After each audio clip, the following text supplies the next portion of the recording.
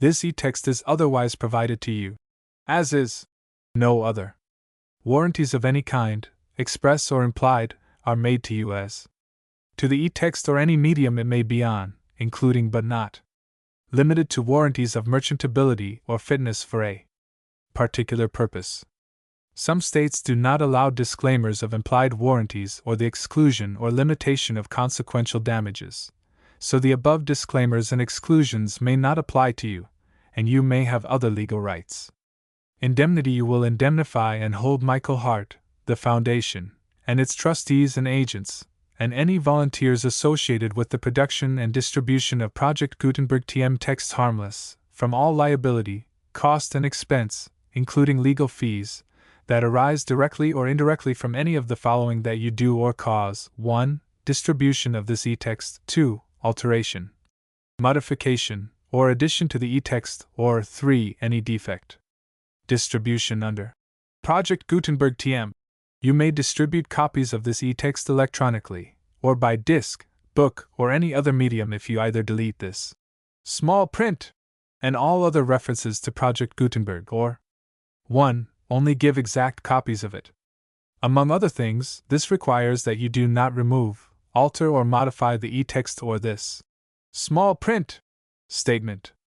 You may, however, if you wish, distribute this e-text in machine-readable binary, compressed, markup, or proprietary form, including any form resulting from conversion by word processing or hypertext software, but only so long as either *, the e-text, when displayed, is clearly readable, and does not contain characters other than those intended by the author of the work, although tilde, asterisk, and underline, underscore, characters may be used to convey punctuation intended by the author, and additional characters may be used to indicate hypertext links, or *. The e-text may be readily converted by the reader at no expense into plain ASCII, EBCDIC, or equivalent form by the program that displays the e-text, as is the case, for instance, with most word processors, or *. You provide, or agree to also provide on request at no additional cost, fee, or expense, a copy of the e-text in its original plain ASCII form,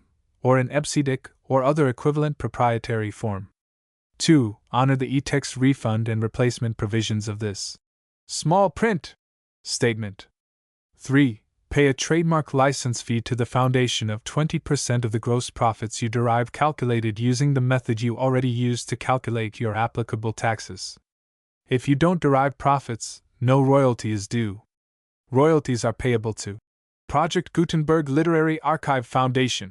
The 60 days following each date you prepare, or were legally required to prepare, your annual, or equivalent periodic, tax return. Please contact us beforehand to let us know your plans and to work out the details. What if you want to send money even if you don't have to? Project Gutenberg is dedicated to increasing the number of public domain and licensed works that can be freely distributed in machine-readable form. The project gratefully accepts contributions of money, time, public domain materials, or royalty-free copyright licenses. Money should be paid to the Project Gutenberg Literary Archive Foundation. If you are interested in contributing scanning equipment or software or other items, please contact Michael Hart at hart@pobox.com. Portions of this header are copyright C. 2001 by Michael S. Hart and may be reprinted only when these e-texts are free of all fees. Project Gutenberg is a trademark and may not be used in any sales of Project Gutenberg e-texts or other materials, be they hardware or software or any other related product, without express permission. *N the small print. For public domain e-texts *ver. .10/04/01 *N*. This e-text was produced by Michael Coker. Miscellanies upon various subjects. By John Aubrey F.R.S. The Life of John Aubrey. John Aubrey, the subject of this brief notice, was born at Easton Pierce, parish of Kington, in Wiltshire, on the 12th of March, 1626, and not on the 3rd of November in that year, as stated by some of his biographers. He was the eldest son of Richard Aubrey, Esq. of Burleton, Herefordshire, and Broad Chalk, Wiltshire. Being, according to his own statement, very weak, and like to die, He was baptized on the day of his birth, as appears by the Register of Kington. At an early age, 1633, he was sent to the grammar school at Yatton Kennel, and in the following year he was placed under the tuition of Mr. Robert Latimer, the preceptor of Hobbes, a man then far advanced in years. On the 2nd of May, 1642, being then 16 years of age, Aubrey was entered a gentleman commoner of Trinity College, Oxford, where he appears to have applied himself closely to study. He, however, cherished a strong predilection for English history and antiquities, which was fostered and encouraged at this time by the appearance of the Monasticon Anglicanum, to which he contributed a plate of Osney Abbey, an ancient ruin near Oxford, entirely destroyed in the civil wars. On the 16th of April, 1646, Aubrey was admitted as student of the Middle Temple, but the death of his father shortly after, leaving him heir to estates in Wiltshire, Surrey, Herefordshire, Brecknockshire, and Monmouthshire, obliged him to relinquish his studies and look to his inheritance, which was involved in several lawsuits. Though separated from his associates in the university, he appears to have kept up a correspondence with several of them, and among others, Anthony Wood, whom he furnished with much valuable information. Wood made an ungrateful return for this assistance, and in his autobiography thus speaks of him. In 1667, John Aubrey of Easton Piers in the parish of Kingston, St. Michael in Wiltshire, was in Oxon with Edward Forrest, a bookseller, living against All's call to buy books. He then saw lying on the stall Notitii Academiae Oxoniensis, and asking who the author of that book was, he EDW. Forrest answered the report was that one Mr. Anth. Wood of Merton College was the author, but was not. Whereupon Mr. Aubrey, a pretender to antiquities, having been contemporary to A. Wood's elder brother in Trin. Call, and well acquainted with him, he thought that he might be as well acquainted with A. W. himself, whereupon repairing to his lodgings, and telling him who he was, he got into his acquaintance, talked to him about his studies, and offered him what assistance he could make, in order to the completion of the work that he was in hand with. Mr. Aubrey was then in Sparkish garb, came to town with his man and 2 horses, spent high, and flung out A. W. in all his reckonings. But his estate of 70,011 purin, being afterwards sold, and he reserving nothing of it to himself, lived afterwards in very sorry condition, and at length made shift to rub out by hanging on EDM. While D'Esq, living in Bloomsbury near London, on James Carroll of Abendon, whose first wife was related to him, and on Sr. Joe Aubrey his kinsman, living sometimes in Glamorganshire and sometimes at Borstal near Brill and Bucks. He was a shiftless person, roving and maggoty-headed, and sometimes little better than crazed. And being exceedingly credulous, would stuff his many letters sent to A. W. with fooleries and misinformations, which would sometimes guide him into the paths of error.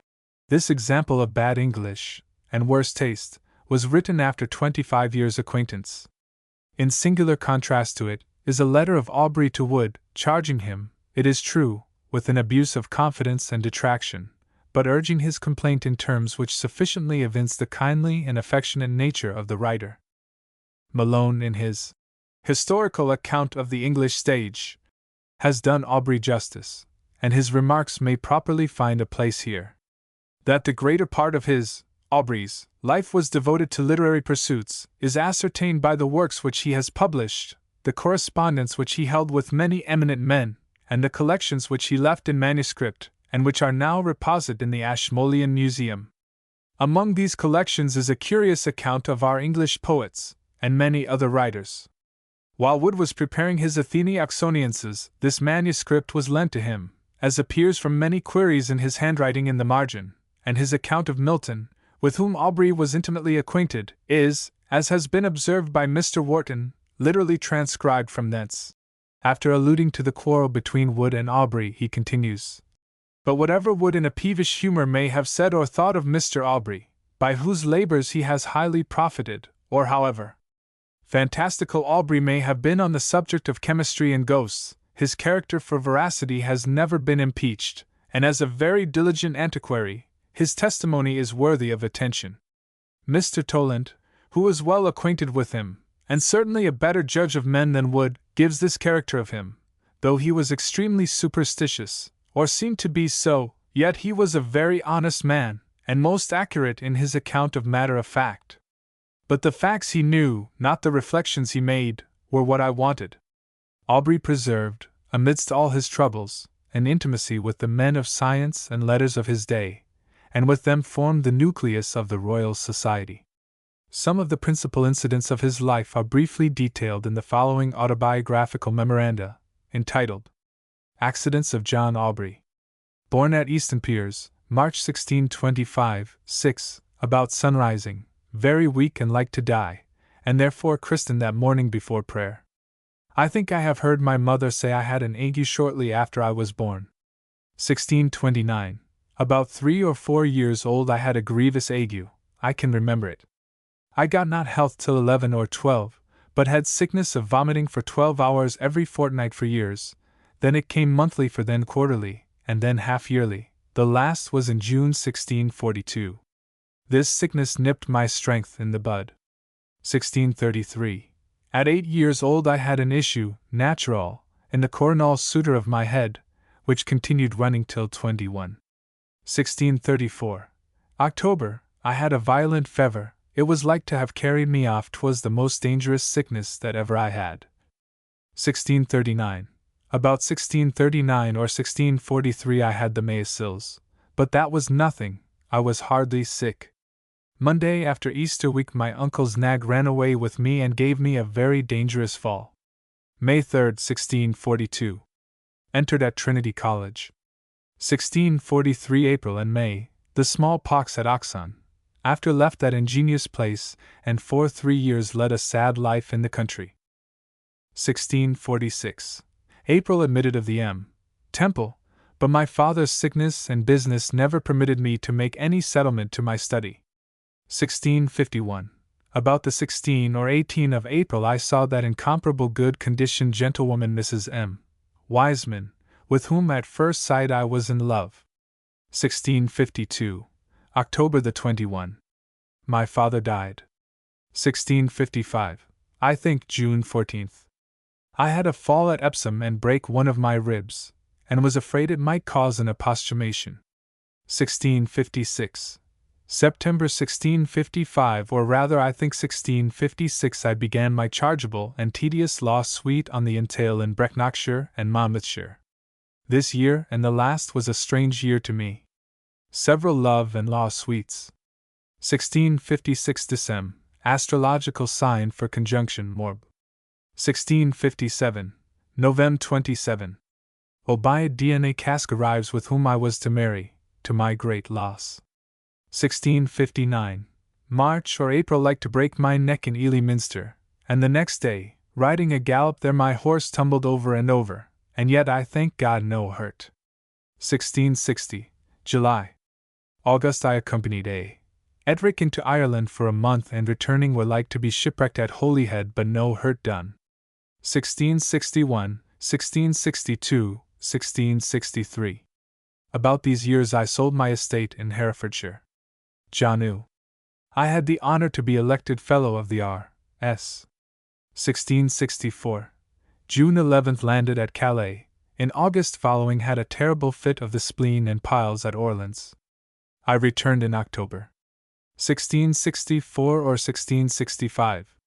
Monday after Christmas was in danger to be spoiled by my horse, and the same day received lasio and testiculo, which was like to have been fatal. 0. R. Wiseman quod I believe 1664. 1665. November 1st. I made my first address, in an ill hour, to Joan Sumner. 1666. This year all my business and affairs ran kim-cam, nothing took effect, as if I had been under an ill tongue. Treacheries and enmities in abundance against me. 1667. December. Arrested in Chancery Lane at Mrs. Sumner's suite. February 24th a.m. about 8 or 9 trial with her at Sarum. Victory and number 600 damaged, through devilish opposition against me. 1668. July 6th. Was arrested by Peter Gale's malicious contrivance the day before I was to go to Winton for my second trial, but it did not retard me above 2 hours, but did not then go to trial. 1669. March 5th was my trial at Winton from 8 to 9. The judge being exceedingly made against me by my Lady Hungerford, but for of the appearing and much ado got the moiety of Sarum, verdict in number 300. 1669 and 1670 I sold all my estate in Wilts. From 1670 to this very day, I thank God, I have enjoyed a happy delicescency. 1671. Danger of arrests. 1677. Latter end of June an impostum break in my head. MBM. St. John's night 1673 in danger of being run through with a sword by a young Templar at M. Burge's chamber in the M. Temple. I was in danger of being killed by William Earl of Pembroke, then Lord Herbert, at the election of Sir William Sockeld for New Sarum. I have been in danger of being drowned twice. The year that I lay at M. Neaves for a short time, I was in great danger of being killed by a drunkard in the street of Gray's Inn Gate by a gentleman whom I never saw before but Deo Gratias. One of his companions hind read his thrust. June 11, 1754. Transcribed from a MS. In M. Aubrey's own handwriting in the possession of Dr. R. Rawlinson. These incidents are so curiously narrated, and afford such interesting glimpses of the times to which they refer, that it is to be regretted they exist in so brief a form. Several of Aubrey's biographers have given a very loose and unsatisfactory account of him, and it was left for Mr. Britton to prepare a more authentic life of one who had labored long and zealously to preserve the records of the past. To that gentleman we owe many particulars regarding the close of Aubrey's career, among others, the entry of his burial at Oxford, in the church of St. Mary Magdalene. 1697. John Aubrey, a stranger, was buried June 7th. To Mr. Britton we are also indebted for the fact that Aubrey was never married, the statement that he had been united to Joan Sumner, resting on no surer foundation than the allusion to that lady in the accidents above quoted. He died intestate, and letters of administration were granted on the December 18, 1697, to his surviving brother William. In that license he is described as late of Broad Chalk in the county of Wilts, bachelor. Dedication to the first edition. To the Right Honourable James Earl of Abingdon, Lord Chief Justice and heir of all His Majesty's forests and chases on this side Trent. My Lord, when I enjoyed the contentment of solitude in your pleasant walks and gardens at Lavington the last summer, I reviewed several scattered papers which had lain by me for several years, and then presumed to think that if they were put together, they might be somewhat entertaining. I therefore digested them there in this order, in which I now present them to your lordship. The matter of this collection is beyond human reach, we being miserably in the dark, as to the economy of the invisible world, which knows what we do, or incline to, and works upon our passions and sometimes is so kind as to afford us a glimpse of its prescience. My lord, it was my intention to have finished my description of Wiltshire half finished already, and to have dedicated it to your lordship. But my age is now too far spent for such undertakings. I have therefore devolved that task on my countryman, Mr. Thomas Tanner, who hath youth to go through with it, and a genius proper for such an undertaking. In the Ashmolean Museum at Oxford, afterwards Bishop of St. Asaph. Wherefore, I humbly beseech your lordship to accept of this small offering, as a grateful memorial of the profound respect which I have for you, who have for many years taken me into your favor and protection. My lord, may the blessed angels be your careful guardians, such are the prayers of your lordship's most obliged and humble servant, John Aubrey. 1696. Day Fatality, or Some Observations of Days Lucky and Unlucky. Look. 1943. In hoc die to. In this thy day. That there be good and evil times, not only the sacred scriptures, but profane authors mention, see 1 Sam. 25:8. Esther 8:17. And 9:19, 22. Eccles. 14:14. The 14th day of the first month was a memorable and blessed day amongst the children of Israel. See Exodus 12:18, 40, 41, 42, 51. Levit. 23:5. Num. 28:16. 430 years being expired of their dwelling in Egypt, even in the self-same day departed they thence. I think something parallel to this we read in the Roman histories, that very day 4 years, that the civil wars were begun by Pompey the father, Caesar made an end of them with his sons, Gnaeus Pompeius being then slain, and it being also the last battle Caesar was ever in. Halen in the kingdom of Cordoba, the calendar to Ovid's Fastorum, says, Aprilis erat mensis grossis auspicatissimus, a most auspicious month among the Grecians. As to evil days and times, see Amos 5:13 and 6:3, Eccles 9:12, Saul 37:19, Abad 12, Jah 46:21, and Job hints it, in cursing his birthday. Cap 3 v 1:10-11. See Weaver, page 458. Early in a morning in an evil timing, went they from Dunbar. Horace, Lib 2. Ode 13. Cursing the tree that had like to have fallen upon him, says, on the fasto te posuit die, intimating that it was planted in an unlucky day. The Romans counted February 13th an unlucky day, and therefore then never attempted any business of importance, for on that day they were overthrown at Allia by the Gauls, and the Fabii attacking the city of the Veii, were all slain, save one.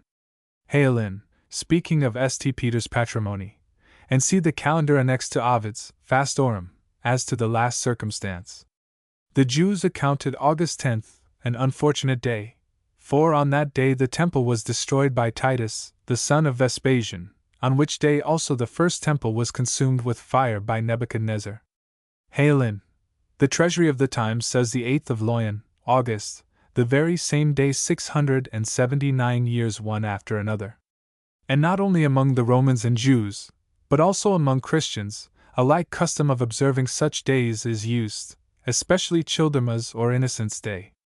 Comines tells us that Louis XI used not to debate any matter, but accounted it a sign of great misfortune towards him, if any man communed with him of his affairs, and would be very angry with those about him, if they troubled him with any matter whatsoever upon that day. But I will descend to more particular instances of lucky and unlucky days. Upon the 6th of April, Alexander the Great was born. Upon the same day he conquered Darius, won a great victory at sea, and died the same day. Neither was this day less fortunate to his father Philip, for on the same day he took Potidæa. Parmenio, his general, gave a great overthrow to the Illyrians, and his horse was victor at the Olympic Games. Therefore, his prophets foretold to him, Filium cujus natalis, and see, that a son whose birthday was accompanied with 3 victories should prove invincible. Pesilius in Maleficio Historico. Upon the 30th of September, Pompey the Great was born. Upon that day he triumphed for his Asian conquest, and on that day he died. The 19th of August was the day of Augustus his adoption. On the same day he began his consulship. He conquered the triumvirate, and on the same day he died. Hitherto out of the memories of King Charles I's heroes. If Solomon counts the day of one's death better than the day of one's birth, there can be no objection why that also may not be reckoned amongst one's remarkable and happy days. And therefore I will insert here that the 11th of February was the noted day of Elizabeth, wife to Henry VII, who was born and died that day. Weaver, page 476. Brooke, in Henry VII. Marriage. Stowe, in Anno 1466, 1503. As also that the 23rd of November was the observable day of Francis, Duke of Lunenburg, who was born on that day, and died upon the same, 1549, as says the French author of the Journal History, who adds upon particular remark and observable curiosity. Ipsa dies vitam contulit, ipsa nisum. The same day life did give, and made him cease to live. Sir Kenelm Digby, that renowned knight, great linguist, and magazine of arts, was born and died on the 11th of June, and also fought fortunately at Scanderon the same day. Here his epitaph, composed by Mr. Farrer, and recited in the aforesaid memoirs. Under this stone the matchless Digby lies, Digby the Great, the valiant and the wise, this age's wonder for his noble parts, skilled in 6 tongues, and learned in all the arts. Born on the day he died, th 11th of June, on which he bravely fought at Scanderin. 'Tis rare that one and self-same day should be his day of birth, of death, of victory. I had a maternal uncle, that died the 3rd of March, 1678, which was the anniversary day of his birth, and, which is a truth exceeding strange, many years ago he foretold the day of his death to be that of his birth, and he also averred the same but about the week before his departure. The 3rd of March is the day of St. Eutropius, and as to my uncle it was significative, it turned well to him, according to that of Rev 14:13. Blessed are the dead, and that of Ovid Medum. Lib 3. Disic beatus. Anti obidum nemo supramaque funera debet dot dash. None happy call before their death, and final funeral. The 6th of January was 5 times auspicious to Charles, Duke of Anjou. Ibid in the life of the Earl of Sunderland. The 24th of February was happy to Charles v. 4 times. Ibid Haelin, speaking of the Temple of Jerusalem, hints 3 of these 4: his birth, taking of Francis, King of France, prisoner, his receiving the imperial crown at Bononia. And so doth also the journal history before mentioned. Of the family of the Trevors, 6 successive principal branches have been born the 6th of July. Same memoirs. Sir Humphrey Davenport was born the 7th of July, and on that day anniversary, his father and mother died, within a quarter of an hour one of another. Same memoirs. I have seen an old Romish Mrs. Prayer book, and shewed the same to that general scholar, and great astrologer, Elias Ashmole, Esq. winky face, at the beginning whereof was a calendar wherein were inserted the unlucky days of each month, set out in verse.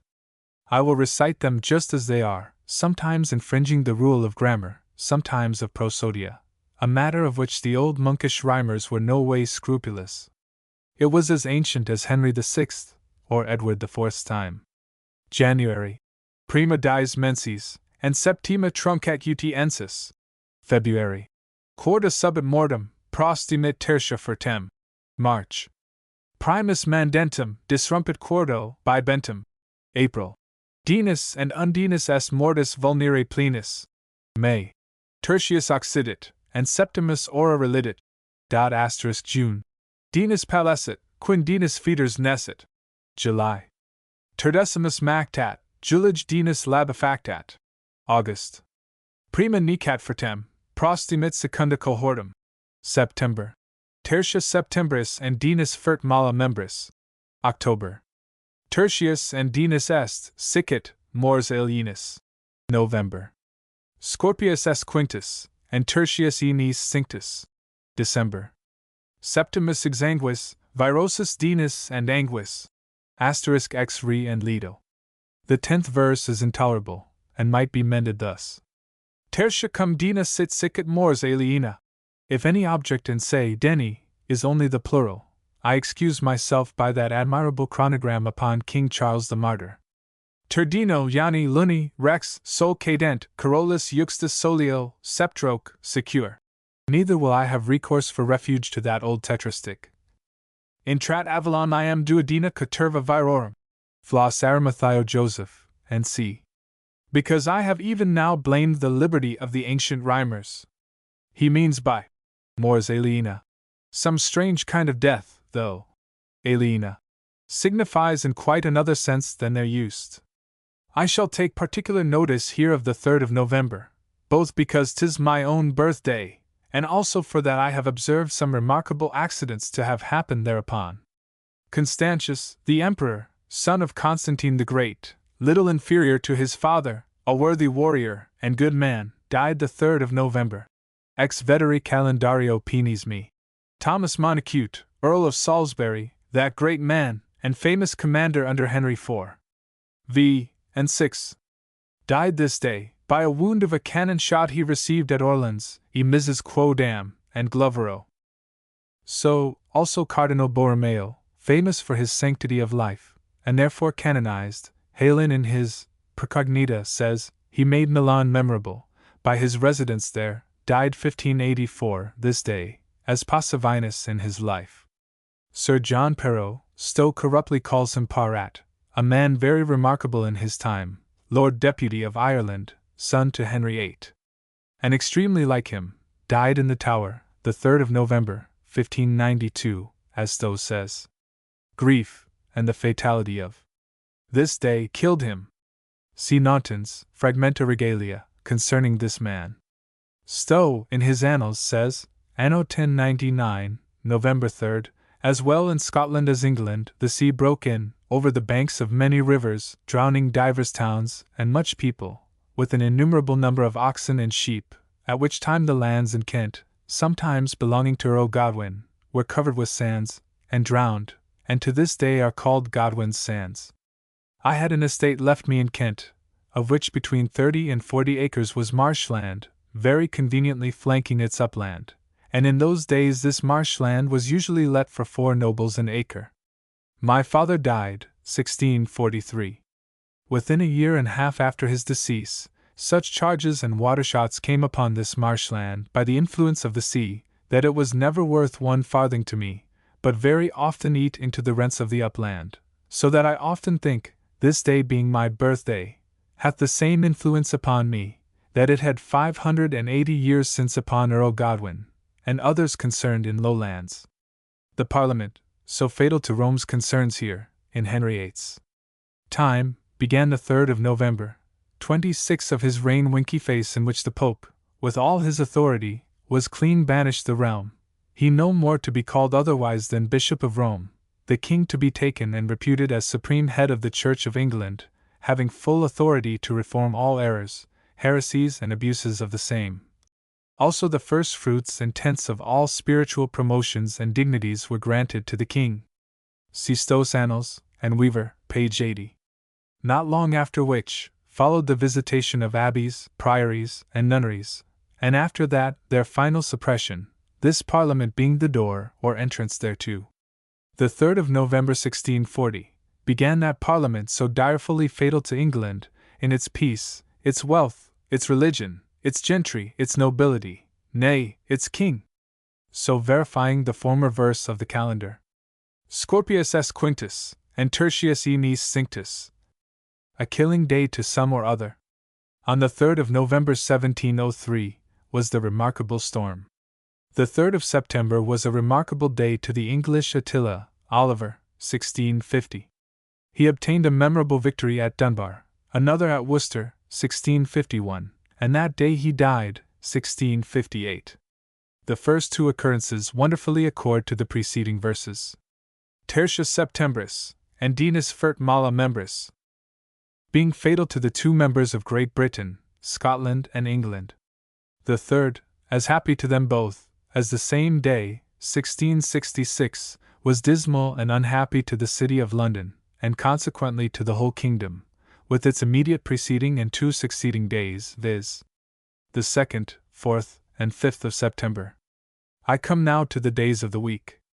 Tuesday, Dies Martis, was a most remarkable day with Thomas Becket, Archbishop of Canterbury, as Weaver, 201, observes from Matt. Paris. Mars secundum potas, Deus belli nuncupator. Vita sanctitome, secundum illa job, vita hominis militia est superturam, tota fut contra hostem bellicosa, and c. The life of St. Thomas, according to that of Job, the life of a man is a warfare upon earth, was a continual conflict against the enemy. Upon a Tuesday he suffered, upon Tuesday he was translated, upon Tuesday the peers of the land sat against him at Northampton, upon Tuesday he was banished, upon Tuesday the Lord appeared to him at Pontiac, saying, Thomas, Thomas, my church shall be glorified in thy blood. Upon Tuesday he returned from exile, upon Tuesday he got the palm or reward of martyrdom, upon Tuesday 1220. His venerable body received the glory and renown of translation, 50 years after his passion. Thus my author. One thing I make bold to gloss upon. His translation is here mentioned twice. Note, this is no tautology of the historian, but the latter paragraph is a mere recitation of the first, viz. Reference to the time when he was translated into the number of saints and martyrs. Quando in divorum numerum relatus, as Camden. Wednesday is said to have been the fortunate day of Sixtus Quintus, that pope of renowned merit, that did so great and excellent things in the time of his government. See The Just Weight of the Scarlet Robe, page 101, his desired praises. On a Wednesday he was born, on that day he was made monk, on the same he was made general of his order, on that also was he successively created cardinal, elected pope, and also inaugurated. See Heylin, speaking of the Temple of Jerusalem. Friday was observed to be very fortunate to the great renowned Captain Gonsalvo, he having on that day given the French many memorable defeats. Saturday was a lucky day to Henry VII. Upon that day he achieved the victory upon Richard III, being August 22, 1485. On that day he entered the city, being August 29, correct Stowe, who mistakes the day, and he himself always acknowledged he had experienced it fortunate. See Bacon in his Life. Thursday was a fatal day to Henry VIII. As Stowe, 812, and so also to his posterity. He died on Thursday, January 28. King Edward VI.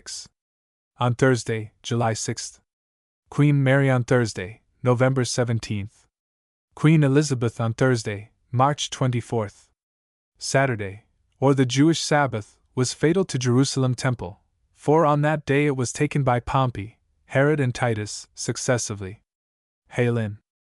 Hitherto by way of prologue. And be pleased to take notice, as to the days of the month, I have taken such care that all are according to the Julian or Old account, used by us here in England.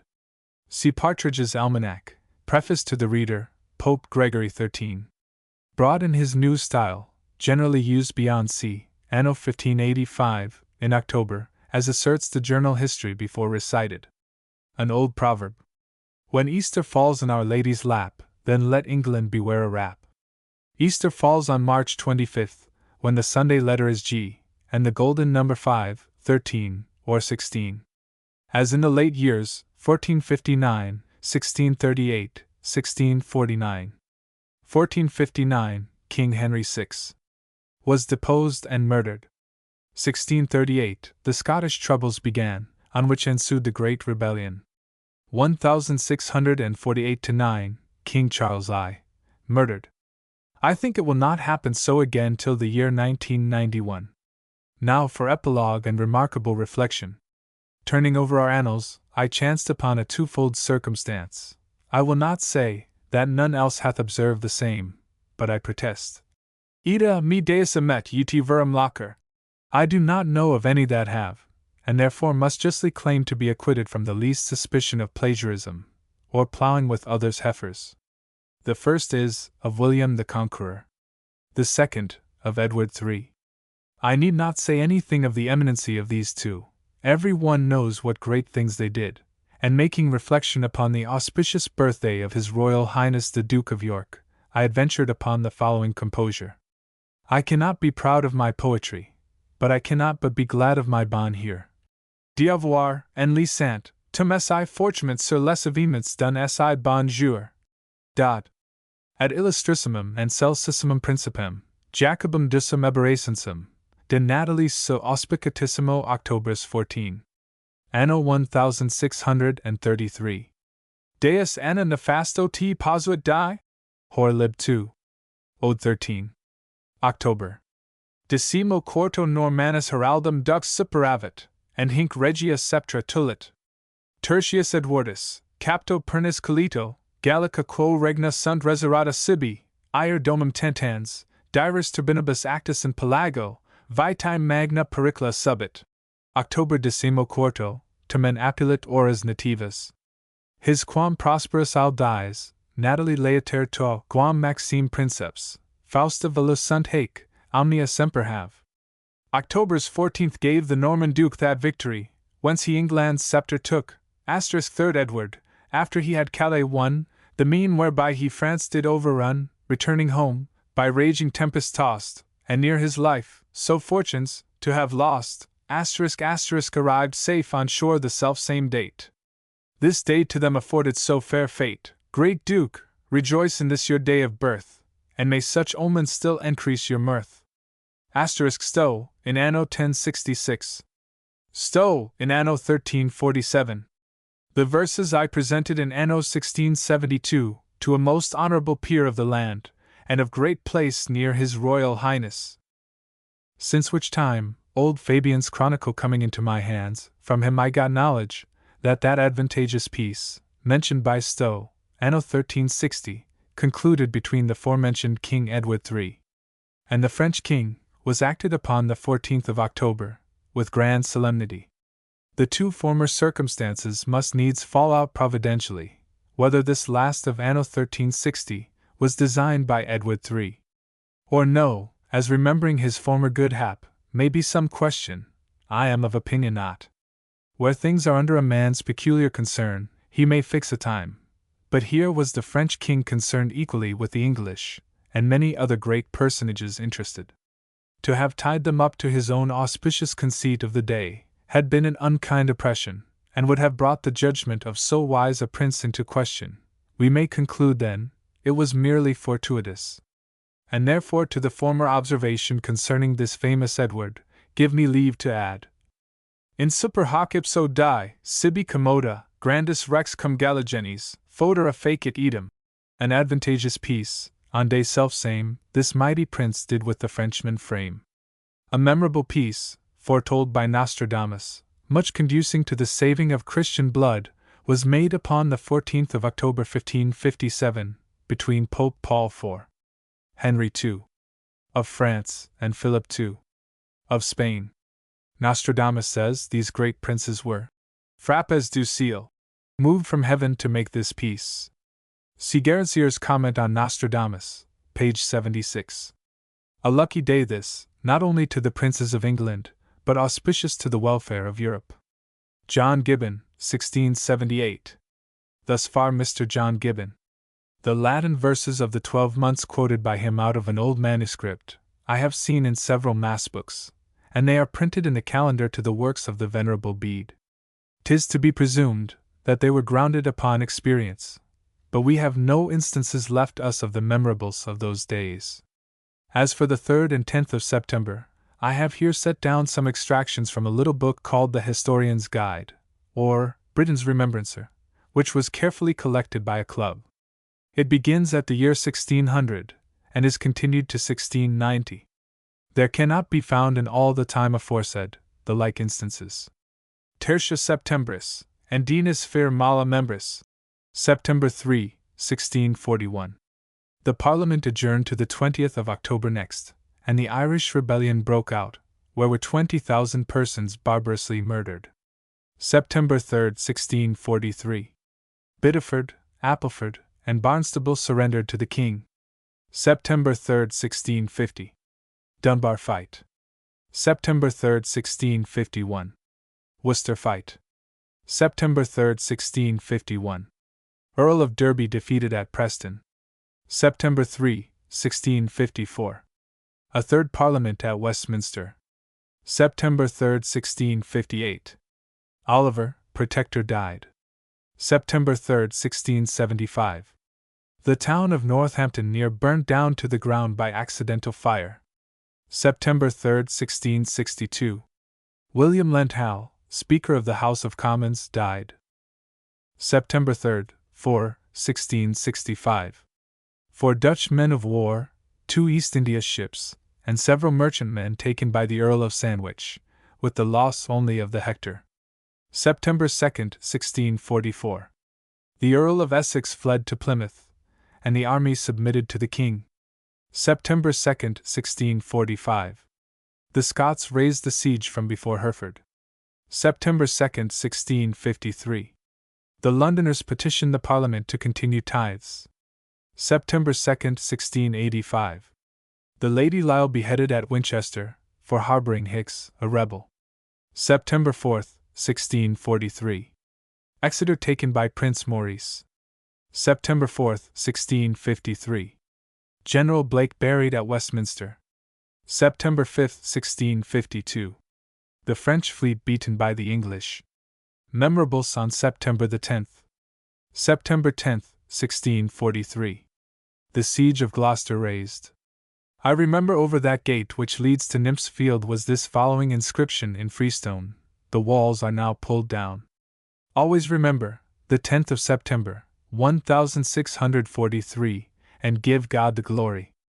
September 10th, 1645. Bristol surrendered to the Parliament. September 10th, 1649. Drogheda taken, as appears by Cromwell's letter to the Speaker Lenthal.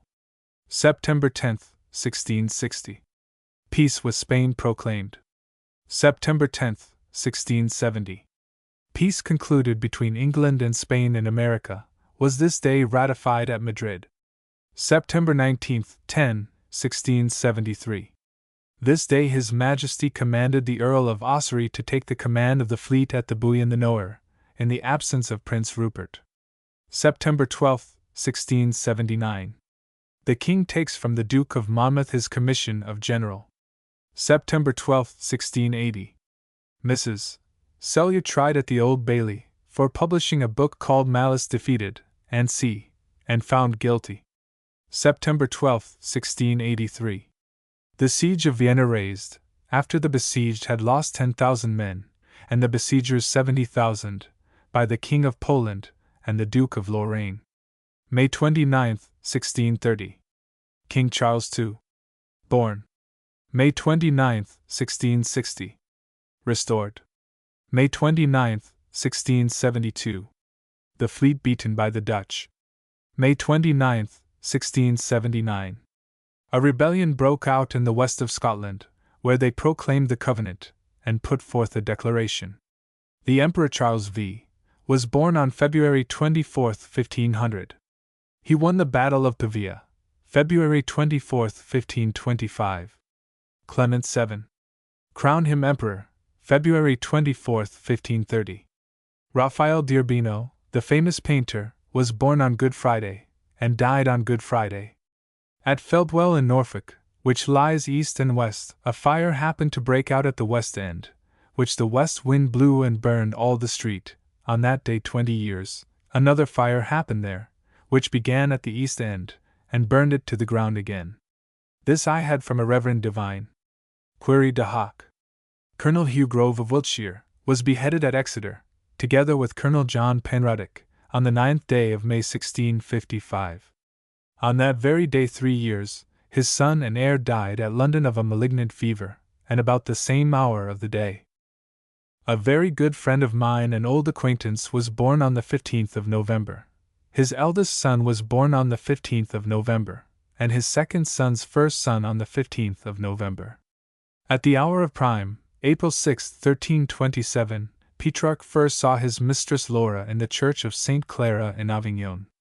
In the same city, same month, same hour, 1348, she died. 'Tis his own remark. Petrarca Redivivus, 242.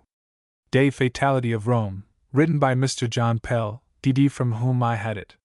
They that called the city of Rome, Urbs Aeterna, seem to believe that Rome could never be destroyed. But there have been great numbers of men that did verily believe that it shall have an irrecoverable overthrow.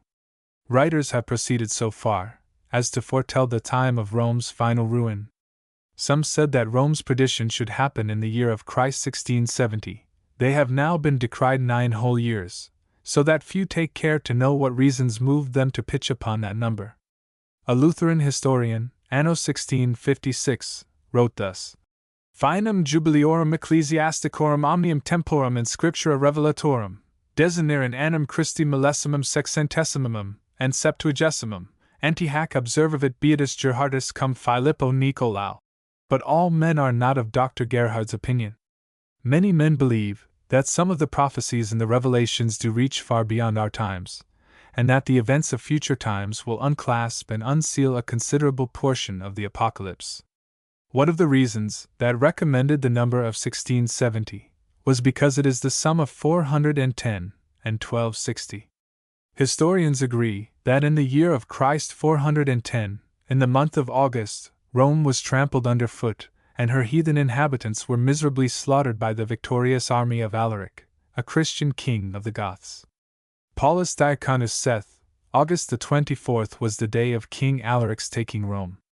Cadrinus saith, it was August the 26th, perhaps the army first entered the 24th, and the king followed not till 2 days after. As for the other number 1260, it is twice found in the Revelations of St. John, ch. 11:3.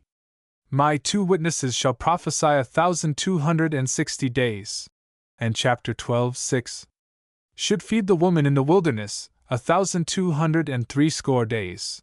And it is there expressed in another form, 42 times 30, chapter 11:2.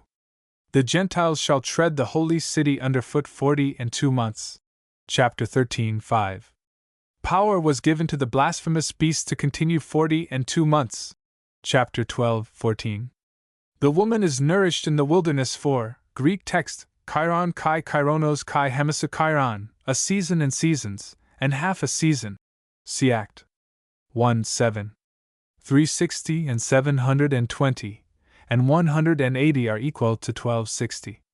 So it seems every Greek text kypo hath 360 days, or 12 months at 30 days to a month.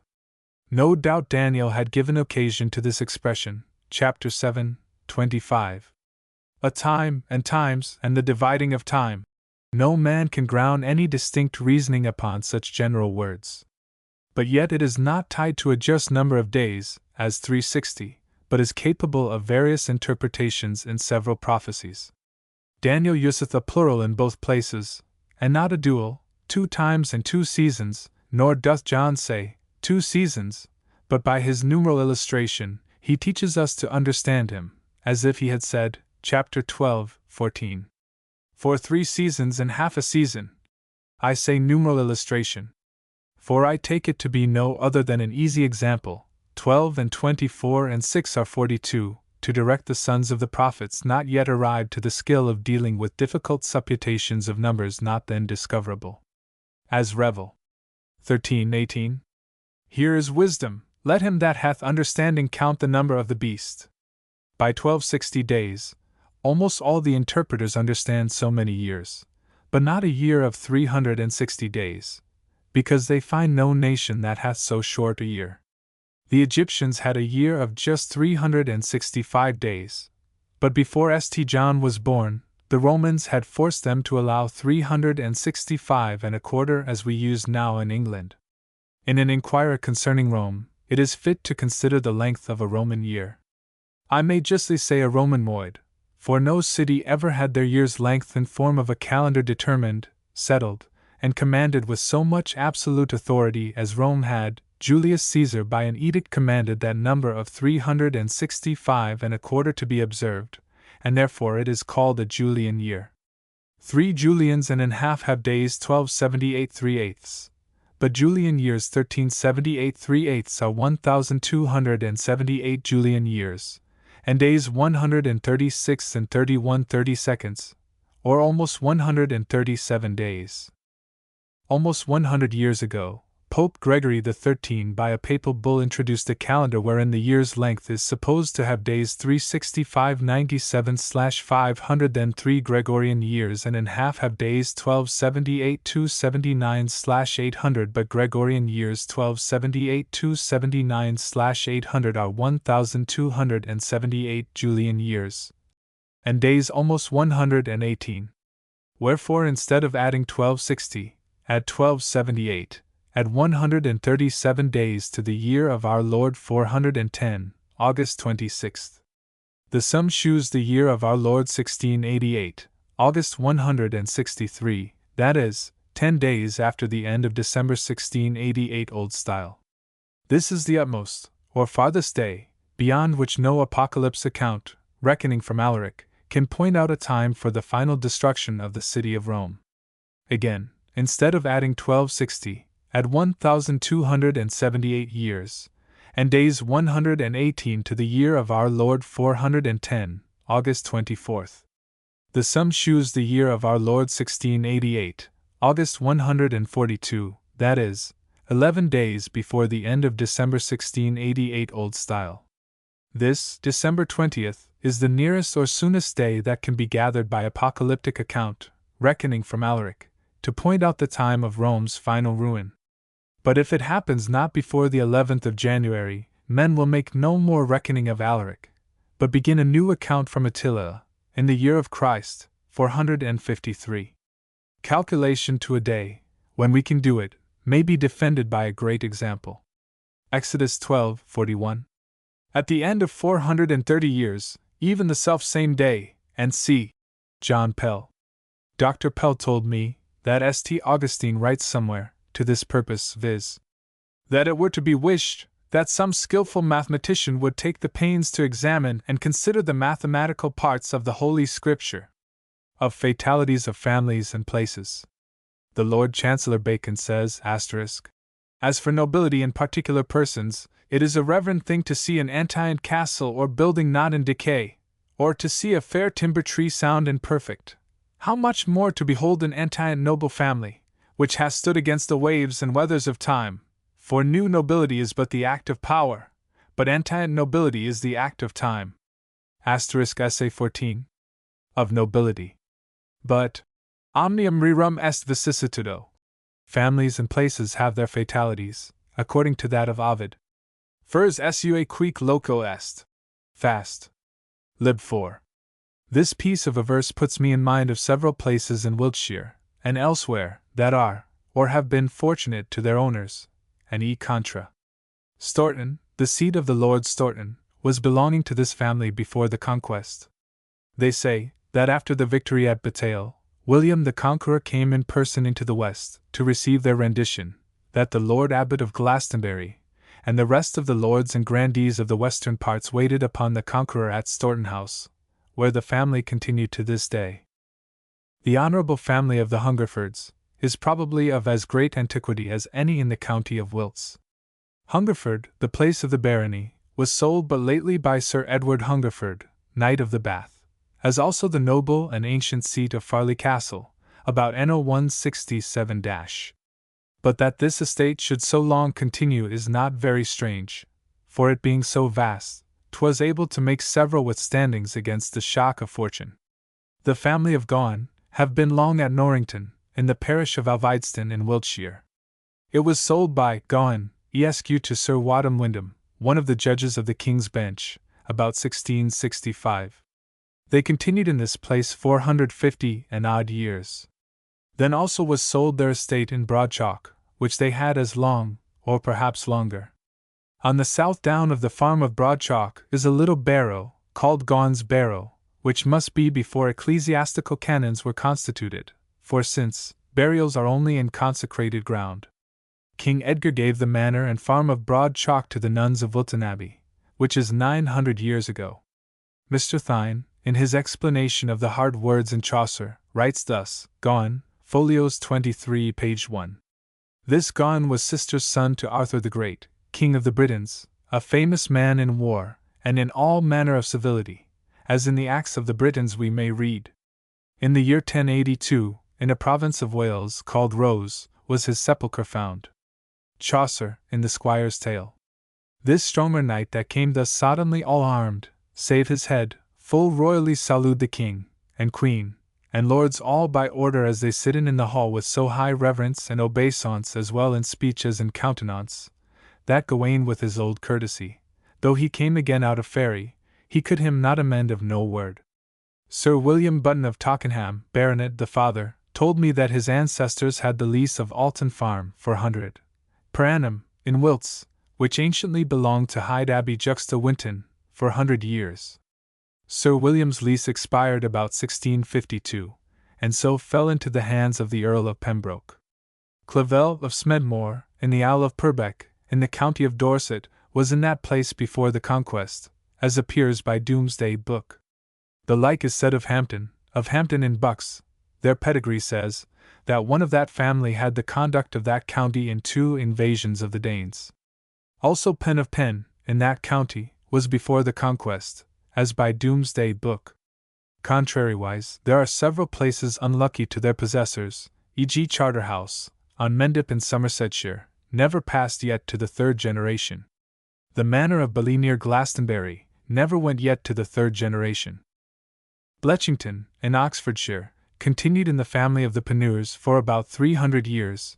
It was alienated by Panure to Sir John Lenhall, about the year 1630, who sold it again to Sir Thomas Coghill, about 1635. He sold it to William Lewis, Esq., whose relict made it over to the Duke of Richmond and Lennox, about the year 166 — His Grace sold it to Arthur, Earl of Anglesey, about the year 166 — Fatality of proper names of princes, e.g. Augustus, the first Roman emperor, and Augustulus the last. Constantine, the first Grecian emperor, and Constantine the last. The like is observed of the first and last Mexican emperors. And the Turks have a prophesy that the last emperor will be a Mahomet. John hath been an unfortunate name to kings. All the second kings since the conquest have been unfortunate. Londonderry was the first town in Ireland that declared for the Parliament against King Charles I, and for the Prince of Orange against King James II. It was closely besieged both times without effect. The king's party were once masters of all the kingdom, except Londonderry and Dublin, and King James had all in his power but Londonderry and Inniskilling. One Taylor, a minister, was as famous for his martial feats in the first siege as Walker in the last. 'Tis certain that there are some houses unlucky to their inhabitants, which the Reverend and pious Dr. Napier could acknowledge. See Tobit, chapter 3 v. 8. That she had been married to 7 husbands, whom Asmodeus, the evil spirit, had killed before they had lain with her. The Fleece Tavern, in Covent Garden, in York Street, was very unfortunate for homicides. There have been several killed, 3 in my time. It is now, 1692, a private house. Clifton, the master of the house, hanged himself, having perjured himself. M.S. Note in a copy of the Miscellanies in the Library of the Royal Society. A handsome brick house on the south side of Clerkenwell churchyard had been so unlucky for at least 40 years, that it was seldom tenanted, and at last, nobody would adventure to take it. Also a handsome house in Holborn, that looked towards the fields. The tenants of it did not prosper, several, about 6. At the sign of, over against Northumberland House, near Charing Cross, died the Lady Bainton, eldest daughter of Sir John Danvers of Dandsey. Some years after, in the same house, died my Lady Hobby, her sister, of the smallpox, and about 20 years after, died their nephew Henry Danvers, Esq. of the smallpox, aged 21, wanting 2 weeks. He was nephew and heir to the Right Honourable Henry Danvers, Earl of Danby. Edmund Wilde, Esq. hath had more dividends from his manor of Totham in Essex, than from all his estate besides.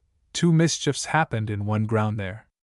Disinheriting the eldest son is forbid in the Holy Scripture, and estates disinherited are observed to be unfortunate, of which one might make a large catalogue. See Dr. Saunderson's sermon, where he discourses of this subject. Periodical smallpoxes. The smallpox is usually in all great towns *, but it is observed at Taunton in Somersetshire, and at Sherborne in Dorsetshire, that at one of them at every 7th year, and at the other at every 9th year comes a smallpox, which the physicians cannot master. E.g. This account I had from Mr. Thomas Axe. Smallpox in Sherborne during the year 1626. And during the year 1634. From Michaelmas 1642 to Michigan 1643. From Michaelmas 1649 to Michigan 1650. From Michaelmas 1657 to Midi. 1658. In the year 1667, from January to September 1667. Mr. Axe promised me to inquire the years it happened thereafter 1670 and 1680, but death prevented him. Extracted out of the Register Book. Smallpox in Taunton all the year 1658, *. Likewise in the year 1670. Again in the year 1677. Again very mortal in the year 1684. * Out of the Register Book. Mr. Axe also promised me to inquire at Taunton the years it happened thereafter 1660. It were to be wished that more such observations were made in other great towns. Platerus makes the like observations in the 2nd book of his Practice, page 323. He practiced at Basel 56 years, and did observe that every 10th year they died of the plague there. See Captain J. Grunt's observations on the bills of mortality at London, indeed written by Sir William Petty, which in a late transaction he confessed, for the periodical plagues at London, which, as I remember, are every 25th year. Ostenta, or portents. How it comes to pass, I know not, but by ancient and modern example it is evident, that no great accident befalls a city or province, but it is presaged by divination, or prodigy, or astrology, or some way or other. I shall here set down a few instances. Discourses of Nicholas Machiavel, Book 1. Chap 56. A rainbow appeared about the sun before the battle of Pharsalia. C. Appian and Mr. T. May's 5th book of his continuation of Lucan. Ex Chronico Saxonico, page 112, anno 1104, Fier primus Pentecostes dies nonis Junii, and die Martus secund, conjuncti sunt quatuor circuli circa solum, ab caloris, and quisque sub alio collocatus, quasi picti essent. Omnes cavidebant obstupuerant, propteria quod nunquam antitales meminerant. Post haec facta est pax inter calmidum, Robertum de Normannia, and Robertum de Boloas Amai. In the year 1104, on the first day of Pentecost, the 6th of June, and on the day following being Tuesday, first circles of a white color were seen to roll in conjunction round the sun, each under the other regularly placed, as if they had been drawn by the hand of a painter. All who beheld it were struck with astonishment, because they could not learn that any such spectacles had ever happened in the memory of man. After these things it is remarkable that a peace was immediately set on foot, and concluded between Robert, Earl of Normandy, and Robert de Belosme. The Duke of York, afterwards Edward IV, met with his enemies near to Mortimer's Cross, on Candlemas Day in the morning, at which time the sun, as some write, appeared to him like 3 suns, and suddenly joined altogether in one, and that upon the sight thereof he took such courage, that he fiercely set on his enemies, and them shortly discomfited, for which cause men imagine that he gave sun in his full brightness for his cognizance or badge. Halley F. 183b. 4. Our chronicles tell us that anno secundo regini Mare, 15th of February, 2 suns appeared, and a rainbow reversed, see the bow turned downwards, and the 2 ends standing upwards, before the coining in of King Philip. The phenomenon, figure 1, was seen at Broadchalk in Wiltshire, on the 1st day of May, 1647. It continued from about 11 o'clock, or before, till 12. It was a very clear day, but few did take notice of it, because it was so near the sunbeams. My mother happened to espy it, going to see what o'clock it was by an horizontal dial, and then all the servants saw it. Upon the like occasion Mr. J. Sloper, B.D. Vicar there, saw it, and all his family, and the servants of Sir George Vaughan, then of Falston, who were hunting on the downs, saw it. The circles were of rainbow color, the 2 filets, which crossed the greater circle, I presume they were segments of a 3rd circle, were of a pale color. The sun was within the intersections of the circles. The next remarkable thing that followed was, that on the 3rd of June following, Cornet Joyce carried King Charles I, prisoner from Holdenby to the Isle of Wight. The Isle of Wight leath directly from Broadchalk, at the 10 o'clock point. See Sir W. Dugdale's Hist. of the Civil Wars. The phenomenon, figure 2, was seen in the north side of the churchyard of Bishop Lavington in Wiltshire, about the latter end of September 1688, about 3 o'clock in the afternoon. This was more than a semicircle. 2 balls of light. They were about 11 degrees above the horizon by the quadrant, observed by Mr. Robert Blee, one of the Earl of Abingdon's gentlemen. Cicero de Natura Deorum, lib 2. Multa praeterea ostentis, multa eis ad monimer, multisque rebus aliis, quas diuturnis usus et notarit, ut artem divinationis officerit. I. Besides, we learn a world of things from these portents and prodigies, and many are the warnings and admonitions we receive from them, and not only from them indeed, but from a number of extraordinary accidents, upon which daily use and constant observation has fixed such marks, that from thence the whole art of divination has been compounded. Omens. Before the battle at Philippi began, 2 eagles fought in the air between the 2 armies. Both the armies stood still and beheld them, and the army was beaten that was under the vanquished eagle. See Appian's Hist. Part 2 Lib 4 G. 2. It is worthy of notice that, at the time the cities of Jerusalem and Antioch were taken from the pagans, the pope that then was called Urban, and the patriarch of Jerusalem was called Heraclius, and the Roman emperor was called Frederick. In like manner, when Jerusalem was taken from the Christians by the siege of Saladin, the pope was called Urban, the patriarch of Jerusalem, Heraclius, and the emperor, Frederick, and it is remarkable that 77 years passed between these two events. Hoveden, F. 363.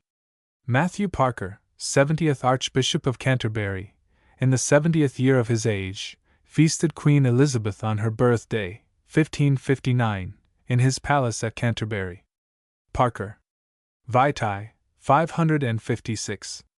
It is a matter of notable consideration, says a Spanish historian, that the royal throne of the Moorish kings of Granada began and ended in the times of the Fernandos of Castile, beginning in the time of Saint Fernando, the third of that name, and ending in that of the Catholic king, Don Fernando V, his successor in the 9th descent. In the same manner, it is observable that the first Moorish king was called Muhammad, and the last had the same name of Muhammad, which resembles what passed in the Empire of Constantinople, where the first and last emperors were called Constantines. Garibai 1. 40 c. 43. The same author mentions it as an extraordinary circumstance that, at one time lived in Castile, Aragon, and Portugal, 3 kings called Pedros, and whose fathers were named Alonsos, who were also kings at the same time. L. 14 c. 35. While Edward, Duke of York, was declaring his title, in the chamber of the peers, there happened a strange chance, in the very same time, amongst the commons in the nether house, then there assembled, for a crown, which did hang in the middle of the same, to garnish a branch to set lights upon, without touch of any creature, or rigour of wind, suddenly fell down, and at the same time also, fell down the crown, which stood on the top of the castle of Dover, as a sign and prognostication that the crown of the realm should be divided and changed from one line to another. Halley's Chronicle, H. 6. F. 181. Father of Edward IV. Anno 1506. Through great tempest of wind in January, Philip, King of Castile, and his wife were weather-driven and landed at Falmouth. This tempest blew down the eagle of brass from the spire of St. Paul's Church in London, and in the falling, the same eagle broke and battered the black eagle * which hung for a sign in St. Paul's churchyard. Stowe's Annals, 484. The black eagle is the cognizance of the House of Austria, of which Philip was head. The silver cross that was wont to be carried before Cardinal Wolsey fell out of its socket, and was like to have knocked out the brains of one of the bishop's servants. A very little while after, came in a messenger, and arrested the cardinal, before he could get out of the house. See Stowe's Chronicle. 'Tis commonly reported, that before an heir of the Cliftons, of Clifton in Nottinghamshire, dies, that a sturgeon is taken in the River Trent, by that place. Thomas Flood, Esq. in Kent, told me that it is an old observation which was pressed earnestly to King James I, that he should not remove the Queen of Scots' body from Northamptonshire, where she was beheaded and interred, for that it always bodes ill to the family when bodies are removed from their graves. For some of the family will die shortly after, as did Prince Henry, and I think Queen Anne. A little before the death of Oliver, the Protector, a whale came into the River Thames, and was taken at Greenwich, feet long. 'Tis said Oliver was troubled at it. When I was a freshman at Oxford, 1642, I was wont to go to Christ Church, to see King Charles I, at supper, where I once heard him say, that as he was hawking in Scotland, he rode into the quarry, and found the covey of partridges falling upon the hawk, and I do remember this expression further, viz. And I will swear upon the book 'tis true. When I came to my chamber, I told this story to my tutor. Said he, that covey was London. The bust of King Charles I, carved by Bernini, as it was brought in a boat upon the Thames, a strange bird, the like whereof the bargemen had never seen, dropped a drop of blood, or blood-like, upon it, which left a stain not to be wiped off. This bust was carved from a picture of Sir Anthony Van Dyck's drawing. The sculptor found great fault with the forehead as most unfortunate. There was a seam in the middle of his forehead, downwards, which is a very ill sign in metaposcopy. Colonel Sherrington Talbot was at Nottingham, when King Charles I did set up his standard upon the top of the tower there. He told me that the first night the wind blew it so that it hung down almost horizontal, which some did take to be an ill omen. The day that the Long Parliament began, 1641, the sceptre fell out of the figure of King Charles in wood, in Sir Thomas Trenchard's hall at Woolwich, in Dorset, as they were at dinner in the parlour. Justice Hunt then dined there. The picture of Archbishop Laud, in his closet, fell down, the string broke, the day of the sitting of that Parliament. This is mentioned in Canterbury's Doom by W. Prynne. The Psalms for the 11th day of the month are 56, 57, 58, and c. On the 11th day of one of the months in the summer time, the citizens came tumultuously in great numbers in boats and barges over against Whitehall, to shew they would take the Parliament's part. The Psalms aforesaid, both for morning and evening service, are as prophecies of the troubles that did ensue. When the High Court of Justice was voted in the Parliament House, as Birkenhead, the mace-bearer, took up the mace to carry it before the Speaker, the top of the mace fell off. This was avowed to me by an eyewitness then in the House. The head of King Charles I's staff did fall off at his trial, that is commonly known. The second lesson for the 30th of January in the calendar before the Common Prayer is concerning the trial of Christ, which, when Bishop Dupper read, the king was displeased with him, thinking he had done it of choice. But the bishop cleared himself by the calendar, as is to be seen. King Charles II was crowned at the very conjunction of the Sun and Mercury, Mercury being then in Chord Solis. As the king was at dinner in Westminster Hall, it thundered and lightened extremely. The cannons and the thunder played together. King Charles II went by long sea to Portsmouth or Plymouth, or both. An extraordinary storm arose, which carried him almost to France. Sir Jonas More, who was then with His Majesty, gave me this account, and said that when they came to Portsmouth to refresh themselves, they had not been there above half an hour, but the weather was calm, and the sun shone. His Majesty put to sea again, and in a little time they had the like tempestuous weather as before. Not long before the death of King Charles II, a sparrow-hawk escaped from the perch, and pitched on one of the iron crowns of the White Tower, and entangling its string in the crown, hung by the heels and died. Not long after, another hawk pitched on one of the crowns. From Sir Edward Sherburne, Knight. The Gloucester frigate cast away at the Lemonor, and most of the men in it, the Duke of York escaping in a cock boat, anno 1682, May the 5th, on a Friday. When King James II was crowned, according to the ancient custom, the peers go to the throne, and kiss the king. The crown was almost kissed off his head. An earl did set it right, and as he came from the abbey to Westminster Hall, the crown tottered extremely. The canopy, of cloth of gold, carried over the head of King James II, by the wardens of the Cinque Ports, was torn by a puff of wind as he came to Westminster Hall. It hung down very lamentably. I saw it. When King James II was crowned, a signal was given from Westminster Abbey to the Tower, where it was Sir Edward Sherburne's post to stand to give order for firing the cannons, and to hoist up the great flag with the king's arms. It was a windy day, and the wind presently took the flag half off, and carried it away into the Thames.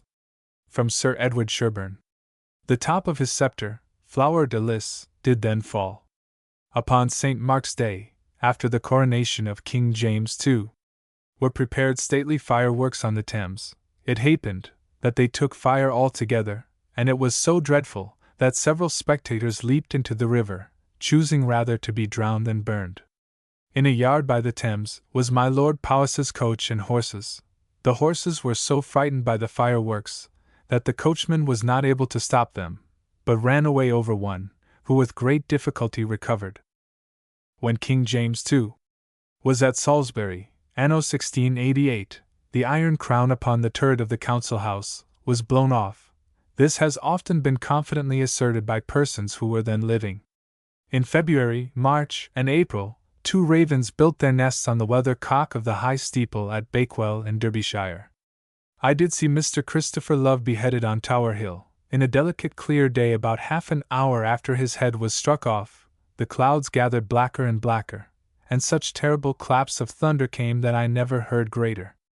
'Tis reported that the like happened after the execution of Alderman Cornish, in Cheapside, October 23, 1685. Anno 1643. As Major John Morgan of Wells was marching with the King's army into the west, he fell sick of a malignant fever at Salisbury, and was brought dangerously ill to my father's at Broadchalk, where he was lodged secretly in a garret. There came a sparrow to the chamber window, which pecked the lead of a certain panel only, and only one side of the lead of the lozenge, and made one small hole in it. He continued this pecking and biting the lead during the whole time of his sickness, which was not less than a month. When the Major went away, the sparrow desisted, and came thither no more. 2 of the servants that attended the Major, and sober persons, declared this for a certainty. Sir Walter Longs, of Draycott and Wilt's, widow, did make a solemn promise to him on his deathbed, that she would not marry after his decease, but not long after, one Sir Fox, a very beautiful young gentleman, did win her love, so that notwithstanding her promise aforesaid she married him. She married at South Wraxhall, where the picture of Sir Walter hung over the parlour door, as it doth now at Draycott. As Sir Fox led his bride by the hand from the church, which is near to the house, into the parlour, the string of the picture broke, and the picture fell on her shoulder, and cracked in the fall. It was painted on wood, as the fashion was in those days. This made her ladyship reflect on her promise, and drew some tears from her eyes. This story may be true in all its details, except the name of the lady, who was a daughter of Sir W. Long. She married Somerset Fox, Esq. Sandford's genial. Hist. of the Kings of England, page 344. See Sir Walter Raleigh's History, Book 4, Chapter 2, Sector 7. The dogs of the French army, the night before the Battle of Navarre, ran all to the Swisses' army.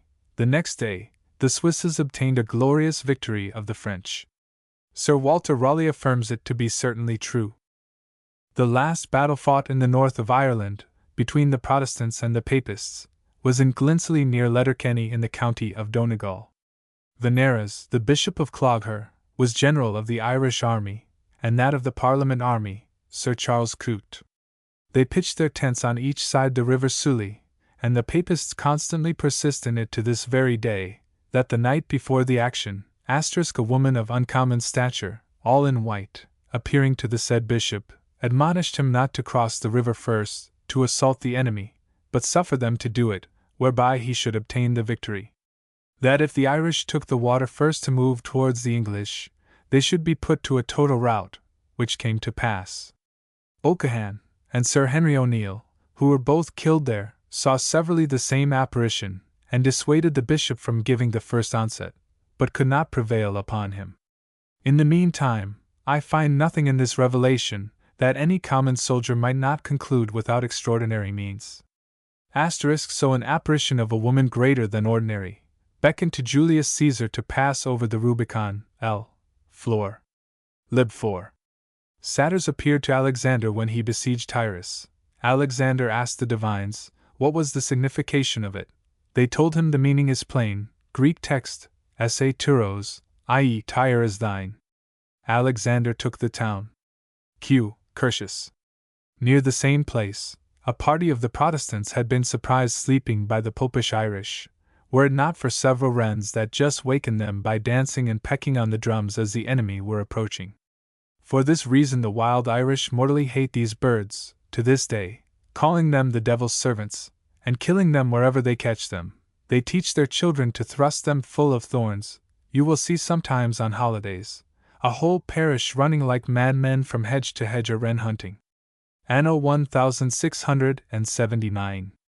After the discovery of the Popish plot, the penal laws were put in execution against the Roman Catholics, so that, if they did not receive the sacrament according to the Church of England, in their parish church, they were to be severely proceeded against according to law. Mr. Ployden, to avoid the penalty, went to his parish church at Lossham, near Alton, in Hampshire, when Mr. Lawrence, the minister, had put the chalice into Mr. Ployden's hand. The cup of it, wherein the wine was, fell off. 'Tis true, It was out of order before, and he had a tremor in his hand. The communion was stopped by this accident. This was attested to me by 2 neighboring ministers, as also by several gentlemen of the neighborhood. When King James II first entered Dublin, after his arrival from France, 1689, one of the gentlemen that bore the mace before him stumbled without any rub in his way, or other visible occasion. The mace fell out of his hands, and the little cross upon the crown thereof stuck fast between 2 stones in the street. This is very well known all over Ireland, and did much trouble King James himself, with many of his chief attendants. The first Moors that were expelled Spain were in number 5,555. They sailed from Denia, October 2, 1609. H. Bleda. Expulsion de Moriscos. Page 1000. Dreams. Greek text, Oner kai dios esi. Homer Iliadae. Dreams proceed from Jove. He that has a mind to read of dreams, may peruse Cicero, de Divination, here. Cardini, Somnorum Sinesirum, Lib 4, and Moldinarius, de Insomniis, and c. I shall here mention but little out of them, my purpose being chiefly to set down some remarkable and divine dreams of some that I have had the honor to be intimately acquainted with, persons worthy of belief. Cicero, de Divination, Lib 1. Hannibalum, Cassius scribit, cum columnum aureum, quae esset infano genonis Lacinii, offer velit, dubiterec utramiae solida esset, and extrinsecus inorata, perderibrevis, cum pace solidum inveniscit, status et tolera, secundum quietum visum sei geninem predecere, neid faceret, minorique, siid fecesset se curaturum. Utum quoque oculum, quo bene viderit, amitteret, idcub homini acuto non esse neglectum, attac ex eo oro quod extra bradum esset, buculum curas faciendum. Andim in summa columna collo cavis. I. Coelius writes that Hannibal, when he had a mighty mind to take away a gold pillar that was in the temple of Juno Lacinia, being in doubt with himself, whether it was solid massive gold, or only gilt, or thinly plated over on the outside, bored it through. When he had found it to be solid, and fully designed to have it carried off, Juno appeared to him in his sleep, and forewarned him against what he was about, threatening him withal, that if he persisted and did it, she would take care that he should lose the eye that he saw perfectly well with, as he had done the other. The great man, it seems, was too wise to slight and neglect this warning. Nay, he even took care to have a ring made of the very gold that had been bored out of it, and placed it on the top of the pillar. Cum duo quidem arcades familiar sateruna, face rent, and megarum veniscent, alterum ad cauponum divertis, ad hospitum alterum. Ca, ut conati quae esserent, concubia noct visum esse insomnis ei ca erat in hospicio, ilium alterum ore ut subvenerit, quod sibia caupon inderitus peririder, eum primo perderidum somnio surrexus, deigned cum esse collegisit, id visum pro nihilo habendum esse duxissit, recubus, tum, ei dormienti undem ilium visum esse rogere. Ut quonium sibi vivo non subvenicit, mortem suam eni inultum esse paterider, esse interfectum in plaustrum a caupon esse conjectum, and suprastercus injectum. Patir ut mani ad portum adessit, priusquam plaustrum ex opido exerit.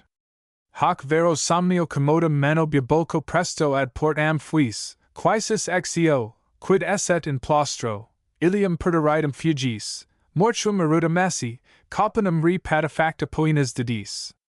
Quid hoc somnio dici divinius potest? I.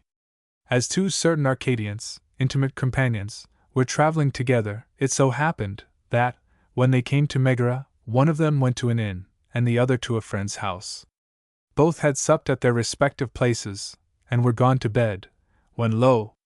He that was at his friend's house dreamt that his companion came to him, and begged of him for heaven's sake to assist him, for that the innkeeper had contrived a way to murder him. Frightened at first out of his sleep, he rose up, but soon afterward coming a little better to himself, he thought, upon recollection, there was no heed to be given to the vision, and went very quietly to bed again.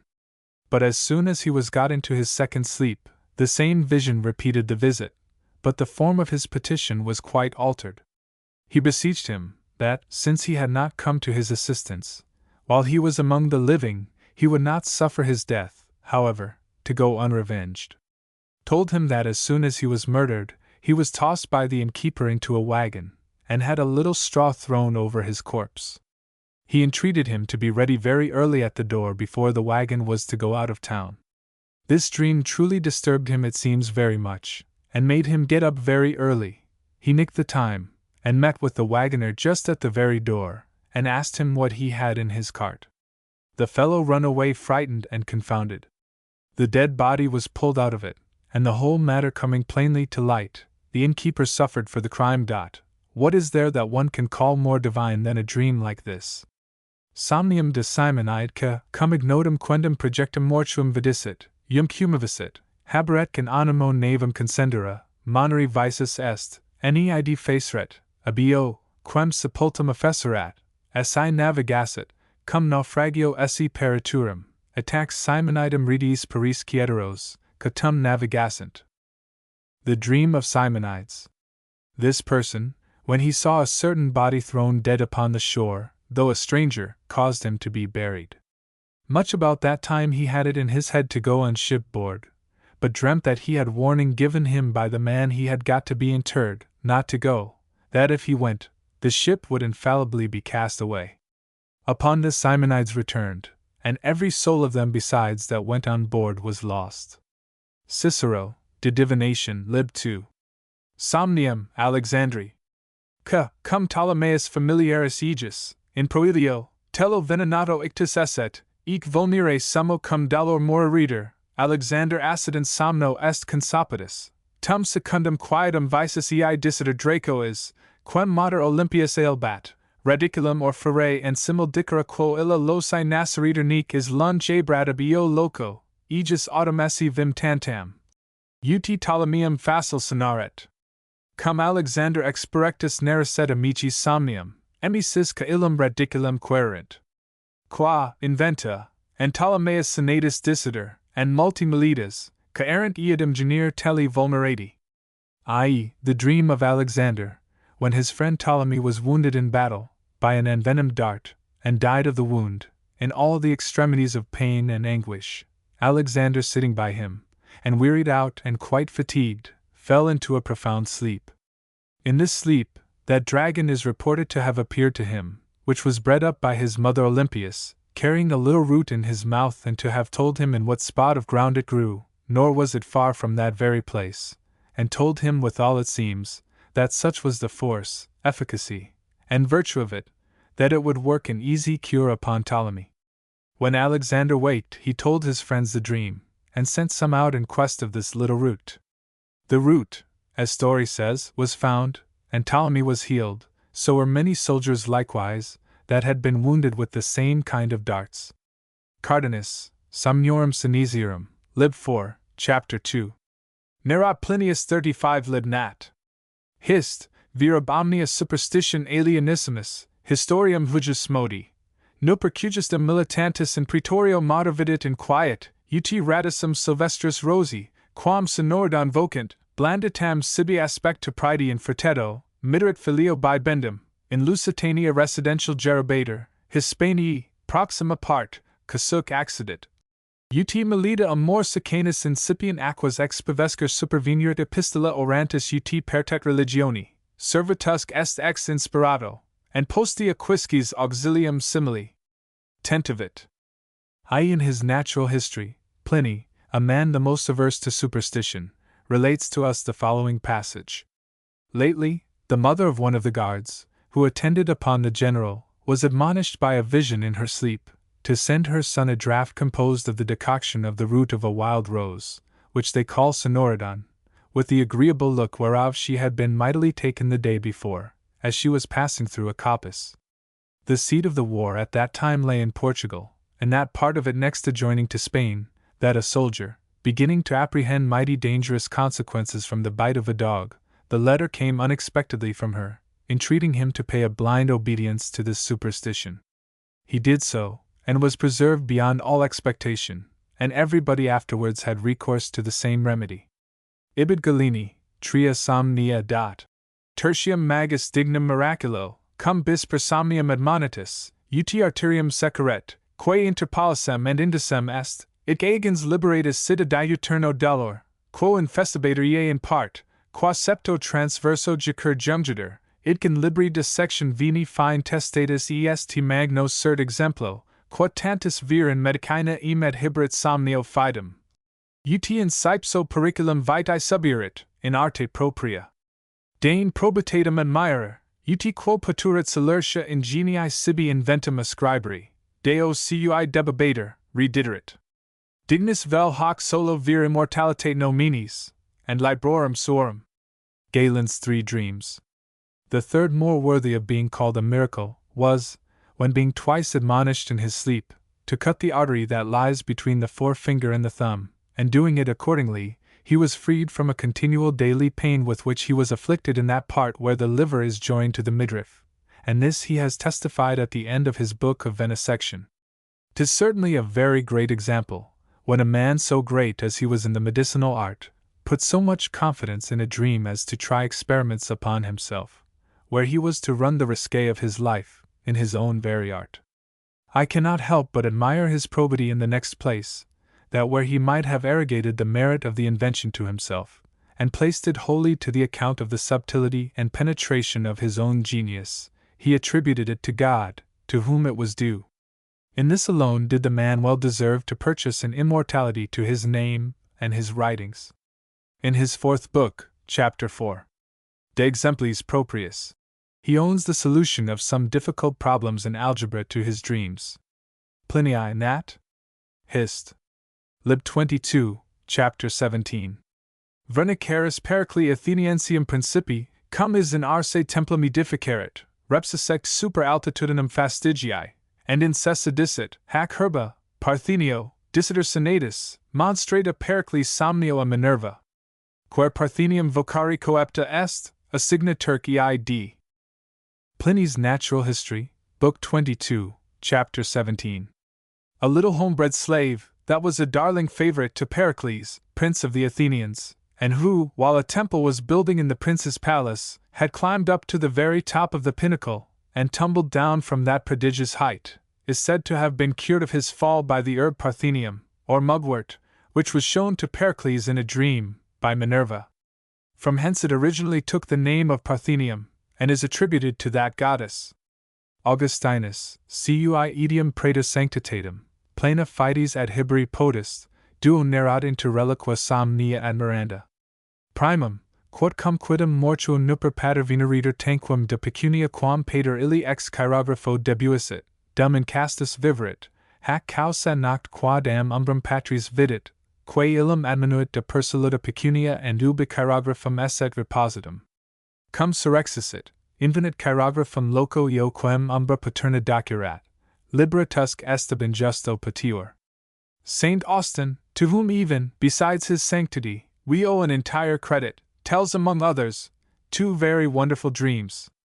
The first is, when a person was arrested by one, as for a certain sum of money, which his father had owed him by a note under his own hand, while he led a lewd debauched life, saw the ghost of his father one night, upon this very account, which told him of the money being paid, and where the acquittance lay. When he got up in the morning, he went and found the acquittance in that very place that his father's ghost had directed him to, and so was freed from the litigious suit of one that made unjust demands upon him. Alterum ad hoc magis mirum. Prestantius, vir quidem a philosopho pedierat dubitationem qua nam solvi, quod alpernegavit. Not sequent, timetsi vigilaret persistantius, vidit sibi philosophum assistera, ac dubitationem solvera, mox cabier. Cum die sequenti obvium prestantius undem habuisset philosophum, rogat, cur cum praedi rogatus noluisset solvera illum questionum, in tempesta noct, non rogatus, and venissit ad esse and dubitationem apparuissit. Cui philosophus. Non cadem ego adveni sed somnians visus sum tibi hoc officium prester. The other is much more wonderful still. A certain gentleman named Prestantius had been entreating a philosopher to solve him a doubt, which he absolutely refused to do. The night following, although Prestantius was broad awake, he saw the philosopher standing full before him, who just explained his doubts to him, and went away the moment after he had done. When Prestantius met the philosopher the next day, he asked him why, since no entreaties could prevail with him the day before, to answer his question, he came to him unasked, and at an unseasonable time of night, and opened every point to his satisfaction. To whom thus the philosopher: "Upon my word, it was not me that came to you, but in a dream I thought my own self that I was doing you such a service." The plague raging in the army of the Emperor Charles V. He dreamt that the decoction of the root of the dwarf thistle, a mountain plant since called the Caroline thistle, would cure that disease. See Gerard's Herbal, who tells us this. In Queen Mary's time, there was only one congregation of Protestants in London, to the number of about 300. One was the deacon to them, and kept the list of their names. One of that congregation did dream that a messenger, Queen's officer, had seized on this deacon, and taken his list. The fright of the dream awaked him. He fell asleep and dreamt the same perfect dream again. In the morning before he went out of his chamber, the deacon came to him, and then he told him his dream, and said 'twas a warning from God. The deacon slighted his advice, as savoring of superstition, but was so urgent with him that he prevailed with him to deposit the list in some other hand, which he did that day. The next day, the Queen's officer attacked him, and searched, in vain, for the list, which had it been found, would have brought them all to the flame. Fox's Martyrology. When Archbishop Abbott's mother, a poor clothworker's wife in Guildford, was with child of him, she did long for a jack, and she dreamt that if she should eat a jack, her son in her belly should be a great man. She arose early the next morning and went with her pail to the river side, which runneth by the house, now an alehouse, the sign of the Three Mariners, to take up some water, and in the water in the pail she found a good jack, which she dressed, and eat it all, or very near. Several of the best inhabitants of Guildford were invited, or invited themselves, to the christening of the child. It was bred up a scholar in the town, and by degrees came to be Archbishop of Canterbury. In the life of Monsieur Périesque, writ by Gassendas, it is said that Monsieur Périesque, who had never been at London, did dream that he was there, and as he was walking in a great street there, espied in a goldsmith's glass desk an antique coin he could never meet with. I think in Otho, when he came to London walking in, I think, Cheapside, he saw such a shop, and remembered the countenance of the goldsmith in his dream, and found the coin desired in his desk. See his life. When Dr. Hammy, one of the Physicians' College in London, being a young man, went to travel towards Padua, he went to Dover, with several others, and shewed his pass, as the rest did, to the governor there. The governor told him that he must not go, but must keep him prisoner. The doctor desired to know for what reason. How he had transgressed. Well, it was his will to have it so. The Packwood boat hoisted sail in the evening, which was very clear, and the doctor's companions in it. There ensued a terrible storm, and the Packwood boat and all the passengers were drowned. The next day the sad news was brought to Dover. The doctor was unknown to the governor, both by name and face, but the night before, the governor had the perfect vision in a dream of Dr. Hammy, who conned to pass over to Calais, and that he had a warning to stop him. This the governor told the doctor the next day. The doctor was a pious, good man, and has several times related this story to some of my acquaintance. My Lady Seymour dreamt that she found a nest, with 9 finches in it. And so many children she had by the Earl of Winchelsea, whose name is Finch. The Countess of Cork, now Burlington, being at Dublin, dreamt that her father, the Earl of Cumberland, who was then at York, was dead. He died at that time. 'Tis certain that several had monitory dreams of the conflagration of London. Sir Christopher Wren, being at his father's house, anno 1651, at Nahal in Wilts, a young Oxford scholar, dreamt that he saw a fight in a great marketplace, which he knew not, where some were flying, and others pursuing, and among those that fled, he saw a kinsman of his, who went into Scotland to the king's army. They heard in the country that the king was come into England, but whereabouts he was they could not tell. The next night his kinsman came to his father at Nahal, and was the first that brought the news of the fight at Worcester. When Sir Christopher Wren was at Paris, about 1671, he was ill and feverish, made but little water, and had a pain in his reins. He sent for a physician, who advised him to be let blood, thinking he had a pleurisy, but bleeding much disagreeing with his constitution, he would defer it a day longer. That night he dreamt that he was in a place where palm trees grew, suppose Egypt, and that a woman in a romantic habit reached him dates. The next day he sent for dates, which cured him of the pain of his reins. Since I have learned that dates are an admirable medicine for the stone, from old Captain Took of K.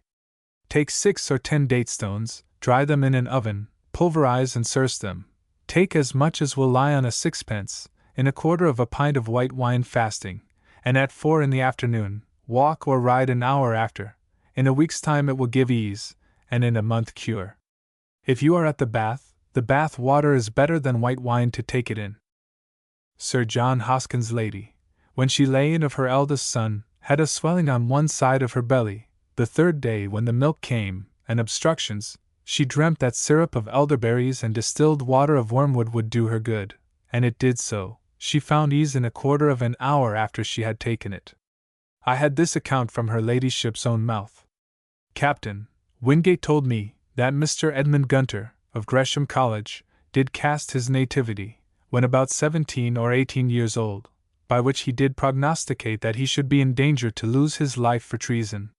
Several years before the civil wars broke out, he had dreamt that he was to be put to death before a great castle, which he had never seen, which made a strong impression in his memory. In anno 1642, he did oppose the church ceremonies, and was chosen a member of Parliament, then was made a captain, and was taken prisoner at Edge Hill, by Prince Rupert, and carried to Kenilworth Castle, where he was tried by a council of war, and condemned to die, but they did better consider of it, and spared his life, for that he being so considerable a person, might make an exchange for some of the king's party **, and he was exchanged for the Right Honourable Montague, Earl of Lindsay, heir of the general.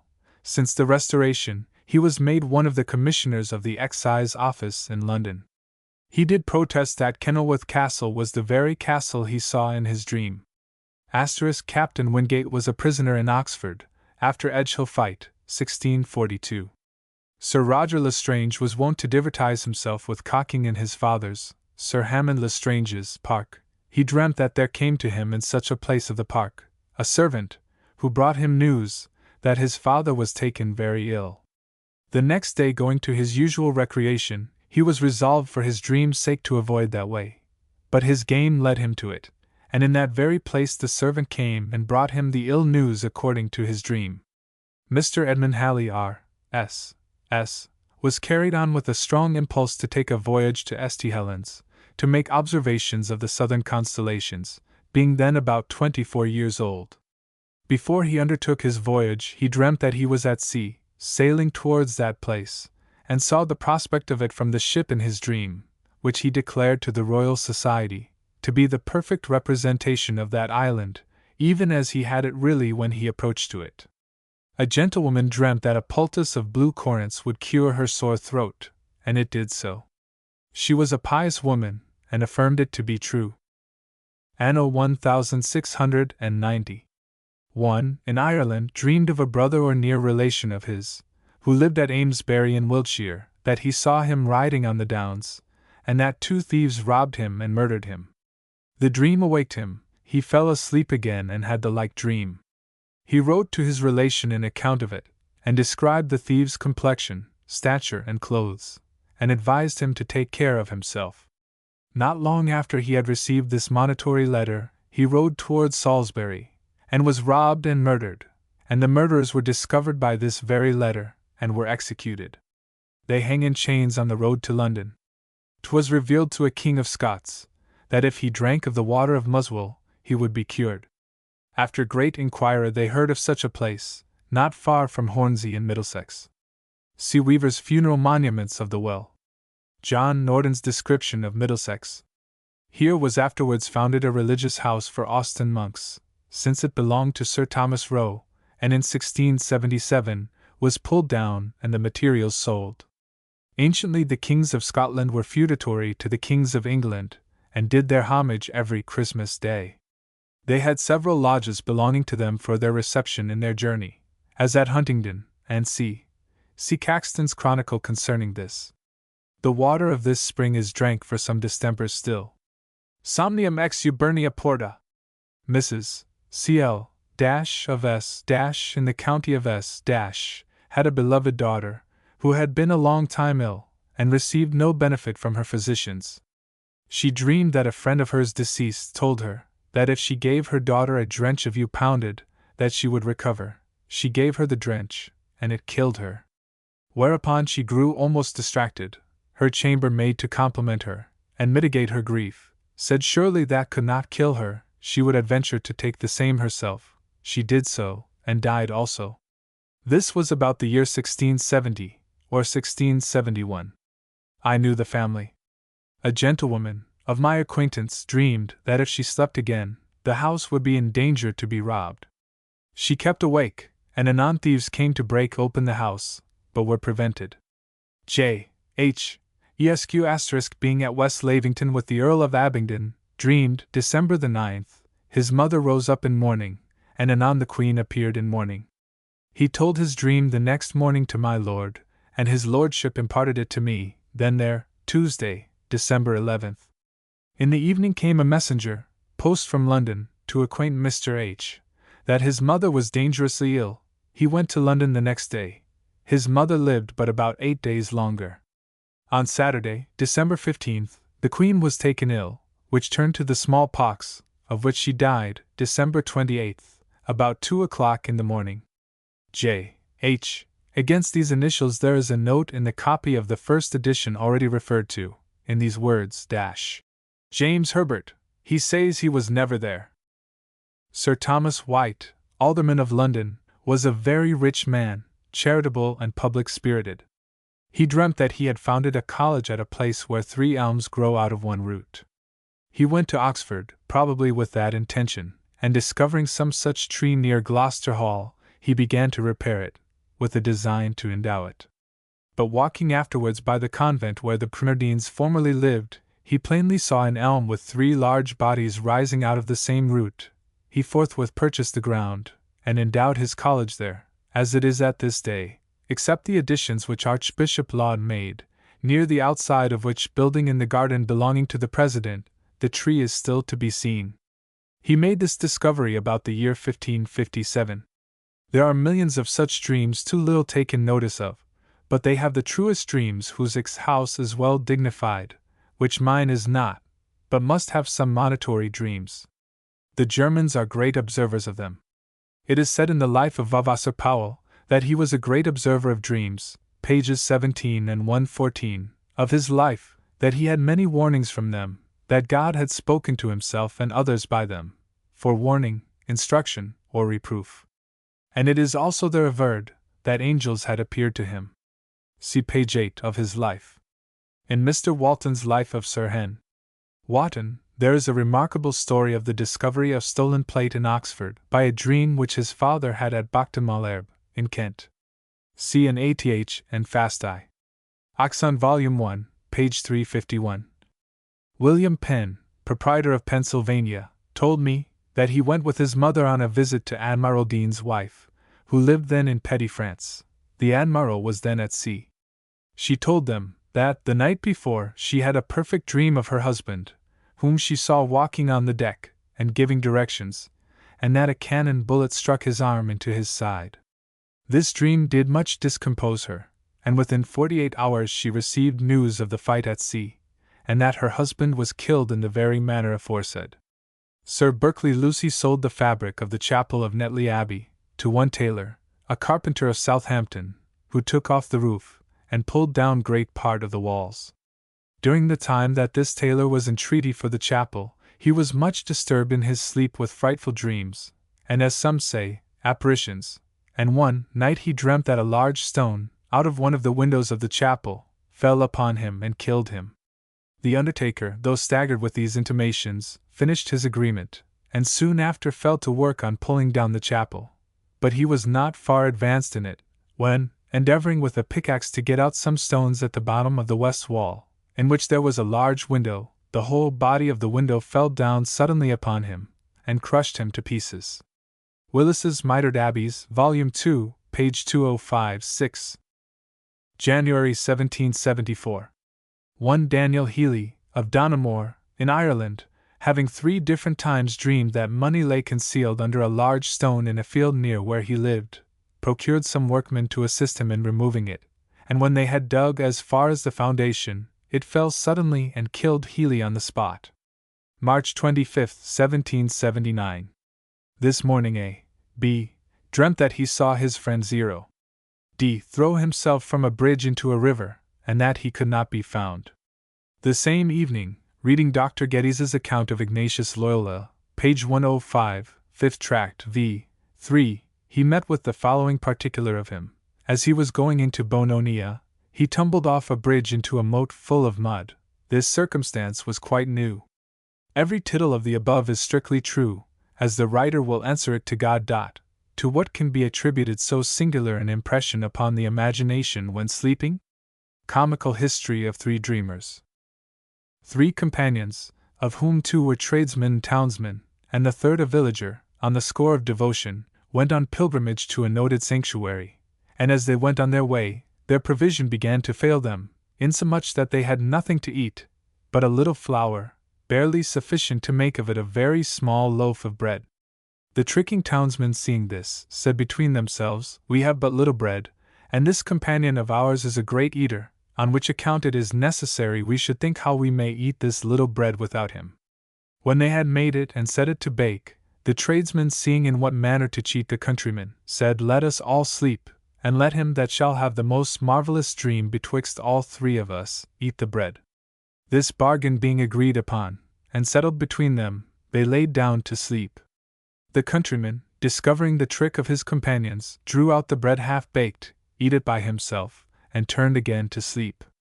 In a while, one of the tradesmen, as frightened by a marvelous dream, began to get up, and was asked by his companion why he was so frightened.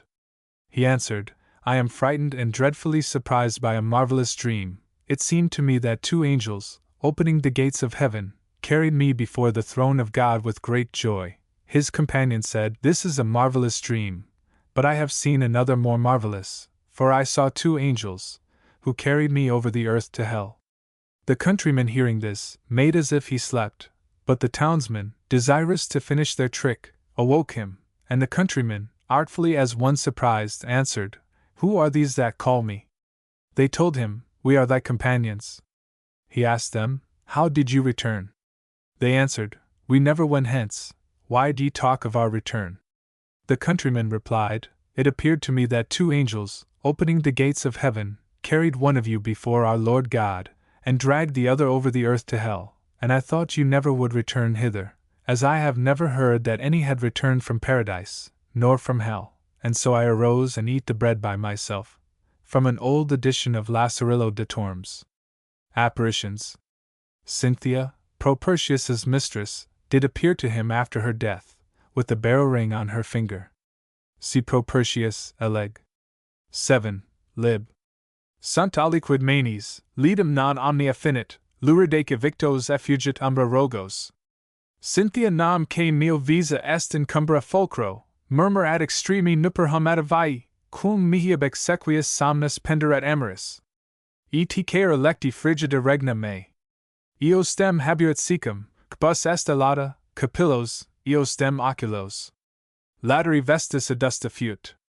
Et solidum digito beryl lana dederat ignis, sumique lithius triverat ora liquor, spirentisque animos, and vosum misit, ad illi policibus fragilis in crepure manis.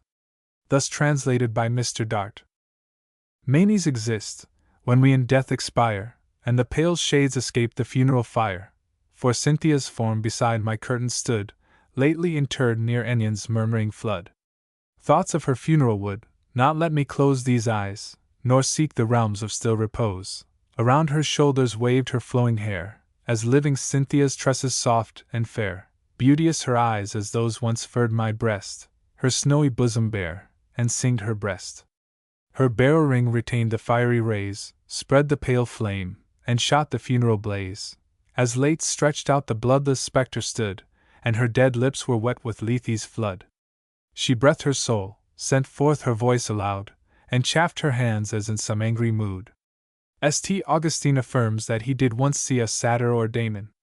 The Antiquities of Oxford tell us that St. Edmund, Archbishop of Canterbury, did sometimes converse with an angel or nymph at a spring without St. Clement's parish near Oxford, as Numa Pompilius did with the nymph Egeria.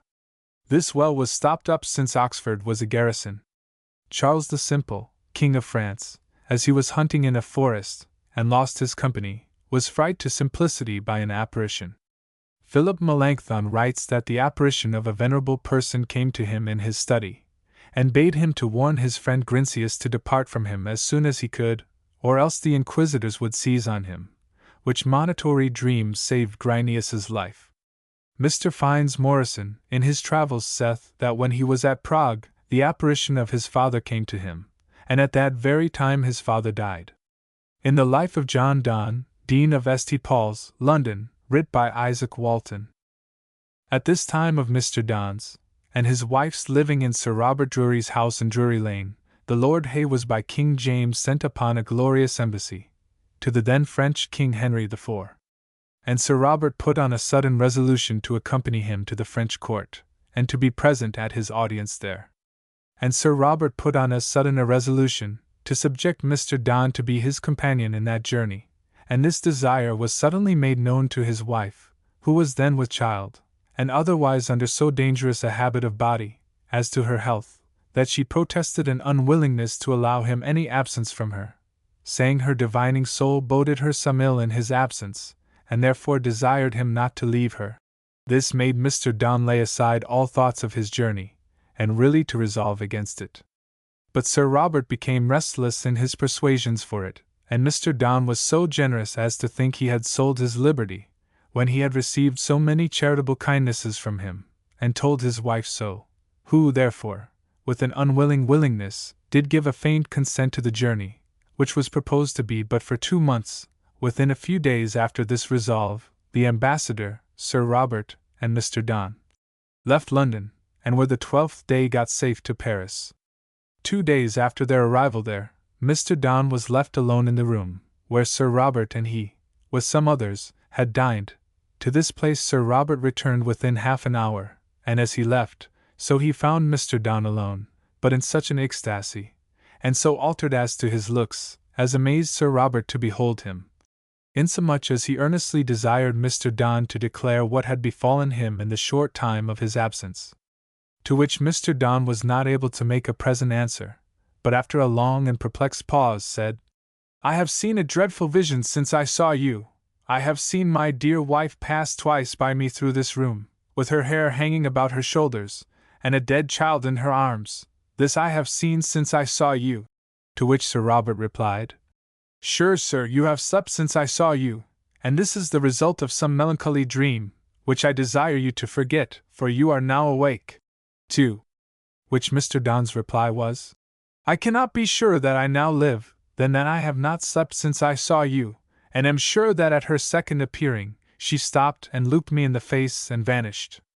Rest and sleep had not altered Mr. Donne's opinion the next day, for he then affirmed this vision with a more deliberate, and so confirmed a confidence, that he inclined Sir Robert to a faint belief that the vision was true. It is truly said that desire and doubt have no rest, and it proved so with Sir Robert, for he immediately sent a servant to Drury House, with a charge to hasten back and bring him word whether Mrs. Donne were alive, and if alive, in what condition she was as to her health. The 12th day the messenger returned with this account, that he found and left Mrs. Donne very sad, sick in her bed, and that, after a long and dangerous labor, she had been delivered of a dead child, and upon examination, the abortion proved to be the same day, and about the very hour, that Mr. Donne affirmed he saw her pass by him in his chamber. Henry IV, King of France, not long before he was stabbed by Ravaillac, as he was hunting in the forest, I think of Fontainebleau, met in a thicket the Gros Veneur, who said to him, "Demandez-vous?" or "Intendez-vous?"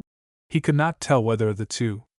There is a tradition, which I have heard from persons of honor, that as the Protector Seymour and his Duchess were walking in the gallery at Sheen, in Surrey, Both of them did see a hand with a bloody sword come out of the wall. He was afterwards beheaded.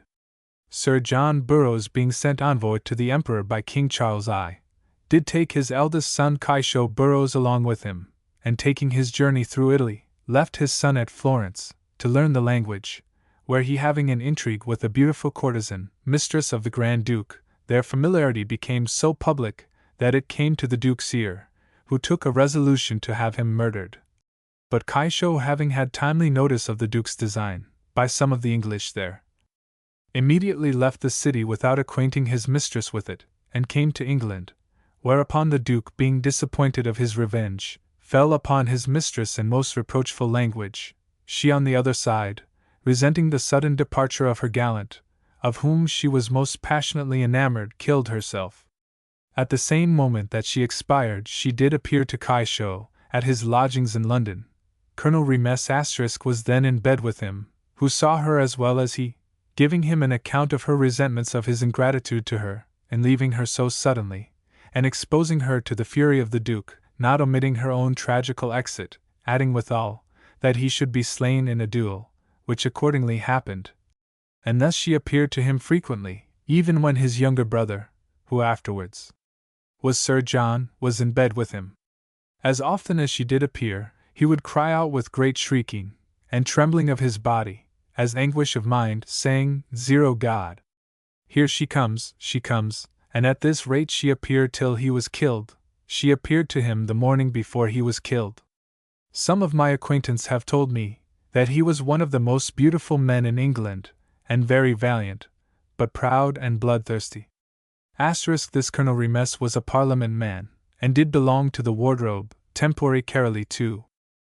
This story was so common that King Charles I sent for Caisho Burroughs' father, whom he examined as to the truth of the matter, who did, together with Colonel Remes, aver the matter of fact to be true, so that the king thought it worth his while to send to Florence, to inquire at what time this unhappy lady killed herself. It was found to be the same minute that she first appeared to Caisho, being in bed with Colonel Remes.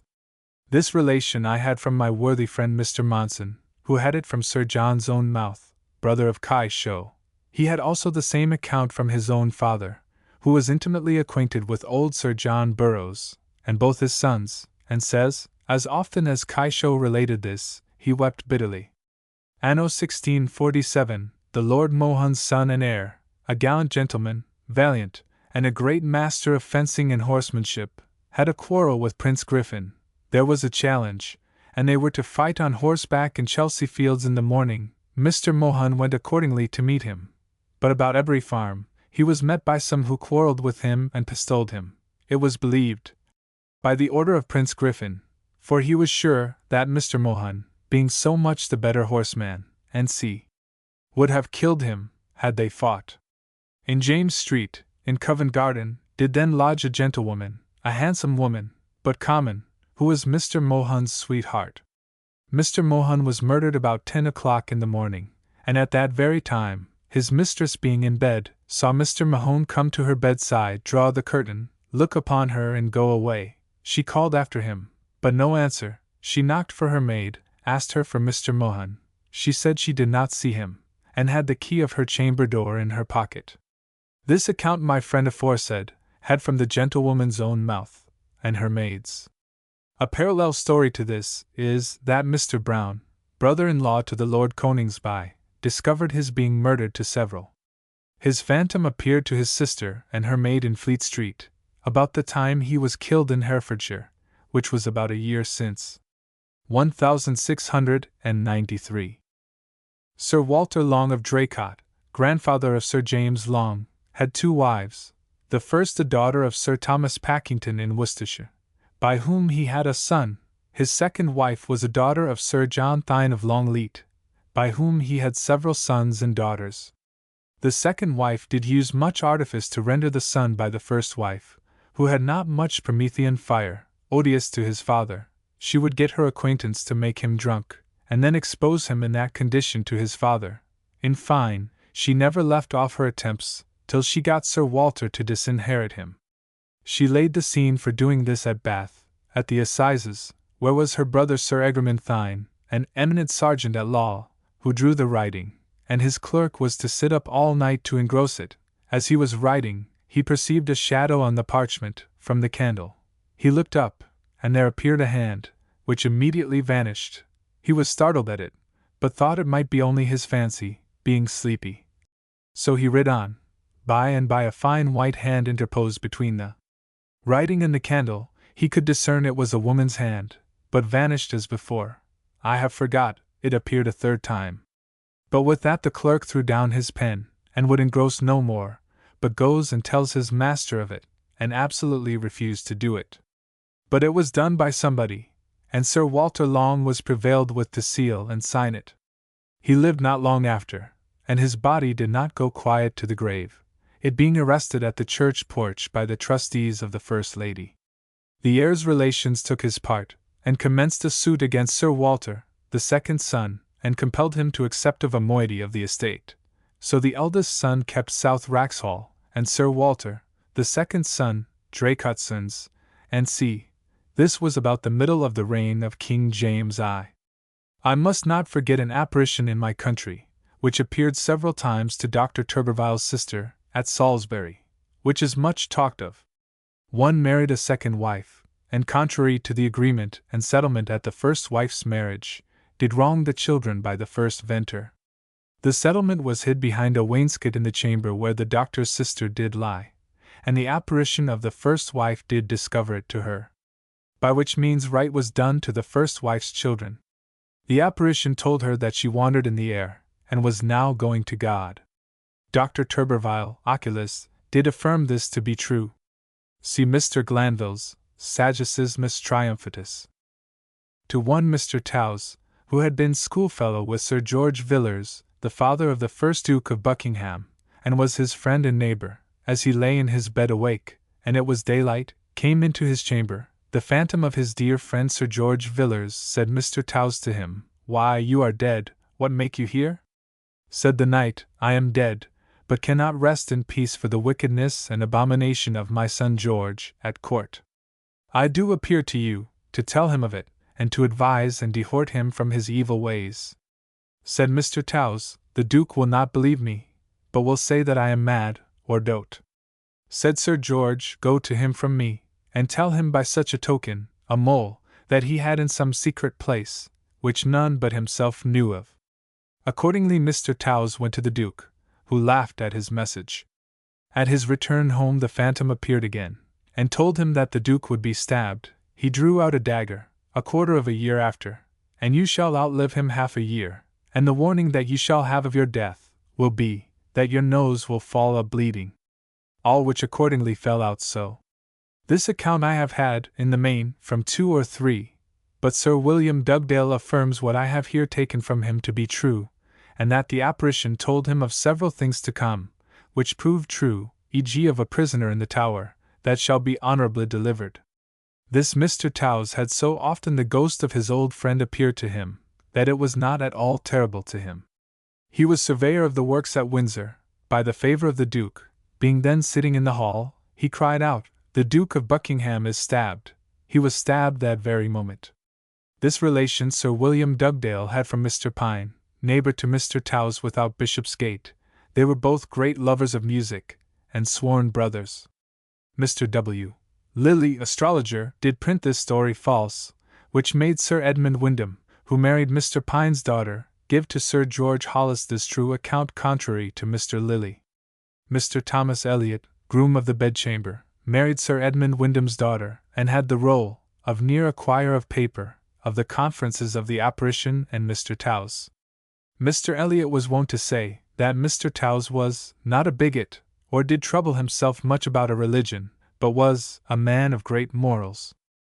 Sir William Dugdale did farther inform me that Major General Middleton, since Lord, went into the Highlands of Scotland, to endeavour to make a party for King Charles I. An old gentleman, that was second-sighted, came and told him, that his endeavour was good, but he would be unsuccessful, and moreover, that they would put the king to death, and that several other attempts would be made, but all in vain, but that his son would come in, but not reign, but at last would be restored. This Lord Middleton had a great friendship with the Laird Bacony, and they had made an agreement, that the first of them that died should appear to the other in extremity. The Lord Middleton was taken prisoner at Worcester fight, and was prisoner in the Tower of London, under 3 locks. Lying in his bed pensive, Bacony appeared to him. My Lord Middleton asked him if he were dead or alive. He said dead, and that he was a ghost, and told him that within 3 days he should escape, and he did so, in his wife's clothes. When he had done his message, he gave a frisk, and said, Givenny, 'tis very strange, in the world to see so sudden a change. And then gathered up and vanished. This account Sir William Dugdale had from the Bishop of Edinburgh. And this, and the former account he hath writ in a book of Miscellanies, which I have seen, and is now reposed with other books of his in the museum at Oxford. Anno 1670, not far from Cirencester, was an apparition, being demanded, whether a good spirit, or a bad? Returned no answer, but disappeared with a curious perfume and most melodious twang. Mr. W. Lilly believes it was a fairy. So Propertius. Omnia finerat, tenuis successit in horas, mansit odor, posses Syri fui steam. Here, her speech ending, fled the beauteous fair, melting th embodied form to thinner air, whom the remaining sent a goddess did declare. The learned Henry Jacob, fellow of Merton College in Oxford, died at Dr. Jacob's, M.D., house in Canterbury. About a week after his death, the doctor being in bed and awake, and the moon shining bright, saw his cousin Henry standing by his bed, in his shirt, with a white cap on his head and his beard musticos turning up, as when he was alive. The doctor pinched himself, and was sure he was awaked. He turned to the other side from him, and, after some time, took courage to turn the other way again towards him, and Henry Jacob stood there still. He should have spoken to him, but he did not, for which he has been ever since sorry. About half an hour after, he vanished. Not long after this, the cookmaid, going to the woodpile to fetch wood to dress supper, saw him standing in his shirt upon the woodpile. This account I had in a letter from Dr. Jacob, 1673, relating to his life, for Mr. Anthony Wood, which is now in his hands. See the whole story in ATH and Fasti Oxon Part 2, page 91. When Henry Jacob died, he would fain have spoken to the doctor, but could not, his tongue faltered. 'Tis imagined he would have told Dr. Jacob, with what person he had deposited his manuscripts of his own writing. They were all the riches he had. 'Tis suspected that one had them and printed them under his own name. See there in the said Athene, volume or part 2. Page 90. This very story Dr. Jacob told me himself, being then at Lord Tainham's, in Kent, where he was then physician to my eldest son, whom he recovered from a fever. A. Wood's note. T.M. Esq., an old acquaintance of mine, hath assured me that about a quarter of a year after his first wife's death, as he lay in bed awake with his grandchild, his wife opened the closet door, and came into the chamber by the bedside, and looked upon him and stooped down and kissed him. Her lips were warm, he fancied they would have been cold. He was about to have embraced her, but was afraid it might have done him hurt. When she went from him, he asked her when he should see her again. She turned about and smiled, but said nothing. The closet door struck as it used to do, both at her coming in and going out. He had every night a great coal fire in his chamber, which gave a light as clear almost as a candle. He was hypochondriacal. He married 2 wives since, the latter end of his life was uneasy. Anno 165 at, in the moorlands in Staffordshire, lived a poor old man, who had been a long time lame. One Sunday, in the afternoon, he being alone, one knocked at his door. He bade him open it, and come in. The stranger desired a cup of beer. The lame man desired him to take a dish and draw some, for he was not able to do it himself. The stranger asked the poor old man how long he had been ill. The poor man told him. Said the stranger, "I can cure you. Take 2 or 3 balm leaves steeped in your beer for a fortnight or 3 weeks, and you will be restored to your health. But constantly and zealously serve God." The poor man did so, and became perfectly well. This stranger was in a purple shag gown, such as was not seen or known in those parts. And no body in the street after even song did see any one in such a colored habit. Dr. Gilbert Sheldon, since Archbishop of Canterbury, was then in the moorlands, and justified the truth of this to Elias Ashmole, Esq., from whom I had this account, and he hath inserted it in some of his memoirs, which are in the Museum at Oxford. Mr. J. Lytle of Trinity College, SOC Oxon March 11, 1649, 50, attests the ensuing relation, in a letter to Mr. Aubrey thus: Mr. Aubrey. Concerning that which happened at Woodstock, I was told by Mr. William Hawes, who now lives with Sir William Fleetwood in the Park, that the committee which sat in the manor house for selling the king's lands were frightened by strange apparitions, and that the 4 surveyors which were sent to measure the park, and lodged themselves with some other companions in the manor, were pelted out of their chambers by stones thrown in at the windows. But from what hands the stones came they could not see, that their candles were continually put out, as fast as they lighted them, and that one with his sword drawn to defend a candle, was with his own scabbard in the meantime well cudgelled, so that for the blow, or for fear, he fell sick, and the others were forced to remove, some of them to Sir William Fleetwood's house, and the rest to some other places. But concerning the cutting of the oak, in particular, I have nothing. Your friend, to be commanded to my power, John Lytle. One Lambert, a gunsmith at Hereford, was at Caermarthen, to mend and put in order the ammunition of that county, before the expedition to Scotland, which was in 1639. He was then a young man, and walking on the sand by the seaside, a man came to him, he did verily believe it was a man, and asked him if he knew Hereford? Yes, quoth he, I am a Hereford man. Do you know it well? Quoth the other. Perfectly well, quoth Lambert. That city shall be begirt. He told me he did not know what the word begirt meant then. By a foreign nation that will come and pitch their camp in the Hay Wood, and they shall batter such gate. Which they did, I have forgot the name of it. And shall go away and not take it. The Scots came in 1645, and encamped before Hereford in the Hay Wood, and stormed the gate, and raised the siege. Lambert did well remember this discourse, but did not heed it till they came to the Hay Wood.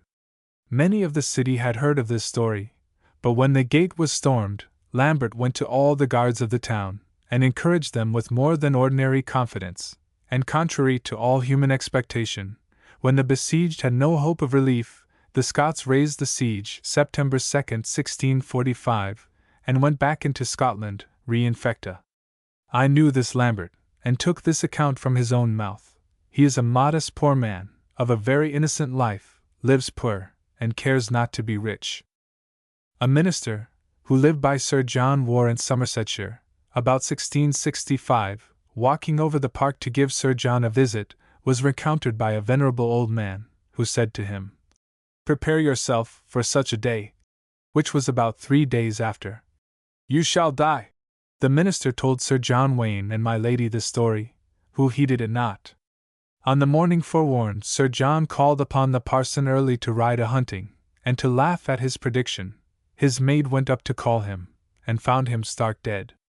This from my lady Catherine Henley, who had it from my lady War. But Dr. Burnet, in the Life of the Earl of Rochester, makes it a dream. This put me in mind of a story in the legend, and c. of King Edward the Confessor, being forewarned of his death by a pilgrim, to whom St. John the Evangelist revealed it. For which the king gave the pilgrim a rich ring off his finger, and the event answered. The story is well painted on glass, in a window of the south aisle of Westminster Abbey, the next window from that over the door that opens into the west walk of the cloister. It is the best window in the church. Underneath the 2 figures, viz. of the king and the pilgrim, are these following verses, viz. Rex cui nil aliud presto fut, accipi, dixit. Annulum, and ex digito detrahit al suo. Evangelisto, Villa Johannes. Gratia pati. The verses under the pilgrim are not legible. This story is in Caxton's Chronicle. Dr. Twiss, minister of the new church at Westminster, told me that his father, Dr. Twiss, prolocutor of the Assembly of Divines, and author of Vindicati Gratica, when he was a schoolboy at Winchester, saw the phantom of a schoolfellow of his, deceased, a Rakehell, who said to him, I am damned. This was the occasion of Dr. Twiss, the father's conversion, who had been before that time, as he told his son, a very wicked boy. He was hypochondriacal. There is a story like this, of the conversion of St. Bruno, by an apparition, upon which he became mighty devout, and founded the order of the Carthusians. John Evelyn, Esq., RSS, showed us at the Royal Society a note under Mr. Smith's hand, the curate of Deptford, that in November, 1679, as he was in bed sick of an ague, came to him the vision of a master of arts, with a white wand in his hand, and told him that if he did lie on his back 3 hours, viz., from 10 to 1, that he should be rid of his ague. He lay a good while on his back, but at last being weary he turned, and immediately the ague attacked him. Afterwards he strictly followed the directions, and was perfectly cured. He was awake, and it was in the daytime. This puts me in mind of a dream of old Farmer Good, a neighbor of mine at Broad Chalk, who being ill, dreamt that he met with an old friend of his, long since deceased, by night in ashes, in that parish, who told him, that if he rose out of his bed, that he would die. He awaked, and rose to make water, and was immediately seized with a shivering fit, and died of an ague, aged 84. The Lady Viscountess Maidstone told me she saw, as it were, a fly of fire, fly round about her in the dark, half an hour before her lord died. He was killed at sea, and the like before her mother-in-law the Countess of Winchelsea died, she was then with child. A Dutch prisoner at Woodbridge, in Suffolk, in the reign of Charles II, could discern spirits, but others that stood by could not. The bell tolled for a man newly deceased. The prisoner saw his phantom, and did describe him to the parson of the parish, who was with him, exactly agreeing with the man for whom the bell tolled. Says the prisoner, now he is coming near to you, and now he is between you and the wall. The parson was resolved to try it, and went to take the wall of him, and was thrown down. He could see nothing. This story is credibly told by several persons of belief. Dr. Hook, the parson of the parish, has often told this story. There is a very remarkable story of an apparition, which Martin Luther did see, mentioned in his Commensalia, or Table Talk, which see those that are delirious in high fevers see waking men and things that are not there. I knew one Mr. M.L. that took opium, and he did see, being awake, men and things that were not present, or perhaps not in being. Those whose spleens are ill affected have the like fantasies. The power of imagination is wonderful. Disipso duplicate. Cardanus Science. Somnorum lib 2. Cap. 12. Insomnius mortis est signum, quia duo fiant, cum anima separator a corpori. Est and signum morbi in ipsis agritantibus, nec tum aliud quicquam significat. Of one's being divided into a twofold person. In dreams it is a sign of death, because out of one are then made two, when the soul is separated from the body. And it is a sign of the disease in sick men, nor signifies it anything else at that time. As concerning apparitions of a man's own self, there are sundry instances, some whereof I shall here set down.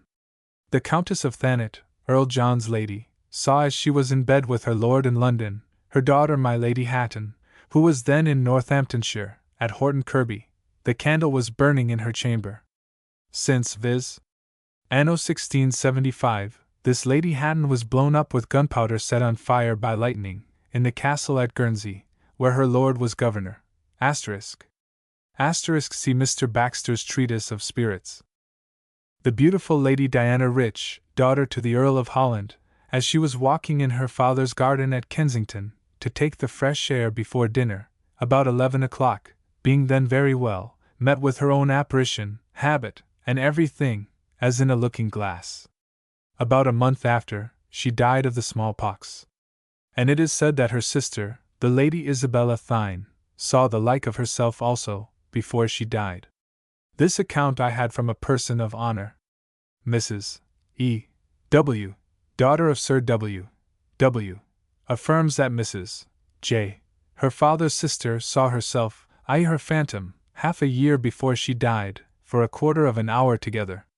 She said further, that her aunt was sickly 14 years before she died, and that she walked living, i.e. her apparition, and that she was seen by several at the same time. The like is reported of others. Mr. Traherne, B.D., chaplain to Sir Orlando Bridgeman, Lord Keeper, a learned and sober person, was son of a shoemaker in Hereford. One night as he lay in bed, the moon shining very bright, he saw the phantom of one of the apprentices, sitting in a chair in his red waistcoat, and headband about his head, and strap upon his knee, which apprentice was really in bed and asleep with another fellow apprentice, in the same chamber. And saw him. The fellow was living, 1671. Another time, as he was in bed, he saw a basket come sailing in the air, along by the valance of his bed. I think he said there was fruit in the basket. It was a phantom. From himself. When Sir Kitcher Napier, M.D. of London, was upon the road coming from Bedfordshire, the chamberlain of the inn shewed him his chamber. The doctor saw a dead man lying upon the bed. He looked more wisely and saw it was himself. He was then well enough in health. He went forward on his journey to Mr. Stewart's in Berkshire, and there died. This account I have in a letter from Elias Ashmole, Esq. They were intimate friends. In the Desarts of Afrique, you shall meet oftentimes with fairies appearing in the shape of men and women, but they vanish quite away like fantastical delusions. Asterisk. Asterisk Pliny's Natural Hist. Lib 7, Chapter 2. I, Captain Henry Bell, do hereby declare both to the present age and to posterity, that being employed beyond the seas, in state affairs, divers years together, both by King James, and also by the late King Charles in Germany, I did hear and understand in all places great bewailing and lamentation made, by reason of destroying and burning of above 80,000 of Martin Luther's books, intituled, His Last Divine Discourses. Asterisk asterisk. This narrative is in the preface of the translation of Mr. Luther's Table Talk. Upon which divine work or discourses, the Reformation, begun before in Germany, was wonderfully promoted and spread in other countries. But afterwards it so fell out, that the Pope then living, viz., Gregory XIII, understanding what great hurt and prejudice he and his religion had already received by reason of the said Luther's discourses, and also fearing that the same might bring further contempt and mischief upon himself and his church, he therefore, to prevent the same, did fiercely stir up and instigate the emperor then in being, viz., Rodolphus III, to make an edict through the whole empire, that all the foresaid printed books should be burned, and also that it should be death for any person to have or keep a copy thereof, but to burn the same, which edict was speedily put in execution accordingly, insomuch that not one of all the said printed books, nor any one copy of the same, could be found out, or heard of in any place. Yet it pleased God, that in anno 1626, a German gentleman, named Caspars van Spar, with whom, in my stay in Germany, about King James's business, I became familiarly known and acquainted, having occasion to build upon an old foundation of a house, wherein his grandfather dwelt at that time, when the said edict was published in Germany, for the burning the said books. And digging deep under the said old foundation, one of the said original printed books was there happily found, lying in a deep, obscure hole, being wrapped in a strong linen cloth, which was waxed all over with beeswax within and without, whereby the said book was preserved fair without any blemish. And at the same time Ferdinandus II, being Emperor of Germany, who was a severe enemy and persecutor of the Protestant religion, the foresaid gentleman, and grandchild to him, that had hidden the said book in that obscure hole, fearing that if the said emperor should get knowledge that one of the said books were yet forthcoming, and in his custody, whereby not only himself might be brought into trouble, but also the book be in danger to be destroyed, as all the rest were long before, and also calling to mind that I had the high Dutch tongue very perfect, did send the said original book over hither into England unto me, related to me the passages of the preserving and finding the said book, and earnestly moved me in his letter to translate the said book into English. Whereupon I took the said book before me, and many times began to translate the same, but always I was hindered therein, being called upon about other business, insomuch that by no possible means I could remain by that work. Then about 6 weeks after I had received the said book, it fell out, that being in bed with my wife, one night between 12 and 1 o'clock, she being asleep, but myself yet awake, there appeared unto me an antient man, standing at my bedside, arrayed in white, having a long and broad white beard, hanging down to his girdle steed, who taking me by the right ear, spake these words following unto me. Sirrah, will not you take time to translate that book which is sent unto you out of Germany? I will provide for you both place and time to do it. And then he vanished out of my sight. Whereupon, being much affrighted, I fell into an extreme sweat, insomuch that my wife awaking, and finding me all over wet, she asked me what I ailed. I told her what I had seen and heard, but I never did heed or regard visions nor dreams. And so the same fell soon out of my mind. Then about a fortnight after I had seen the vision, on a Sunday I went to Whitehall to hear the sermon, after which ended, I returned to my lodging which was then in King Street, Westminster, and sitting down to dinner with my wife, 2 messengers were sent from the council board with a warrant to carry me to the keeper of the gatehouse at Westminster, there to be safely kept, until farther order from the lords of the council. Which was done without shewing any cause * at all, wherefore I was committed, upon which said warrant I was kept there 10 whole years close prisoner, where I spent 5 years thereof about translating of the said book, insomuch as I found the words very true which the old man in the aforesaid vision said unto me. I will shortly provide you both place and time to translate it. Then after I had finished the translation, Dr. Laud, Archbishop of Canterbury, sent to me in the prison, by Dr. Bray his chaplain, £10, and desired to peruse the book. He afterwards sent me by Dr. Bray £40. There was a committee of the House of Commons for the printing of this translation, which was in 1652.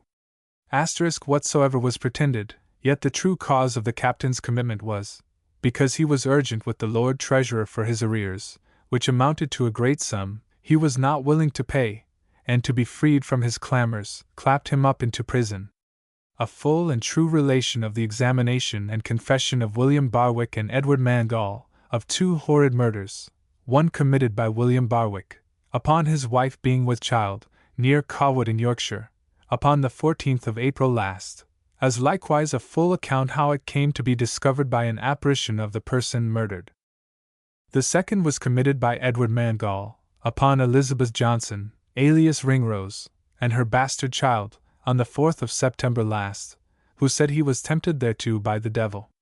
Also their trials and convictions before the Honourable Sir John Powell, Knight, one their Majesties' Justices, at the Assizes holden at York, on the 16th of September 1690. As murder is one of the greatest crimes that man can be guilty of, so it is no less strangely and providentially discovered, when privately committed. The foul criminal believes himself secure, because there was no witness of the fact. Not considering that the all-seeing eye of heaven beholds his concealed iniquity, and by some means or other bringing it to light, never permits it to go unpunished. And indeed so certainly does the revenge of God pursue the abominated murderer, that, when witnesses are wanting of the fact, the very ghosts of the murdered parties cannot rest quiet in their graves, till they have made the detection themselves. Of this we are now to give the reader 2 remarkable examples that lately happened in Yorkshire, and no less signal for the truth of both tragedies, as being confirmed by the trial of the offenders, at the last assizes held for that county. The first of these murders was committed by William Barwick, upon the body of Mary Barwick, his wife, at the same time big with child.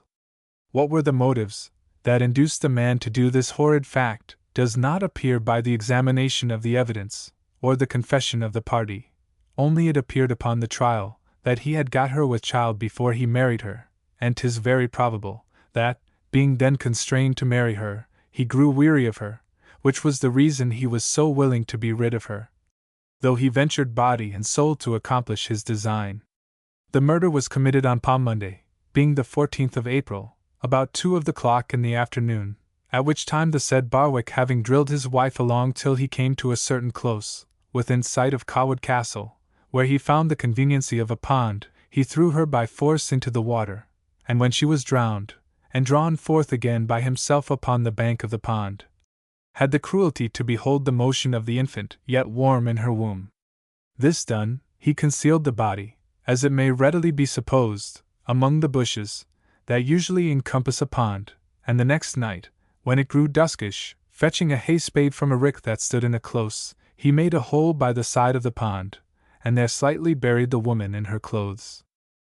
Having thus dispatched 2 at once, and thinking himself secure, because unseen, he went the same day to his brother-in-law, one Thomas Lofthouse of Rough Forth, within 3 miles of York, who had married his drowned wife's sister, and told him he had carried his wife to one Richard Harrison's house in Selby, who was his uncle, and would take care of her.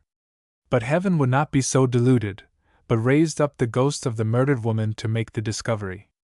And therefore it was upon the Easter Tuesday following, about 2 of the clock in the afternoon, the forementioned Lofthouse having occasion to water a quickset hedge not far from his house, as he was going for the second pail full, an apparition went before him in the shape of a woman, and soon after sat down upon a rising green grass plat, right over against the pond. He walked by her as he went to the pond, and as he returned with the pail from the pond, looking sideways to see whether she continued in the same place, he found she did, and that she seemed to dandle something in her lap, that looked like a white bag, as he thought, which he did not observe before. So soon as he had emptied his pail, he went into his yard, and stood still to try whether he could see her again, but she was vanished. In this information he says that the woman seemed to be habited in a brown-colored petticoat, waistcoat, and a white hood, such a one as his wife's sister usually wore, and that her countenance looked extremely pale and wan, with her teeth in sight, but no gums appearing, and that her physiognomy was like to that of his wife's sister, who was wife to William Barwick. But notwithstanding the ghastliness of the apparition, it seems it made so little impression in Lofthouse's mind, that he thought no more of it, either did he speak to anybody concerning it, till the same night as he was at his family duty of prayer, that apparition returned again to his thoughts, and discomposed his devotion, so that after he had made an end of his prayers, he told the whole story of what he had seen to his wife, who, laying circumstances together, immediately inferred that her sister was either drowned, or otherwise murdered, and desired her husband to look after her the next day, which was Wednesday in Easter week. Upon this, Lofthouse, recollecting what Barwick had told him of his carrying his wife to his uncle at Selby, repaired to Harrison before mentioned, but found all that Barwick had said to be false, for that Harrison had neither heard of Barwick nor his wife. Neither did he know anything of them. Which notable circumstance, together with that other of the apparition, increased his suspicions to that degree, that now concluding his wife's sister was murdered, he went to the Lord Mayor of York, and having obtained his warrant, got Barwick apprehended, who was no sooner brought before the Lord Mayor, but his own conscience then accusing him, he acknowledged the whole matter, as it has been already related. As it appears by his examination and confession herewith printed, to which are also annexed the informations of Lofthouse, in like manner taken before the Lord Mayor of York, for a further testimony and confirmation of what is here set down. On Wednesday the 16th of September, 1690, the criminal, William Barwick, was brought to his trial, before the Honourable Sir John Powell, Knight, one of the judges of the Northern Circuit, at the assizes holden at York, where the prisoner pleaded not guilty to his indictment, but upon the evidence of Thomas Lofthouse, and his wife, and a third person, that the woman was found buried in her clothes in the close by the pond side, agreeable to the prisoner's confession, and that she had several bruises on her head, occasioned by the blows the murderer had given her, to keep her under water, and upon reading the prisoner's confession before the Lord Mayor of York, attested by the clerk, who wrote the confession, and who swore the prisoner's owning and signing it for truth, he was found guilty, and sentenced to death, and afterwards ordered to be hanged in chains. All the defense which the prisoner made was only this, that he was threatened into the confession that he had made, and was in such a consternation that he did not know what he said or did. But then it was sworn by 2 witnesses that there was no such thing as any threatening made use of, but that he made a free and voluntary confession, only with this addition at first, that he told the Lord Mayor he had sold his wife for 5 shillings. But not being able to name either the person or the place where she might be produced, that was looked upon as too frivolous to outweigh circumstances that were proofs to apparent.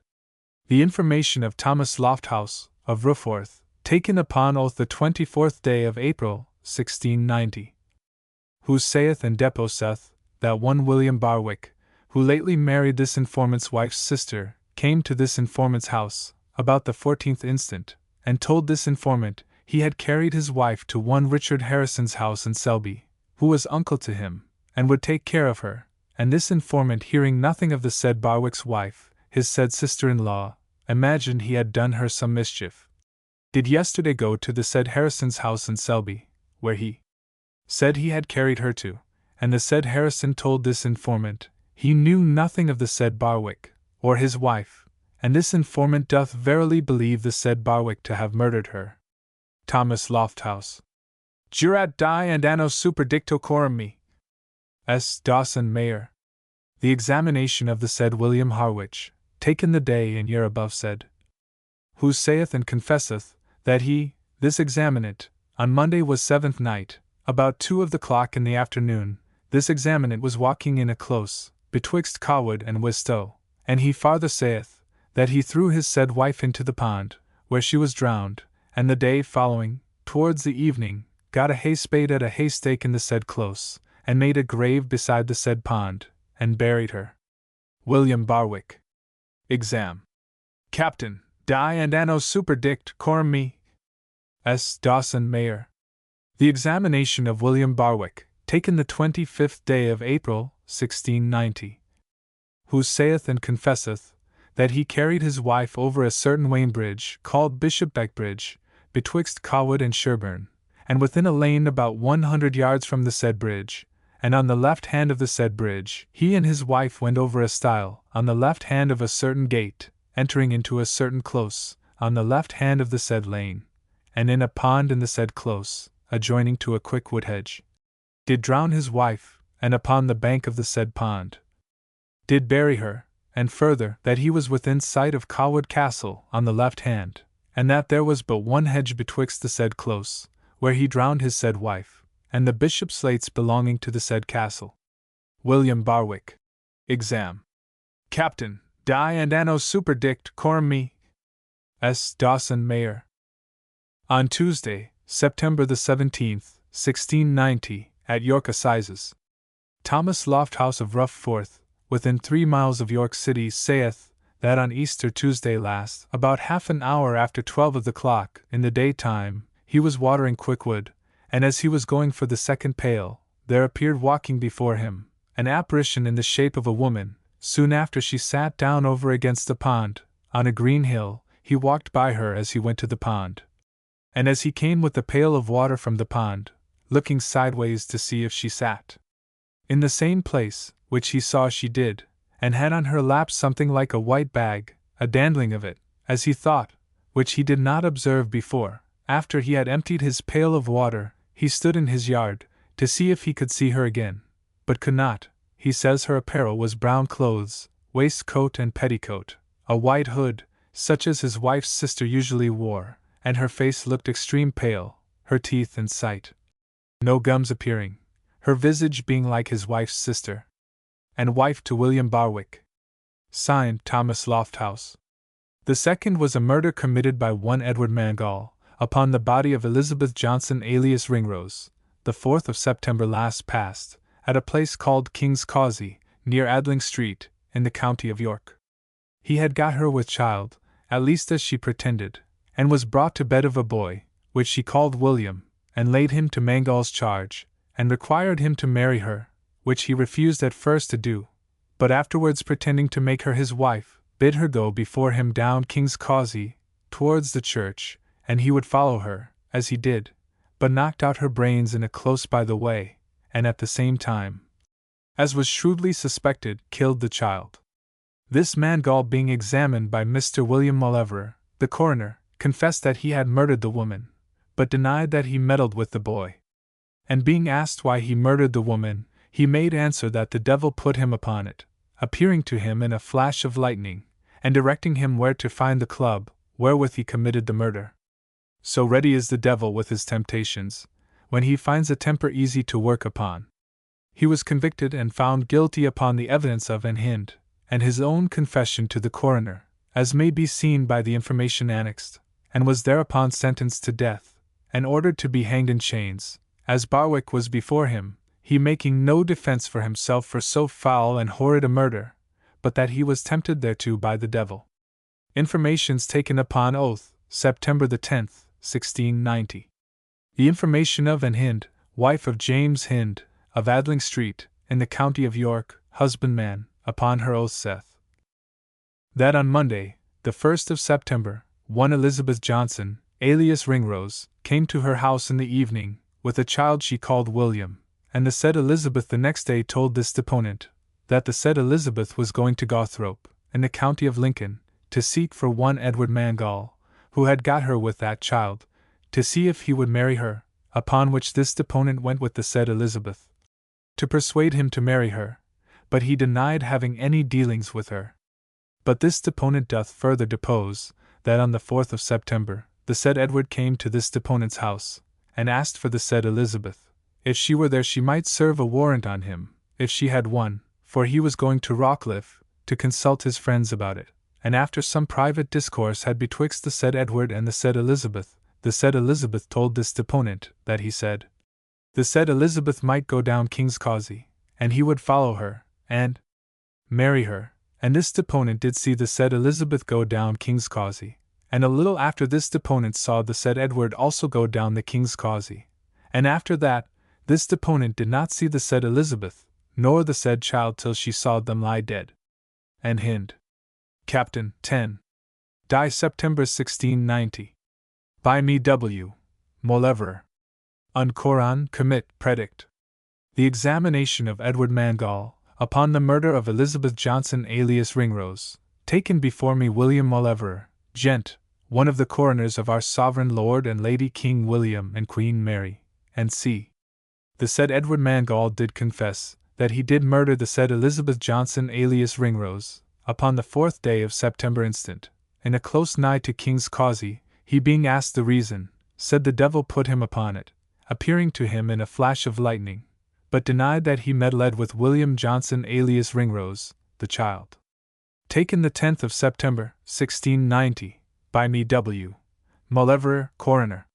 Voices. Seep idiom and in prelius fauni auditi, and in rebus turbidis veridicae voces ex occulto missi esse dicunter. Cujus generis duo sunt ex multis exempla, said Maxima. Nam non multo ante urbum captam exaudita vox est a luco vesti, coa palatii ratus in novum viam devexus est, ut muri and porte reficerenter, futurum esse, nisi provisum esset, ut Roma caperiter.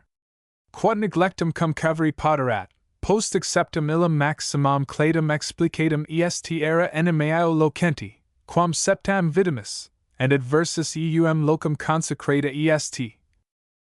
I often even in battles have the gods of the woods been heard to speak, and in troublesome times, when the affairs of governments have gone wrong, and been in disorder and turmoil, voices have been known to steal upon the ears of persons, that came as it were from a corner, but they knew not whence, and told them important truths. Of which kind there are out of a great many, 2 examples, and those indeed very rare and extraordinary. For not long before the city was taken, a voice was heard from the grove of Vesta, which went from the foot and basis of the palace, sloping and bending into a new road, that the city walls and gates should be repaired, and that unless care was taken of it, the consequence would be, that Rome would be taken. This being omitted, when provision might have been made, was explained after that most signal and dreadful overthrow. For the altar, which we see enclosed, and that fronts that place, was a consecrated altar. Negus solemn deorum voces Pythagoreae observavirent, sed idiom hominum, quae vacant amina. Neither did the Pythagorean philosophers observe the voices of gods only, but also those of men, which they called omens. Nero, and loin dit quon entendoit un son de trumpet don les collines dialentur, de gemissement sur le tombeau de esse mir. Nero, they say, heard the sound of a trumpet among the hills and the rocks round about him, and groans over the tomb of his mother. In the life of King Henry IV. of France, written by the Archbishop of Paris, it is recorded that Charles IX, who caused the massacre, was wont to hear screeches, like those of the persons massacred. St. Augustine heard a voice saying, Toli, leg take, read. He took up his Bible, and dipped on Rom. 13:13. Not in rioting and drunkenness, not in chambering and wantonness. And c. and reformed his manners upon it. One Mr. Smith, a practitioner of physic at Tamworth in Warwickshire, an understanding sober person, reading in Holinshed's Chronicle, found a relation of a great fight between Vortigern and Hengist, about those parts, at a place called Colmore. A little time after, as he lay awake in his bed, he heard a voice, that said unto him, You shall shortly see some of the bones of those men and horses slain, that you read of. He was surprised at the voice, and asked in the name of God, who it was that spoke to him. The voice made answer that he should not trouble himself about that, but what he told him should come to pass. Shortly after, as he went to see Colonel Archer, whose servants were digging for Merley, he saw a great many bones of men and horses, and also potsherds, and upon the view it appeared to be according to the description in Holinshed's Chronicle, and it was the place where the fight was, but it is now called Blackmore. This was about the year 1685, and I had the account from my worthy friend and old acquaintance Thomas Marriott of Warwickshire, Esq., who is very well acquainted with Mr. Smith aforesaid. Extracts out of the book entitled Relation de la Nouvelle France, 1662 and 1663, 12. Les sauvages avoyant eu de presentiments aussi bien que les François, et de cet horrible tremblement. Voici la deposition d'une savage age 20. Fort innocent, simple, and sincere. La nuit du 4ou 5 de février. 1663 estant entirement evilly, and en plein jugement, assises comme sur mon sient, j'ai entendre un voix distinct and intelligible, que m'a dit, Illinois doit arrive aujourd'hui de choses étranges, la terre doit tremble. J'ai me trouverai pour lors saisi d'une grande frayeur, parce que j'ai any voix personne dieu put proviner cette voix. Reply de crainte, j'attaque à m'endormir avec assez de peine, et le jour estant venu, j'ai dit à mon mari ce qui m'estoit arrive. Sur le 9, le tenor de mesme jour, allant au bois pour boucher, à peine j'ai toi entré en la forest que la mesme voix s'y fit, entendre, me de cette mesme chose, and de la mesme façon que la nuit précédente, la peur fut bien plus grande, moi estant tout seul. I.e., the wild inhabitants, as well as the French, had presages of that dreadful earthquake. See here the depositions of a wild Indian, about 26 years of age, who was very innocent, simple, and sincere. On the night of the 4th or 5th of February, in the year 1663, being perfectly awake, and in sound judgment, and setting up as it were in my bed, I heard a distinct and intelligible voice, that said to me, There will happen today many strange things. The earth will quake and tremble. I found myself seized with an extraordinary fear, because I saw no person from whom the voice could proceed. I, full of terror, with great difficulty, endeavored to compose myself to sleep. And as soon as it was day I told my husband what had happened to me.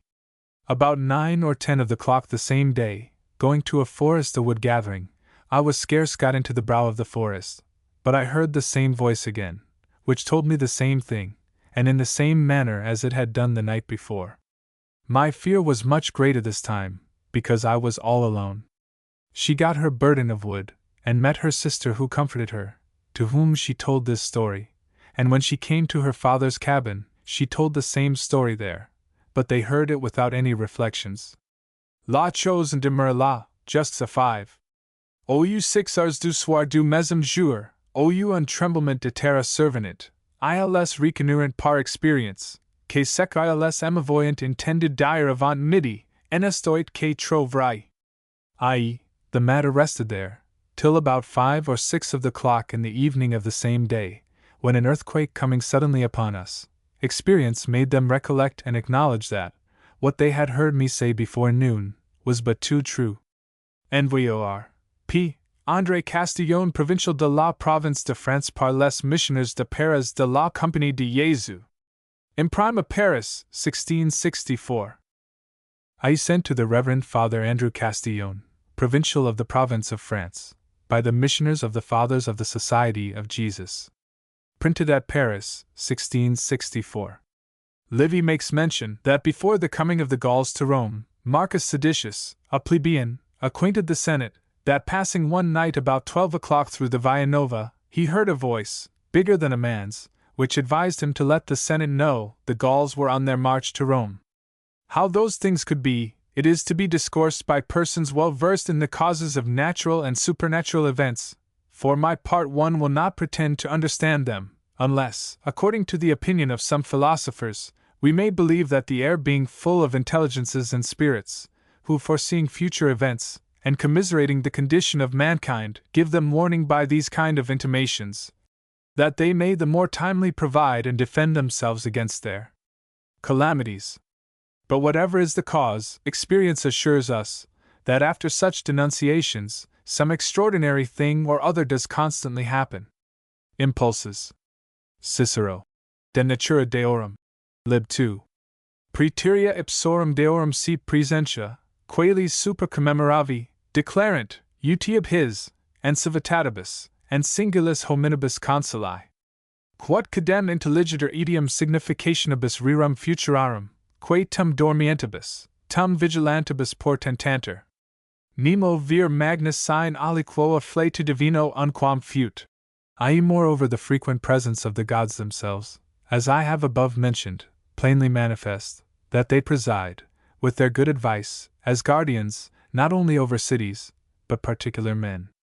This may be likewise certainly understood by the several significations of future events, which are predicted to men both sleeping and waking. There was never any one single great man, but what has, in some measure, partaken of this divine inspiration.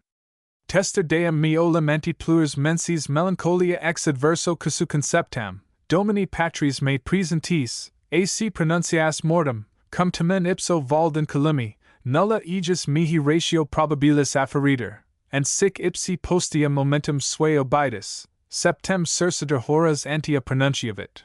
I call God to witness, that formerly some months before, having conceived it in a fit of melancholy, from an unlucky event, that I foreknew, and foretold my father's death, when he being quite in health, no probable account of it offered itself to me, and in like manner he himself afterwards pronounced the moment of his departure near 7 hours before. Imperialis Museum Physicum, 104. Oliver Cromwell had certainly this afflatus.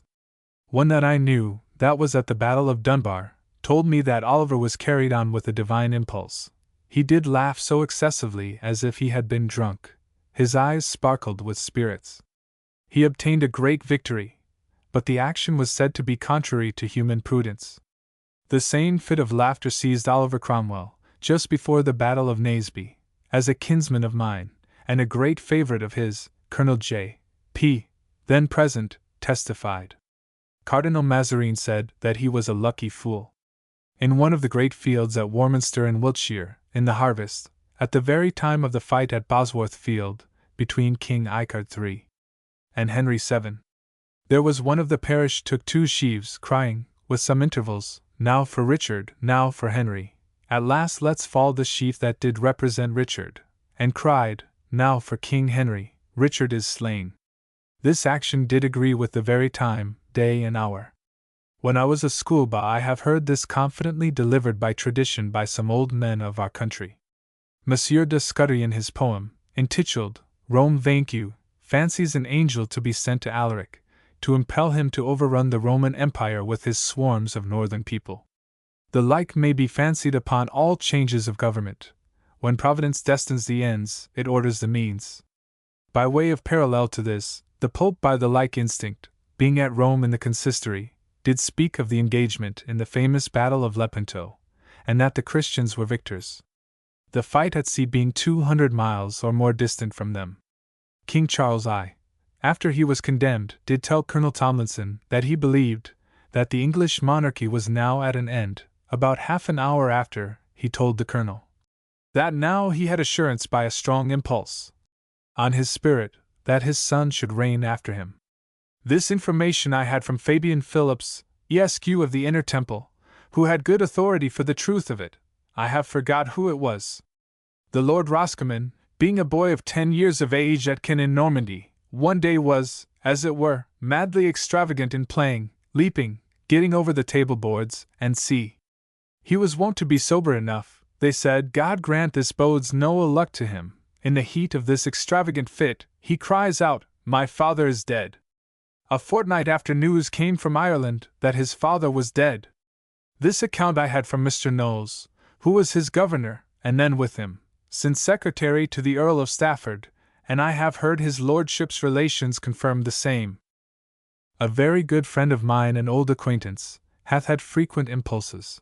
When he was a commoner at Trinity College, Oxford, he had several.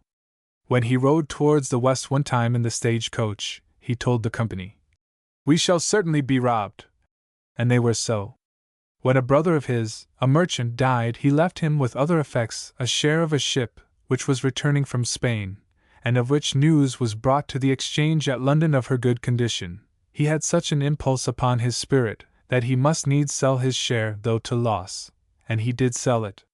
The ship came safe to Cornwall, or Devon, and somewhere afterwards fell upon the rocks and sunk. Not a man perished, but all the goods were lost except some parrots, which were brought for Queen Catherine. The good genius of Socrates is much remembered, which gave him warning. The ethnic genage are painted like our angels, strong impulses are to be referred to them. The learned Dr. John Pell hath told me that he did verily believe that some of his solutions of difficult problems were not done. Signed Domino Auxilio. Mr. J. N., a very understanding gentleman, and not superstitious, protested to me that when he hath been over-persuaded by friends to act contrary to a strong impulse, that he never succeeded. Knockings are Baxter's certainty of the world of spirits. A gentleman, formerly seemingly pious, of late years hath fallen into the sin of drunkenness, and when he has been drunk, and supped himself sober, something knocks at his bed's head, as if one knocked on a wainscot. When they remove the bed, it follows him, besides loud noises on other parts where he is, that all the house heareth. It poseth me to think what kind of spirit this is, that hath such a care of this man's soul, which makes me hope he will recover. Do good spirits dwell so near us? Or are they sent on such messages? Or is it his guardian angel? Or is it the soul of some dead friend, that suffereth and yet retaining love to him, as Dives did to his brethren, would have him saved? God keepeth yet such things from us in the dark. Major John Morgan of Wells did aver that as he lay in bed with Mr. Barlow, son of the Dean of Wells, they heard 3 distinct knocks on the bed. Mr. Barlow shortly after fell sick and died. 3 or 4 days before my father died, as I was in my bed about 9 o'clock in the morning perfectly awake, I did hear 3 distinct knocks on the bed's head, as if it had been with a ruler or ferula. Mr. Hiram Banks, as he lay on his death-bed in Bellyard, said 3 days before he died, that Mr. Jennings of the Inner Temple, his great acquaintance, dead a year or 2 before, gave 3 knocks, looked in, and said, "Come away." He was as far from believing such things as any man.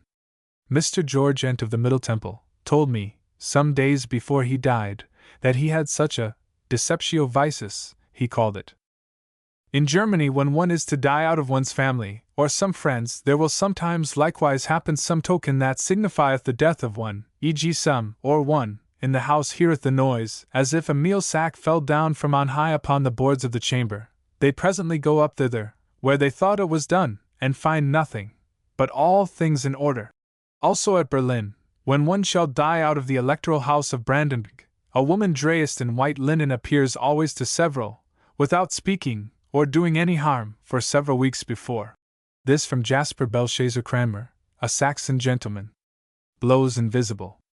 Mr. Brograve, of Hamel, near Puckridge in Hertfordshire, when he was a young man, riding in a lane in that county, had a blow given him on his cheek, or head. He looked back and saw that nobody was near behind him. Anon he had such another blow, I have forgot if a third. He turned back, and fell to the study of the law, and was afterwards a judge. This account I had from Sir John Penruddock of Compton Chamberlain, our neighbour, whose lady was Judge Brograve's niece. Newark Sir G. L.S. has knockings before death. And there is a house near Covent Garden that has warnings. The Papists are full of these observations. The like stories are reported of others. Prophesies. Cicero de Divination, Lib 1. Gentem cadem nullum video, neat tam humanum ac doctam, neat tam imminum tam, barbarum, quae non significari futura, and aquabustum intelligi, predecit posse sensiet. I know of no country, either so polished and learned, or so rude, barbarous, and uncivilized, but what always allowed that some particular persons are gifted with an insight into futurity, and are endued with a talent of prediction. To pass by the prophecies of Holy Writ, the prophecies of Nostradamus do foretell very strangely, but not easily understood till they are fulfilled. The book is now common. Peter Martyr, in his Decades, tells us that there was a prophet among the salvages in America that did foretell the coming in of strangers in ships, which they had not known. The prophecies of St. Malachi are exceeding strange. He describes the popes by their coats of arms, or their names, or manners. If his prophecies be true, there will be but 15 popes more. It is printed in a book in octavo, entitled Miscellanies Historiae Nucleus, 1654, in Calce Libri. Thus, Proficia Malachiae Monici Bangarensis, and A. Episcopi Ardennensis, Hiberni Primitis, 1665, in 2 leaves. Mr. Lancelot Morehouse, in the time of the Civil Wars, rescued a sheet of parchment in quarto, most delicately writ, from a tailor's shears. It was a part of a book, and was a prophecy concerning England in Latin hexameters. I saw it, 1649. It pointed at our late troubles. He gave it to Seth Ward, Bishop of Salisbury, and is lost among other good papers. In a book asterisk of Mr. William Lilly's are hieroglyphic prophecies, viz. of the Great Plague of London, expressed by graves and dead corpses, and a scheme with ascending, the sign of London, and no planets in the 12 houses. Also there is a picture of London all on fire, also moles creeping, and see. Perhaps Mr. Lilly might be contented to have people believe that this was from himself. But Mr. Thomas Flatman, poet, did affirm that he had seen those hieroglyphics in an old parchment manuscript, writ in the time of the monks. Asterisk monarchy, or no monarchy for two. In the nave of the cathedral church at Wells, above the capitals of 2 pillars, are the head of the king, and the head of a bishop. It was foretold that when a king should be like that king, and a bishop like that bishop, that abbots should be put down, and nuns should marry. Above the arch is an abbot or monk, with his head hanging downwards, and a nun with children about her. The inside of the arch is painted blue, and adorned with stars, to signify the power and influence of the stars. This prophecy was writ in parchment, and hung in a table on one of those pillars, before the Civil Wars. Dr. Duck, who was Chancellor of Wells, said that he had seen a copy of it among the records of the Tower at London. It was prophesied 300 years before the Reformation. Bishop Knight was bishop here at the Reformation, and the picture, they say, did resemble him. In the Spanish history it is mentioned that a vault being opened in Spain, they found there Moors' heads, and some writings that did express, when people resembling those heads should come into Spain, they would conquer that country, and it was so. See this story more at large in James Howell's letters. There is a prophecy of William Tyndale, poor vicar of Welling, in the county of Hertford, made in the beginning of Queen Elizabeth's reign. I have seen it. It is in English verse, 2 pages and an half in folio. It foretold our late wars. I know one that read it 40 years since. A prophecy. Sext verir Deos, vitae tibi terminus instat, cum tus in media ardebit carbunculus igni. 0 Thou sixth king to God do honors pay, remember prince soon after thou'lt expire, when thou beholdst thy carbuncle display, blaze against blaze amidst the reddening fire. These verses were made by George Buchanan, but perhaps the prediction was made by some second-sighted person. King James of Scotland, the sixth, was taken with an ague, at Trinity College in Cambridge. He removed to Theobald's, where he died, sitting by the fire. The carbuncle fell out of his ring into the fire, according to the prediction. This distich is printed in the Life of King James. Before the Civil Wars, there was much talk of the Lady and Davis's prophecies, for which she was kept prisoner in the Tower of London. She was sister to the Earl of Castlehaven, and wife to Sir John Davis, Lord Chief Justice in Ireland. I have heard his kinsman, Councillor Davis of Shaftesbury, say, that she being in London, I think in the Tower, did tell the very time of her husband's death in Ireland. Miranda. Our English chronicles do record that in the reign of King Henry III, a child was born in Kent, that at 2 years old cured all diseases.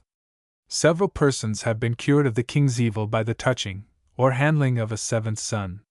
It must be a seventh son, and no daughter between, and in pure wedlock. Samuel Scott, seventh son of Mr. William Scott of Headington in Wiltshire, did when a child wonderful cures by touching only, viz. As to the king's evil, wens and see. But as he grew to be a man, the virtue did decrease, and had he lived longer, perhaps might have been spent. A servant boy of his father's was also a seventh son, but he could do no cures at all.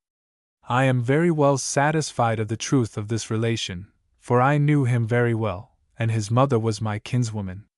'Tis certain, the touch of a dead hand hath wrought wonderful effects, e.g. one, a painter, of Stowell in Somersetshire, near Bridgewater, had a win in the inside of his cheek, as big as a pullet's egg, which by the advice of one was cured by once or twice touching or rubbing with a dead woman's hand, e contra, to cure a woman, a dead man's hand, he was directed first to say the Lord's Prayer, and to beg a blessing.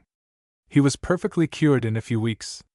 I was at the man's house who attested it to me, as also to the Reverend Mr. Andrew Pascal, who went with me.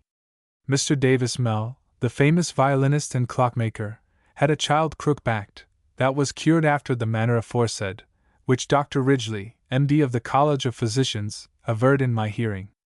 The curing of the king's evil by the touch of the king does much puzzle our philosophers, for whether our kings were of the house of York or Lancaster, it did the cure, i.e., for the most part. 'Tis true indeed at the touching there are prayers read, but perhaps neither the king attends them nor his chaplains. In Somersetshire, 'tis confidently reported that some were cured of the king's evil by the touch of the Duke of Monmouth. The Lord Chancellor Bacon saith that imagination is next kin to miracle-working faith. When King Charles I was prisoner at Carisbrooke Castle, there was a woman touched by him, who had the king's evil in her eye, and had not seen in a fortnight before, her eyelids being glued together. As they were at prayers, after the touching, the woman's eyes opened. Mr. Seymour Bowman, with many others, were eyewitnesses of this. At Stretton in Hertfordshire, in anno 1648, when King Charles I was prisoner, the tenant of the manor house there sold excellent cider to gentlemen of the neighbourhood, where they met privately, and could discourse freely, and be merry, in those days so troublesome to the loyal party. Among others that met, there was old Mr. Hill, B.D., parson of the parish, quondam fellow of Brasenose College in Oxford. This venerable good old man, one day, after his accustomed fashion, standing up, with his head uncovered to drink his Majesty's health, saying, "God bless our gracious sovereign!" As he was going to put the cup to his lips, a swallow flew in at the window, and pitched on the brim of the little earthen cup, not half a pint, and sipped, and so flew out again. This was in the presence of the aforesaid Parson Hill, Major Gwillem, and 2 or 3 more, that I knew very well then, my neighbours, and whose joint testimony of it I have had more than once, in that very room. It was in the bay window in the parlour there. Mr. Hill's back was next to the window. I cannot doubt of the veracity of the witnesses. This is printed in some book that I have seen, I think in Dr. Fuller's Worthies. The cup is preserved there still as a rarity. In Dr. Bolton's Sermons is an account of the Lady Honeywood, who despaired of her salvation. Dr. Bolton endeavoured to comfort her. Said she, holding a Venice glass in her hand, "I shall as certainly be damned, as this glass will be broken," and at that word threw it hard on the ground, and the glass remained sound, which did give her great comfort.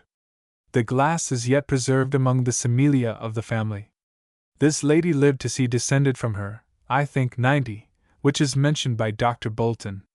William Backhouse, of Swallowfield in Berkshire, Esq. had an ugly scab that grew on the middle of his forehead, which had been there for some years, and he could not be cured. It became so nauseous that he would see none but his intimate friends. He was a learned gentleman, a chymist, an antiquary. His custom was, once every summer, to travel to see cathedrals, abbeys, castles, and see. In his journey, being come to Peterborough, he dreamt there that he was in a church and saw a hearse, and that one did bid him wet his scab with the drops of the marble. The next day he went to morning service, and afterwards going about the church, he saw the very hearse, which was of black say, for Queen Catherine, wife to King Henry VIII, and the marble gravestone by. He found drops on the marble, and there were some cavities, wherein he dipped his finger, and wetted the scab. In 7 days it was perfectly cured. This accurate and certain information I had from my worthy friend Elias Ashmole, Esq., who called Mr. Backhouse father, and had this account from his own mouth. Maydew is a great dissolvent. Arise Evans had a fungus nose, and said it was revealed to him that the king's hand would cure him, and at the first coming of King Charles II into St. James's Park, he kissed the king's hand, and rubbed his nose with it, which disturbed the king, but cured him. Mr. Ashmole told it me. In the year 1694 there was published a true relation of the wonderful cure of Mary Mallard, lame almost ever since she was born, on Sunday the 26th of November, 1693. With the affidavits and certificates of the girl, and several other credible and worthy persons, who knew her both before and since her being cured. To which is added a letter from Dr. Wellwood, to the Right Honourable the Lady Mayoress, upon that subject. London, printed for Richard Baldwin, near the Oxford Arms in Warwick Lane, 1694. A narrative of the late extraordinary cure, wrought in an instant upon Mrs. Elizabeth Savage, lame from her birth, without using of any natural means. With the affidavits which were made before the Right Honourable the Lord Mayor, and the certificates of several credible persons, who knew her both before and since her cure. Inquired into with all its circumstances, by noted divines both of the Church of England, and others, and by eminent physicians of the college, and many persons of quality, who have expressed their full satisfaction. With an appendix, attempting to prove that miracles are not ceased. London, printed for John Dunton at the Raven, and John Harris at the Harrow, in the Poultry. The London divines would have my annotations of these two maids expunged. Asterisk. Asterisk. This Eliza Savage is still lame. It seems my Lord Mayor of London and ministers may be imposed on. MS. Note in a copy of the first edition in the Library of the Royal Society. Magic. In Barbary are wizards, who do smear their hands with some black ointment, and then do hold them up to the sun, and in a short time you shall see delineated in that black stuff the likeness of what you desire to have an answer of. It was desired to know whether a ship was in safety or no. There appeared in the woman's hand the perfect lineaments of a ship under sail. This Mr. W. C.L., a merchant of London, who was factor there several years, protested to me that he did see. He is a person worthy of belief. A parallel method to this is used in England, by putting the white of a new-laid egg in a beer glass, and expose it to the sun in hot weather, as August, when the sun is in Leo, and they will perceive their husband's profession. There are wonderful stories of the Banyans in India, viz. Of their predictions, cures, and of their charming crocodiles, and serpents, and that one of them walked over an arm of the sea, he was seen in the middle, and never heard of afterwards. The last summer, on the day of St. John the Baptist, 1694, I accidentally was walking in the pasture behind Montague House. It was 12 o'clock. I saw there about 2 or 23 young women, most of them well habited, on their knees very busy, as if they had been weeding. I could not presently learn what the matter was. At last a young man told me that they were looking for a coal under the root of a plantain, to put under their head that night, and they should dream who would be their husbands. It was to be sought for that day and hour. The women have several magical secrets handed down to them by tradition, for this purpose, as, on St. Agnes night, 21st day of January, take a row of pins, and pull out every one after another, saying a Pater Noster or Our Father, sticking a pin in your sleeve, and you will dream of him, or her, you shall marry. Ben Jonson in one of his masques makes some mention of this. And on sweet St. Agnes night please you with the promised sight, some of husbands, some of lovers, which an empty dream discovers. Another. Asterisk to know whom one shall marry. You must lie in another county, and knit the left garter about the right-legged stocking, let the other garter and stocking alone, and as you rehearse these following verses, at every comma, knit a knot. This knot I knit, to know the thing, I know not yet that I may see the man, woman, that shall my husband, wife, be, how he goes, and what he wears, and what he does, all days and years. Accordingly in your dream you will see him, if a musician, with a lute or other instrument, if a scholar, with a book or papers.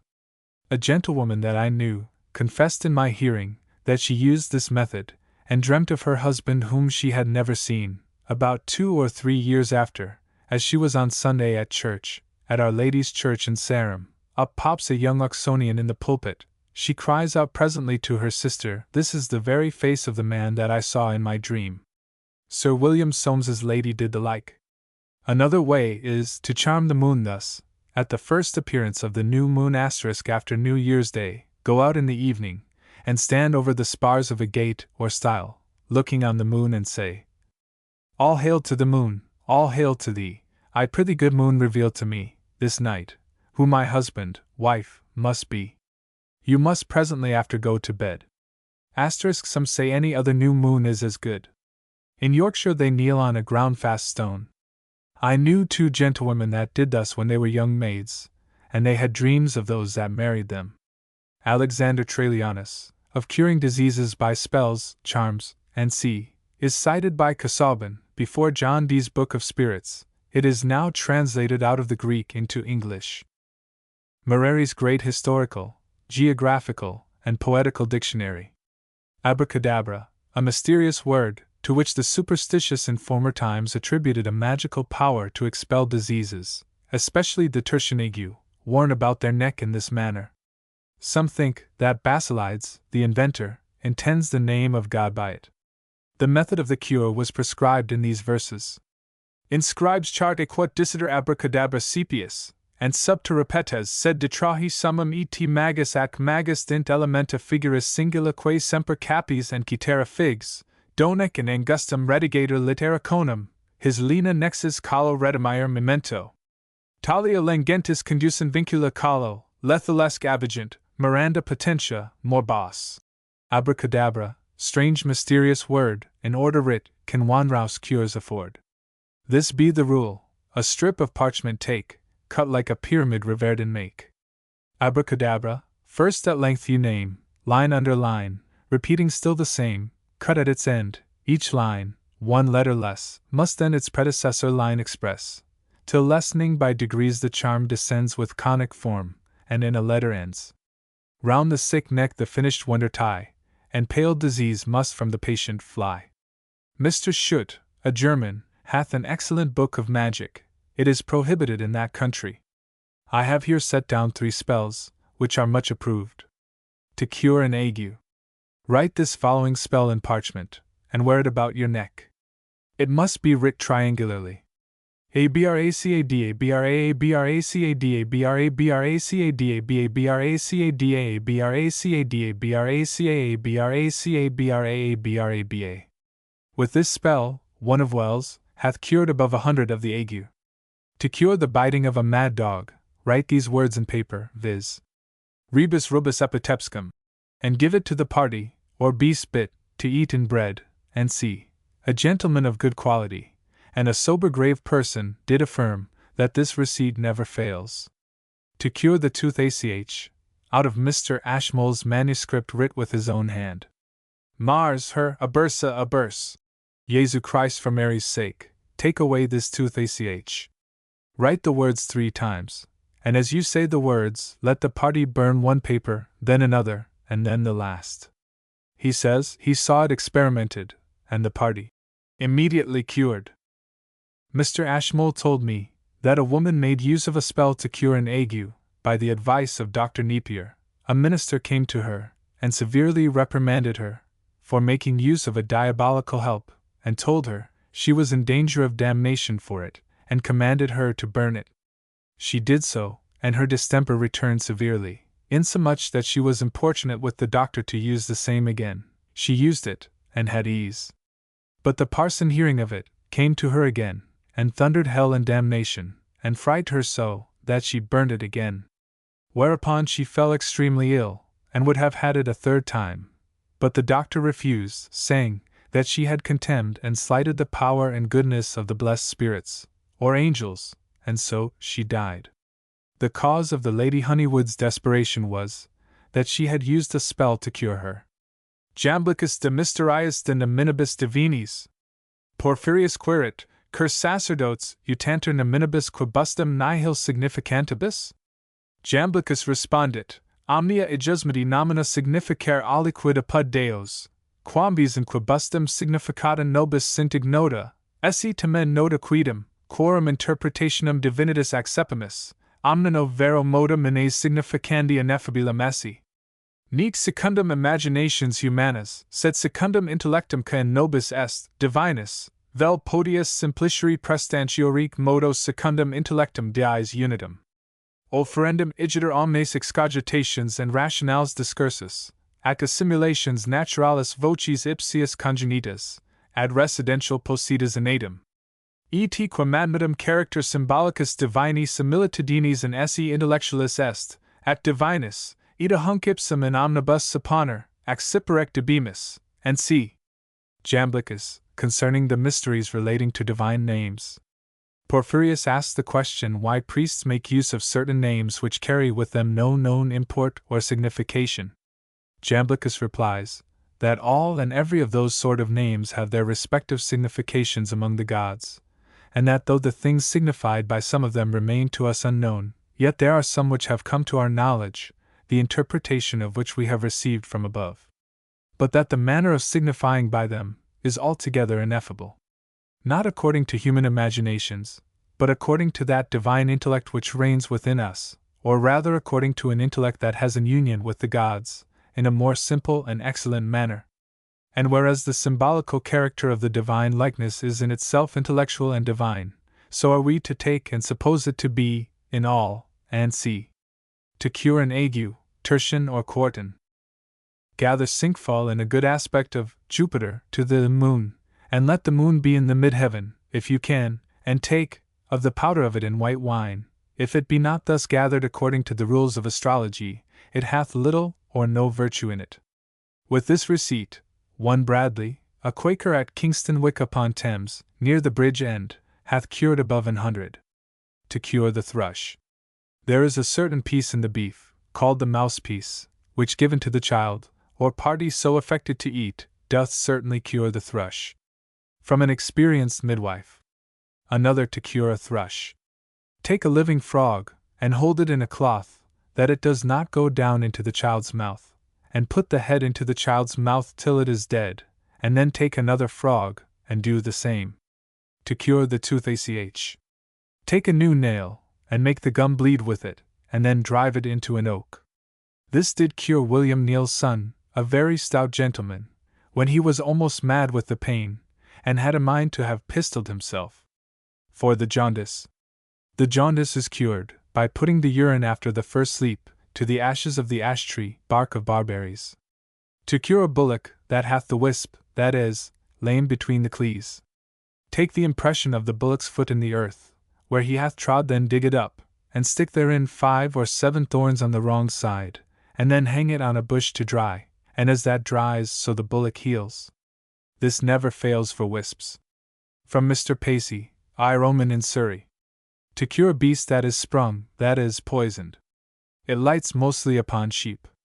Take the little red spider, called a 10-bob, not so big as a great pin's head, the first you light upon in the spring of the year, and rub it in the palm of your hand all to pieces, and having so done, piss on it, and rub it in, and let it dry, then come to the beast and make water in your hand, and throw it in his mouth.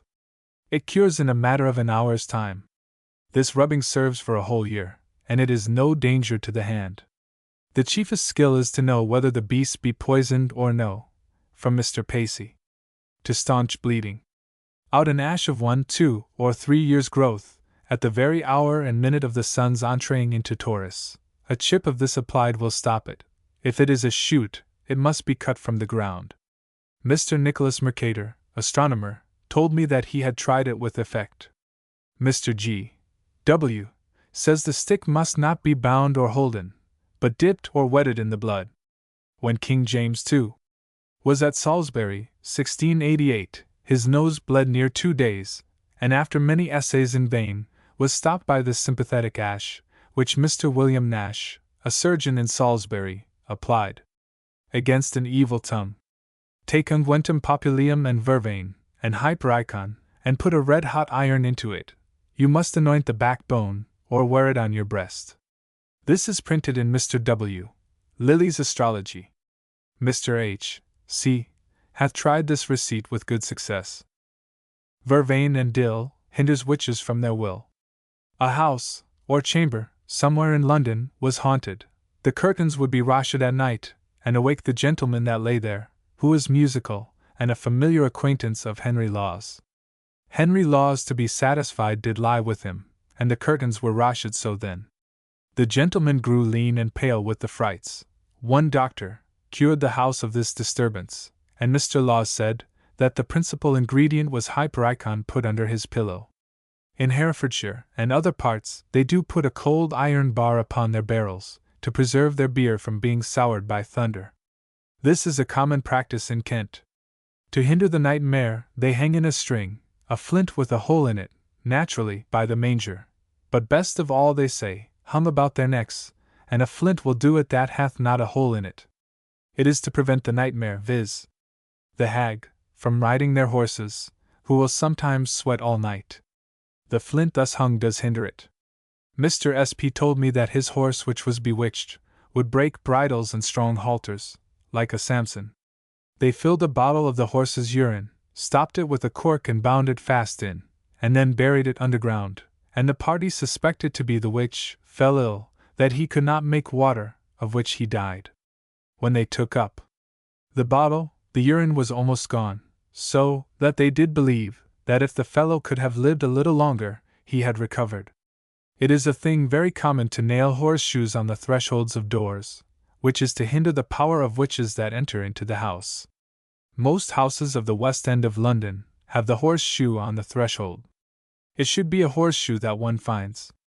In the Bermudas, they used to put an iron into the fire when a witch comes in. Mars is enemy to Saturn. There are very memorable stories of witches in Gage's survey of the West Indies of his own knowledge, which see. At Paris, when it begins to thunder and lighten, they do presently ring out the great bell at the Abbey of St. Germain, which they do believe makes it cease. The like was wont to be done heretofore in Wiltshire. When it thundered and lightened, they did ring St. Aldhelm's bell at Malmesbury Abbey. The curious do say that the ringing of bells exceedingly disturbs spirits. In the Golden Legend by W. de Ward, it is said the evil spirits that ben in the region of Thr doubt mosh when they hear the bells rongen. And this is the cause why the bells ben rongen wanted thondreth, and wan greta tempeste aud outrages of weather happen to the endy that the feuds and white spirits should be abashed, and flee and cease of the moving of tempeste. Folios 24. Transportation by an invisible power.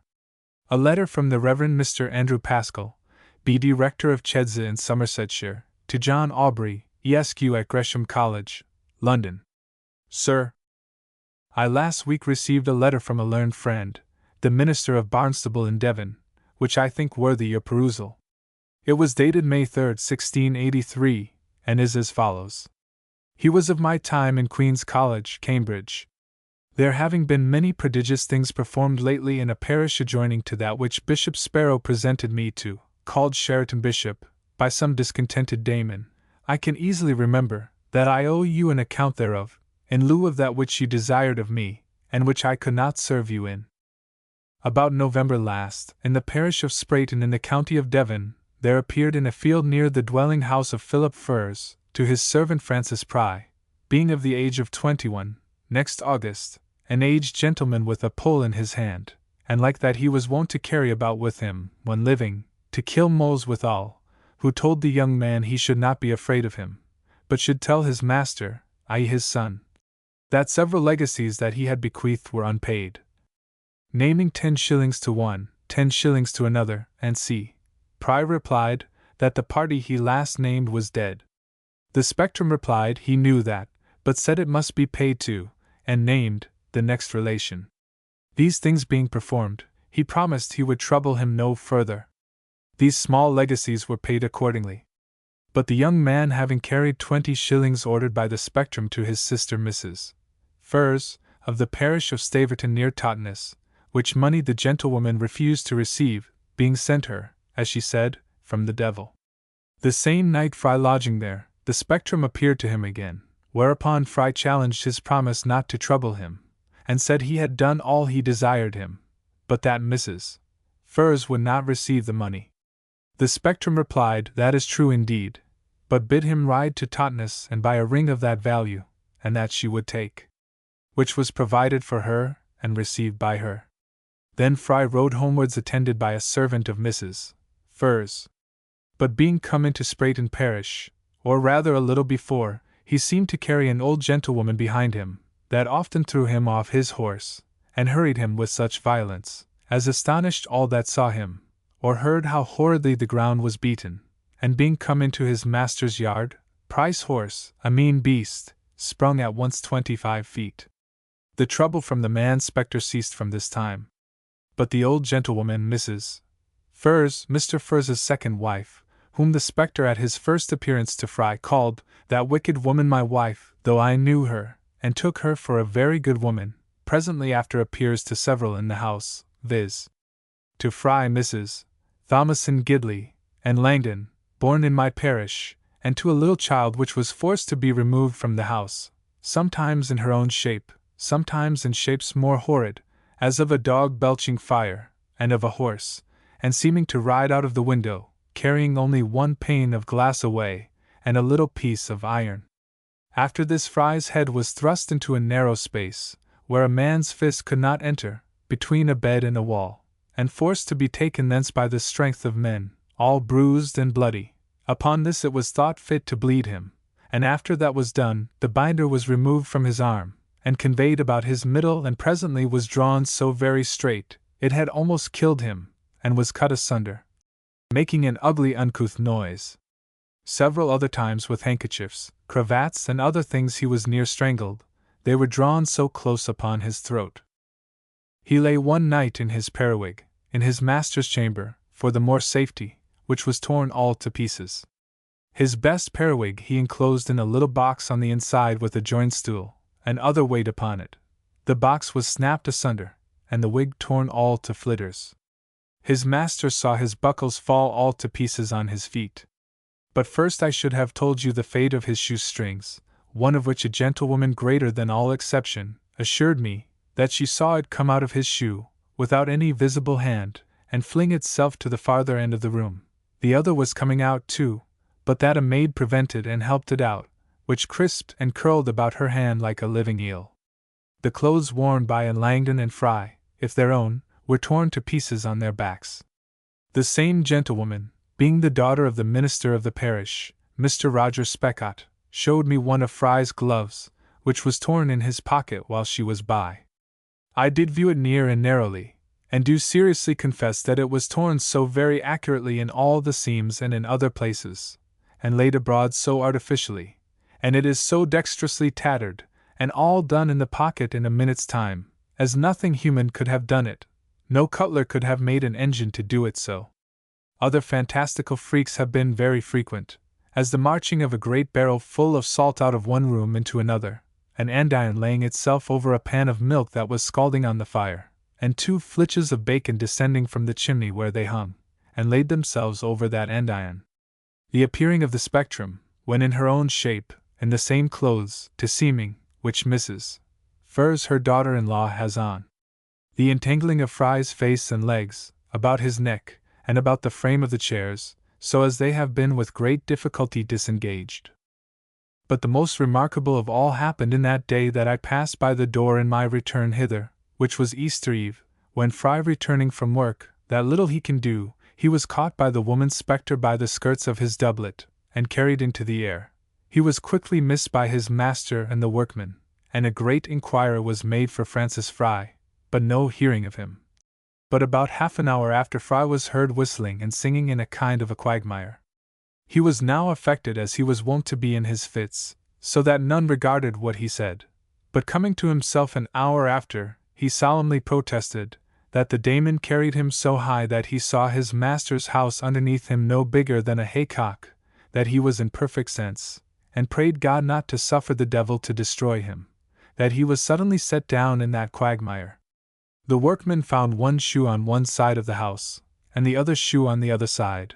His periwig was espied next morning hanging on the top of a tall tree. It was soon observed that Fry's part of his body that had laid in the mud was much benumbed, and therefore the next Saturday, which was the eve of Low Sunday, they carried him to Crediton to be let blood, which being done, and the company having left him for a little while, returning they found him in a fit, with his forehead all bruised and swollen to a great bigness, none able to guess how it came, till he recovered himself. And then he told them that a bird flew in at the window with a great force, and with a stone in its mouth flew directly against his forehead. The people looked for it, and found on the ground just under where he sat, not a stone, but a weight of brass or copper, which the people were breaking, and parting it among themselves. He was so very ill, that he could ride but 1 mile or little more that night, since which time I have not heard of him, save that he was ill-handled the next day, being Sunday. Indeed, sir, you may wonder that I have not visited that house, and the poor afflicted people, especially, since I was so near, and passed by the very door. But besides that, they have called to their assistance none but nonconforming ministers. I was not qualified to be welcome there, having given Mr. Furze a great deal of trouble the last year about a conventicle in his house, where one of this parish was the preacher. But I am very well assured of the truth of what I have written, and, as more appears, you shall hear from me again. I had forgot to tell you that Fry's mother came to me, grievously bewailing the miserable condition of her son. She told me that the day before he had 5 pins thrust into his side. She asked, and I gave her the best advice I could. Particularly, that her son should declare all that the spectre, especially the woman, gave him in charge, for I suspect there is aliquid latens, and that she should remove him thence by all means. But I fear that she will not do it. For I hear that Anne Langdon is come into my parish to her mother, and that she is grievously troubled there. I might have written as much of her as of Fry, for she had been as ill-treated, saving the aerial journey. Her fits and obsessions seem to be greater, for she screeches in a most hellish tone. Thomason Gidley, though removed, is in trouble, I hear. Sir, this is all my friend wrote. This letter came enclosed in another from a clergyman, my friend, who lives in those parts. He tells me all the relations he receives from divers persons living in Sprayton and the neighboring parishes agree with this. He spake with a gentleman of good fashion that was at Crediton when Fry was blooded, and saw the stone that bruised his forehead, but he did not call it copper or brass, but said it was a strange mineral. That gentleman promised to make a strict inquiry on the place into all particulars, and to give him the result, which my friend also promises me, with hopes that he shall procure for me a piece of that mineral substance, which hurt his forehead. The occasion of my friend's sending me this narrative was my entreating him some time since to inquire into a thing of this nature that happened in Barnstable, where he lives. An account was given to me long since. It fills a sheet or 2, which I have by me, and to gratify Mr. Glanville, who is collecting histories for his Saggicismus Triumphatus. I desired to have it well attested, it being full of very memorable things, but it seems he could meet only a general consent as to the truth of the things, the reports varying in the circumstances. Sir, yours? A copy of a letter from a learned friend of mine in Scotland, dated March 25th, 1695. Honored Sir, I received yours dated May 24th, 1694, in which you desire me to send you some instances and examples of transportation by an invisible power. The true cause of my delaying so long to reply to that letter was not want of kindness, but of fit materials for such a reply. As soon as I read your letter of May 24th, I called to mind a story which I heard long ago, concerning one of the Lord Duffus, in the shire of Murray, his predecessors, of whom it is reported that upon a time, when he was walking abroad in the fields near to his own house, he was suddenly carried away, and found the next day at Paris in the French king's cellar, with a silver cup in his hand.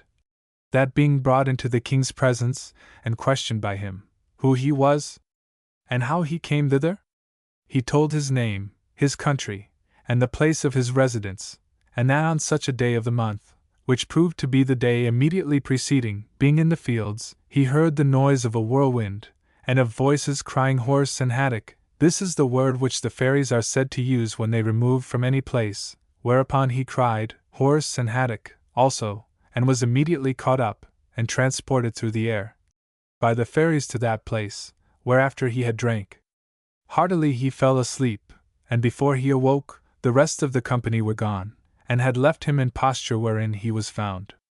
It is said the king gave him the cup which was found in his hand, and dismissed him.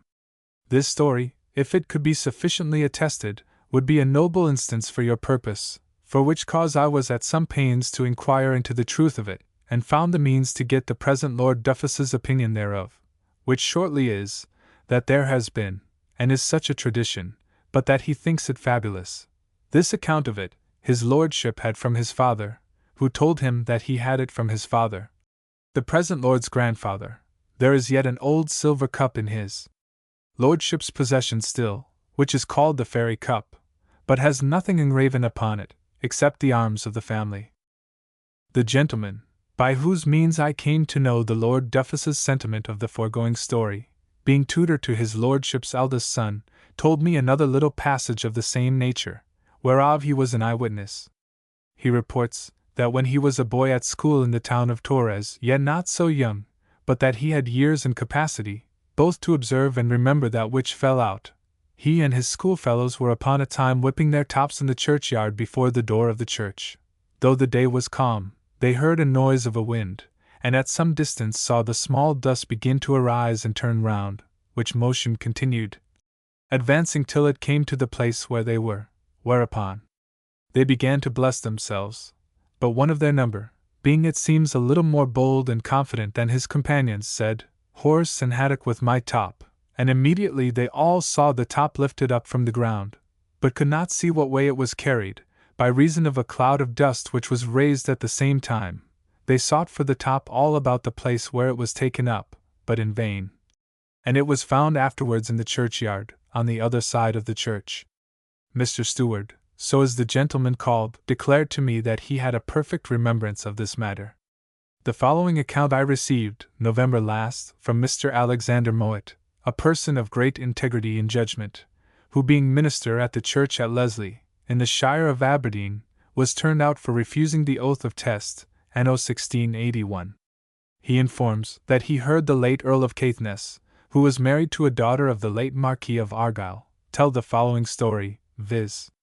That upon a time, when a vessel which his lordship kept for bringing home wine and other provisions for his house, was at sea, a common fellow, who was reputed to have the second sight, being occasionally at his house, the Earl inquired of him, where his men, meaning those in the ship, were at that present time?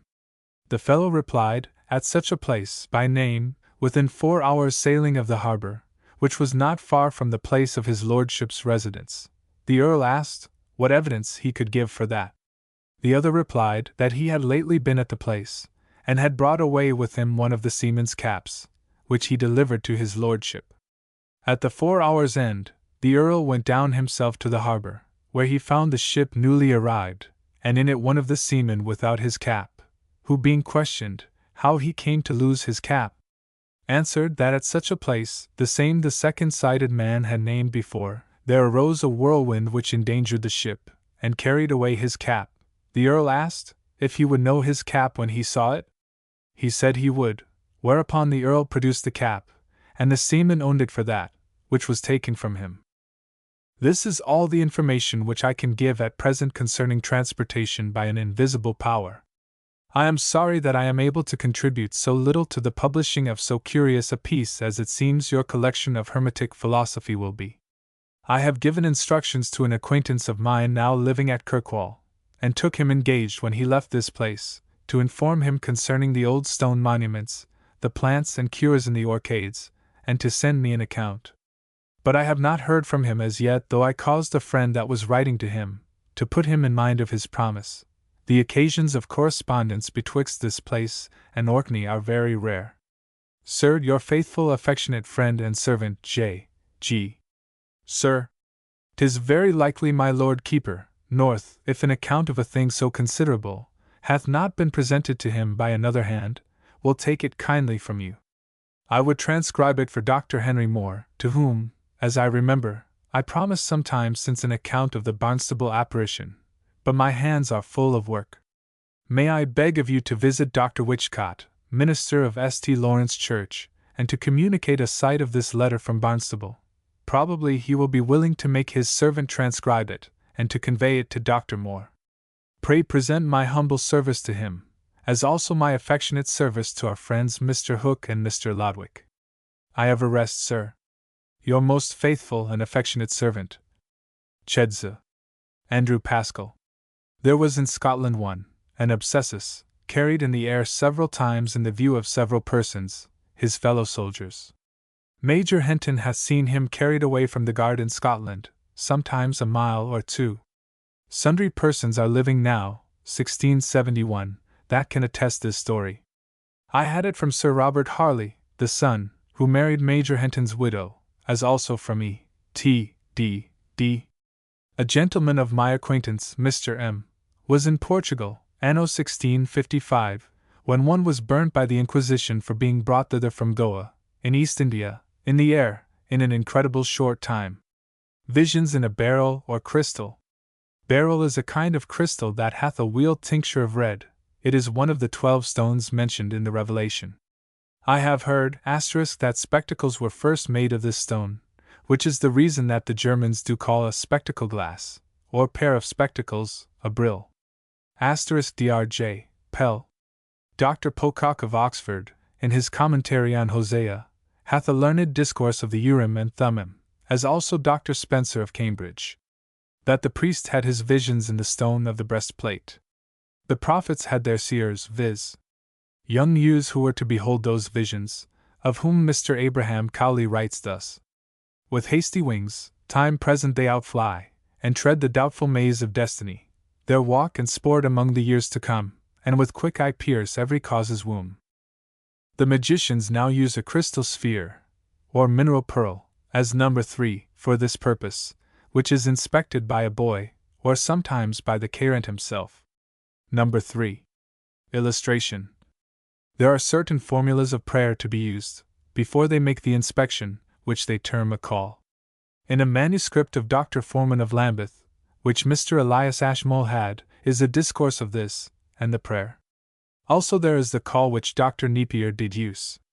James Harrington, author of Oceana, told me that the Earl of Denbigh, then ambassador at Venice, did tell him, that one did shew him there several times in a glass, things past and to come. When Sir Marmaduke Langdale was in Italy, he went to one of those magi, who did shew him a glass, where he saw himself kneeling before a crucifix. He was then a Protestant. Afterwards he became a Roman Catholic. He told Mr. Thomas Henshaw this himself.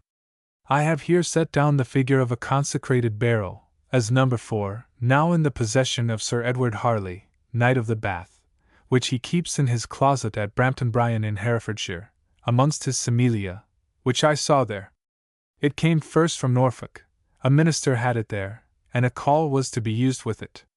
Afterwards a miller had it, and both did work great cures with it, if curable, and in the beryl they did see, either the receipt in writing, or else the herb.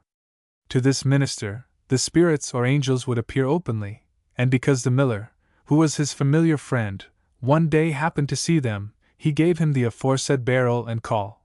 By these angels the minister was forewarned of his death. Number 4. Illustration. This account I had from Mr. Ashmole. Afterwards this beryl came into somebody's hand in London, who did tell strange things by it, insomuch that at last he was questioned for it, and it was taken away by authority. It was about 1645. This beryl is a perfect sphere, the diameter of it I guess to be something more than an inch. It is set in a ring, or circle of silver resembling the meridian of a globe. The stem of it is about 10 inches high, all gilt. At the 4 quarters of it are the names of 4 angels, viz. Uriel, Raphael, Michael, Gabriel. On the top is a cross petit. Sam. Boissardes hath writ a book, De Divination per Crystallum. A clothier's widow of Pembridge in Herefordshire desired Dr. Sherburne, one of the canons of the Church of Hereford, and rector of Pembridge, to look over her husband's writings after his decease, among other things he found a call for a crystal. The clothier had his cloths oftentimes stolen from his racks, and at last obtained this trick to discover the thieves. So when he lost his cloths, he went out about midnight with his crystal and caul, and a little boy, or little maid with him, for they say it must be a pure virgin, to look in the crystal, to see the likeness of the person that committed the theft. The doctor did burn the caul, 1671. Visions without a glass or crystal. About the latter end of the reign of King James I, a tailor in London, had several visions, which he did describe to a painter to paint, and he writ the description himself in an ill tailor-like hand, in false English, but legible. It was at least a quire of paper. I remember one vision is of St. James's Park, where is the picture of an altar and crucifix. Mr. Butler of the toy shop by Ludgate, one of the masters of Bridewell, had the book in anno 1659. The then Earl of Northampton gave £5 for a copy of it. Converse with Angels and Spirits. Dr. Richard Napier was a person of great abstinence, innocence, and piety. He spent every day 2 hours in family prayer. When a patient or carent came to him, he presently went to his closet to pray, and told to admiration the recovery, or death of the patient. It appears by his papers, that he did converse with the angel Raphael, who gave him the responses. Elias Ashmole, Esq. had all his papers, whereas contained all his practice for about 50 years, which he, Mr. Ashmole, carefully bound up, according to the year of our Lord, in volumes in folio, which are now reposed in the library of the Museum in Oxford. Before the responses stands this mark, viz. R. Ris, which Mr. Ashmole said was responsum refilis. In these papers are many excellent medicines, or receipts for several diseases that his patients had, and before some of them is the aforesaid mark. Mr. Ashmole took the pains to transcribe fairly with his own hand all the receipts. They are about a quire and a half of paper in folio, which since his death were bought of his relict by E.W. Esques. The angel told him if the patient were curable or incurable. There are also several other queries to the angel, as to religion, transubstantiation, and which I have forgot. I remember one is, whether the good spirits or the bad be most in number? R. Ris. The good. It is to be found there, that he told John Prideaux, D.D. anno 1621, that 20 years hence, 1641, he would be a bishop, and he was so, S.C. Bishop of Worcester. R. Ris. Did resolve him, that Mr. Booth, of, in Cheshire, should have a son that should inherit 3 years hence, S.C. Sir George Booth, the first Lord Delamere, viz. From 1619, Sir George Booth aforesaid was born, December 18th, anno 1622. This I extracted out of Dr. Napier's original diary, then in possession of Mr. Ashmole. When E.W. Esq. was about 8 years old, he was troubled with the worms. His grandfather carried him to Dr. Napier at Linford. Mr. E.W. peeped in at the closet at the end of the gallery, and saw him upon his knees at prayer. The doctor told Sir Francis that at 14 years old his grandson would be freed from that distemper, and he was so. The medicine he prescribed was, to drink a little draught of muscadine in the morning. 'Twas about 1625. It is impossible that the prediction of Sir George Booth's birth could be found any other way, but by angelical revelation. This Dr. Richard Napier was rector of Linford in Bucks, and did practice physic, but gave most to the poor that he got by it. 'Tis certain he told his own death to a day and hour. He died praying upon his knees, being of a very great age, April 1st, 1634. He was nearly related to the learned Lord Napier, Baron of M., in Scotland. I have forgot whether his brother. His knees were horny with frequent praying. He left his estate to Sir Richard Napier, M.D. of the College of Physicians, London, from whom Mr. Ashmole had the doctor's picture, now in the museum. Dr. Richard Napier, rector of Linford, was a good astrologer, and so was Mr. Marsh of Dunstable. But Mr. Marsh did seriously confess to a friend of mine that astrology was but the countenance, and that he did his business by the help of the blessed spirits, with whom only men of great piety, humility, and charity could be acquainted, and such a one he was. He was 100 years old when my friend was with him, and yet did understand himself very well. At Ashbridge in Buckinghamshire, near Berkhamsted, was a monastery, now in the possession of the Earl of Bridgewater, where are excellent good old paintings still to be seen. In this monastery was found an old manuscript entitled Johannes de Rupacissa, since printed, or part of it, a chymical book, wherein are many receipts, among others, to free a house haunted with evil spirits by fumes. Mr. Marsh had it, and did cure houses so haunted by it. Ovid in his Festivals hath something like it. See Thesaurus Exorcismarum, writ by E Societe Jesu. October, wherein are several high physical and medicinal things. Good spirits are delighted and allured by sweet perfumes, as rich gums, frankincense, salts, and c. Which was the reason that priests of the Gentiles, and also the Christians, used them in their temples and sacrifices. And on the contrary, evil spirits are pleased and allured and called up by suffumigations of henbane, and c. stinking smells, and c. which the witches do use in their conjuration. Toads, saturnine animals, are killed by putting of salt upon them. I have seen the experiment. Magical writers say that cedarwood drives away evil spirits. It was, and is much used in magnificent temples. Pliny Natural Hist. Lib 12 Cap. 14. Alexandra Magno in Puritia signed Parsimoniae Thura ingerenti eris, Pedagogus Leonides dixerat, ut illo modo, cum devicisset thuriferas gentes, supplicaret. Ad al Arabia potatis, thur honestam navem misit ei, large exertatis, ut deos adoraret.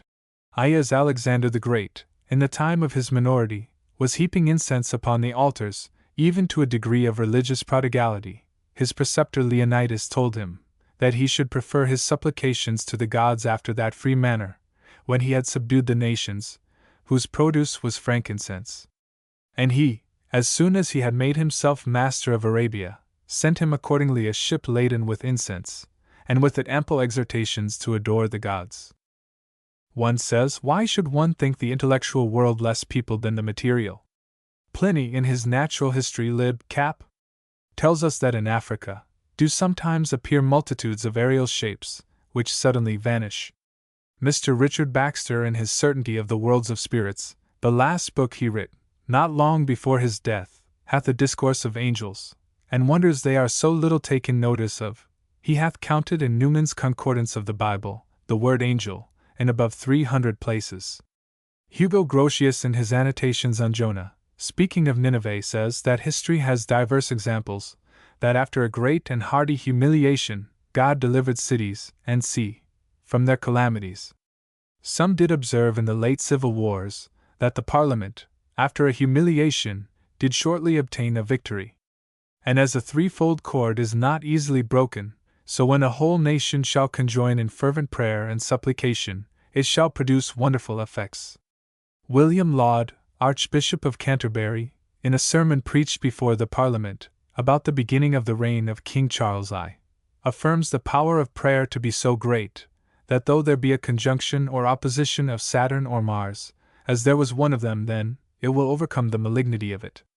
In the Life of Vavasor Powell is a memorable account of the effect of fervent prayer, after an exceeding drought, and Mr. Baxter, in his book aforementioned, hath several instances of that kind, which see St. Michael and all angels.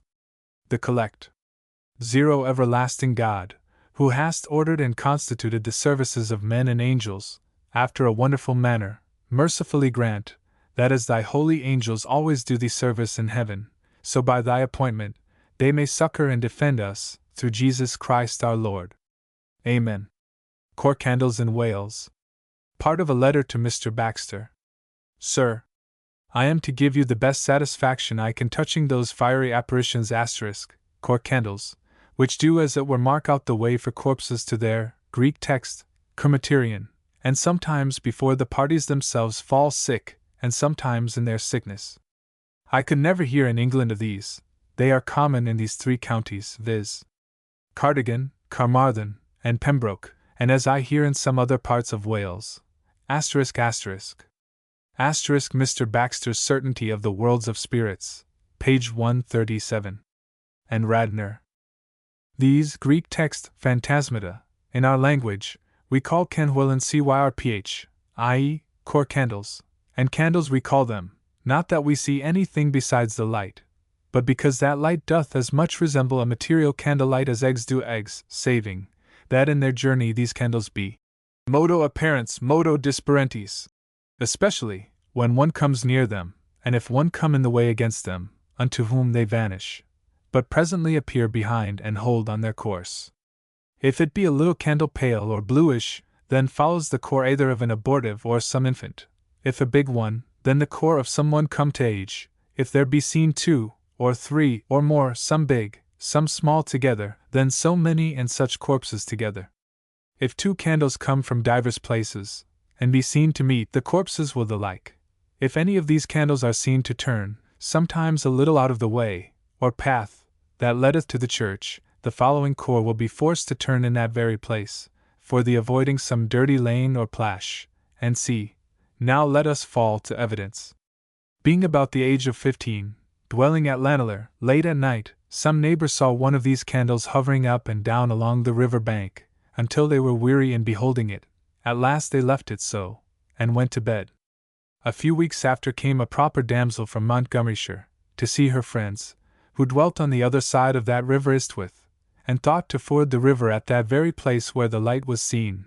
Being dissuaded by some lookers on, some it is most likely of those that saw the light, to adventure on the water, which was high by reason of a flood, she walked up and down along the river bank, even where, and even as the aforesaid candle did, waiting for the falling of the water, which at last she took, but too soon for her, for she was drowned therein. Of late my sexton's wife, an aged understanding woman, saw from her bed a little bluish candle on her table's end. Within 2 or 3 days after came a fellow inquiring for her husband, and taking something from under his cloak, clapped it down upon the table's end. It was a dead-born child. Another time, the same woman saw such another candle upon the end of the self-same table.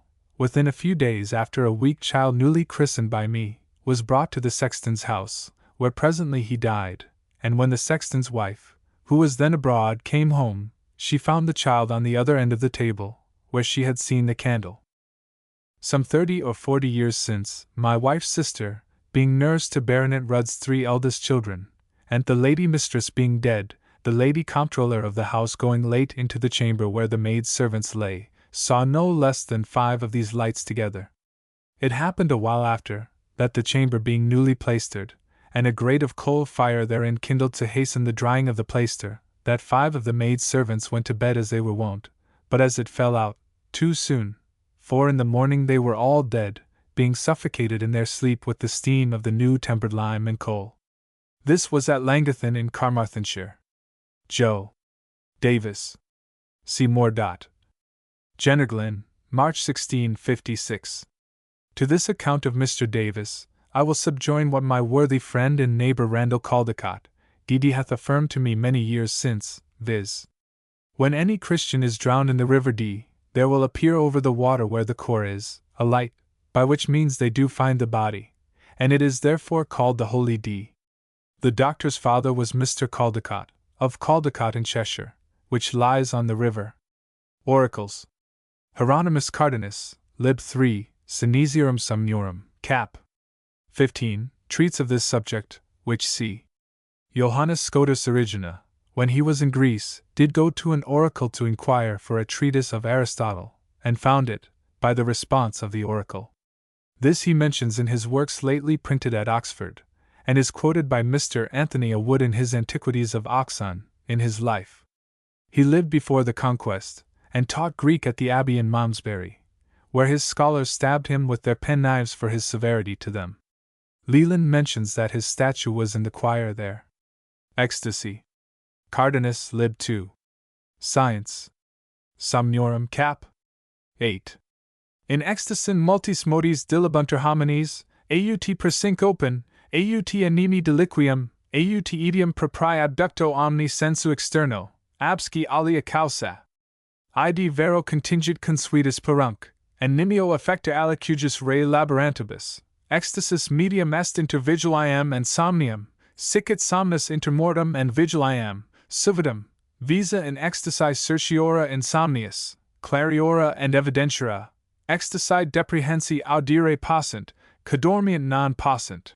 Men fall into an ecstasy many ways, either by a syncope, by a vanishing and absence of the spirits, or else by the withdrawing of every external sense without any other cause. It most commonly happens to those who are over-solicitous or fix their whole minds upon doing any one particular thing. An ecstasy is a kind of medium between sleeping and waking, as sleep is a kind of middle state between life and death. Things seen in an ecstasy are more certain than those we behold in dreams. They are much more clear, and far more evident. Those seized with an ecstasy can hear, those who sleep cannot. Anno 1670, a poor widow's daughter in Herefordshire went to service not far from Harwood, the seat of Sir John Hoskins, Bart. RSS. She was aged near about 20, fell very ill, even to the point of death. Her mother was old and feeble, and her daughter was the comfort of her life. If she should die, she knew not what to do. She besought God upon her knees in prayer, that he would be pleased to spare her daughter's life, and take her to him. At this very time, the daughter fell into a trance, which continued about an hour. They thought she had been dead. When she recovered out of it, she declared the vision she had.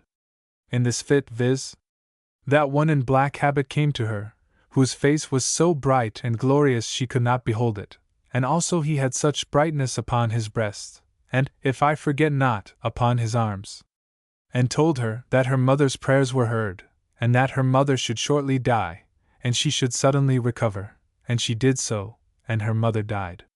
She hath the character of a modest, humble, virtuous maid. Had this been in some Catholic country, it would have made a great noise. 'Tis certain, there was one in the Strand, who lay in a trance a few hours before he departed, and in his trance had a vision of the death of King Charles II. It was at the very day of his apoplectic fit. There is a sheet of paper printed 16, concerning ecstasies, that James Usher, late Lord Primate of Ireland, once had, but I have been assured from my friend James Tyrrell, Esq., his lordship's grandson, that this was not an ecstasy, but that his lordship, upon reading the 12, 13, 14, and c. chapters of the Revelation, and farther reflecting upon the great increase of the sectaries in England, supposed that they would let in popery, which consideration put him into a great transport, at the time when his daughter, the Lady Tyrrell, came into the room, when he discoursed to her divers things, though not all, contained in the said printed paper. Glances of love and malice. Amor ex oculo. Love is from the eye, but, as the Lord Bacon saith, more by glances than by full gazings, and so for envy and malice. Tell me, dearest, what is love? 'Tis a lightning from above, 'tis an arrow, 'tis a fire, 'tis a boy they call desire, asterisk. Asterisk Mr. Fletcher in Cupid's Revenge. 'Tis something divine and inexplicable. It is strange that as one walks the streets sometimes one shall meet with an aspect, of male or female, that pleases our souls, and whose natural sweetness of nature we could boldly rely upon. One never saw the other before, and so could neither oblige or disoblige each other. Gaze not on a maid, saith Eccles. 9:5. The glances of envy and malice do shoot also subtly. The eye of the malicious person does really infect and make sick the spirit of the other. The Lord Bacon saith it hath been observed, that after triumphs, the triumphants have been sick in spirit. The chymist can draw subtle spirits, that will work upon one another at some distance, viz. spirits of alkalis and acids, e.g. spirits coelestial, sal ammoniac, and spirits of C, will work on each other at half a yard distance, and smoke winky face, but the spirits above mentioned are more subtle than they. Non amo te sabati, nis possum dicera quer, hoc tantum possum dicera, non amo te. Fellow, I love thee not, I can't tell why, but this I'll tell thee, I could sooner die. But if an astrologer had their nativities, he would find a great disagreement in the schemes. These are hyperphysical optics, and drawn from the heavens. Infants are very sensible of these irradiations of the eyes.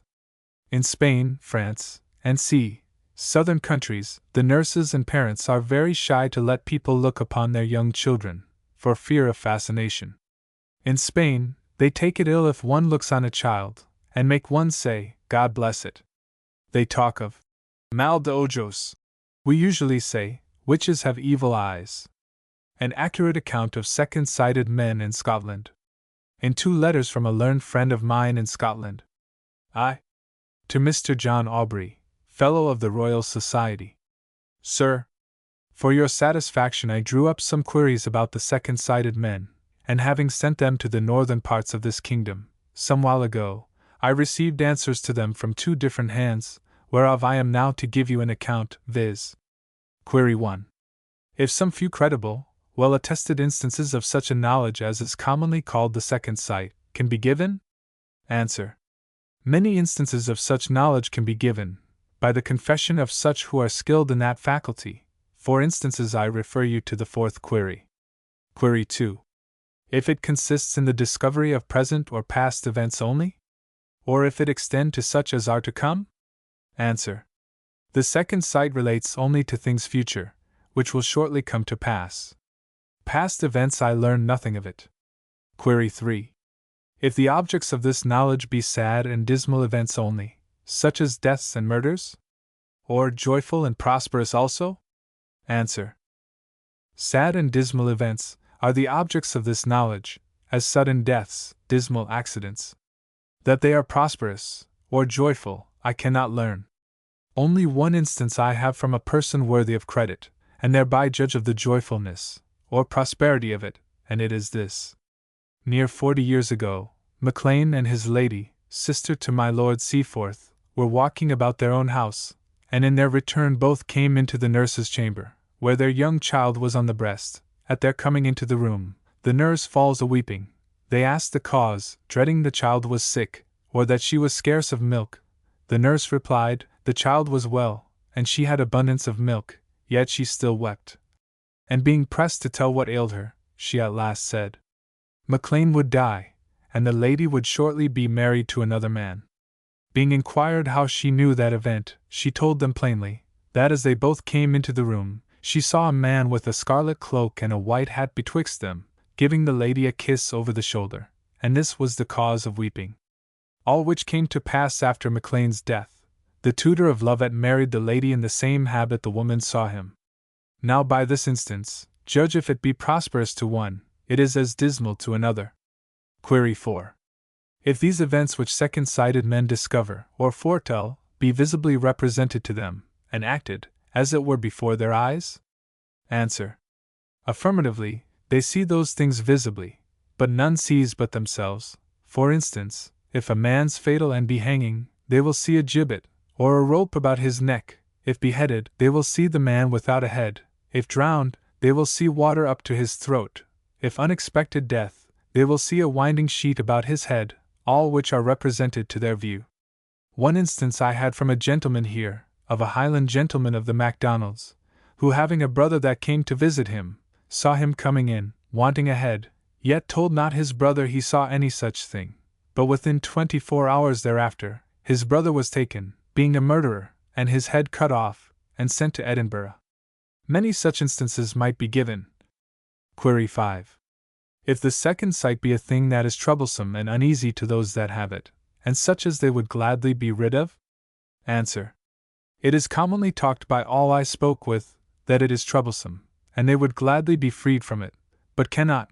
Only I heard lately of a man very much troubled in his soul therewith, and by serious begging of God deliverance from it, at length lost the faculty of the second sight. Query 6. If any person, or persons truly godly, who may justly be presumed to be such, have been known to have had this gift or faculty? Answer. Negatively, not any godly, but such as are virtuous. Query 7. If it descends by succession from parents to children?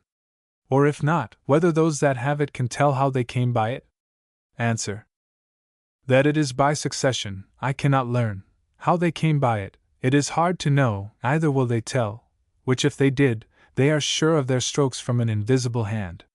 One instance I heard of one alien miller, being in company with some gentlemen, having gotten a little more than ordinary of that strong liquor they were drinking, began to tell stories and strange passages he had been at, but the said alien was suddenly removed to the farther end of the house, and was there almost strangled. Recovering a little, and coming to the place where he was before, they asked him what it was that troubled him so. He answered he durst not tell, for he had told too much already. Query 8. How came they by it? Answer. Some say by compact with the devil, some say by converse with those demons we call fairies. I have heard that those that have this faculty of the second sight have offered to teach it to such as were curious to know it. Upon such and such conditions they would teach them, but their proffers were rejected. This is all I could learn by tradition of that faculty, from knowing and intelligent men. If this satisfy not these queries aforesaid, acquaint me, and what can be known of it shall be transmitted.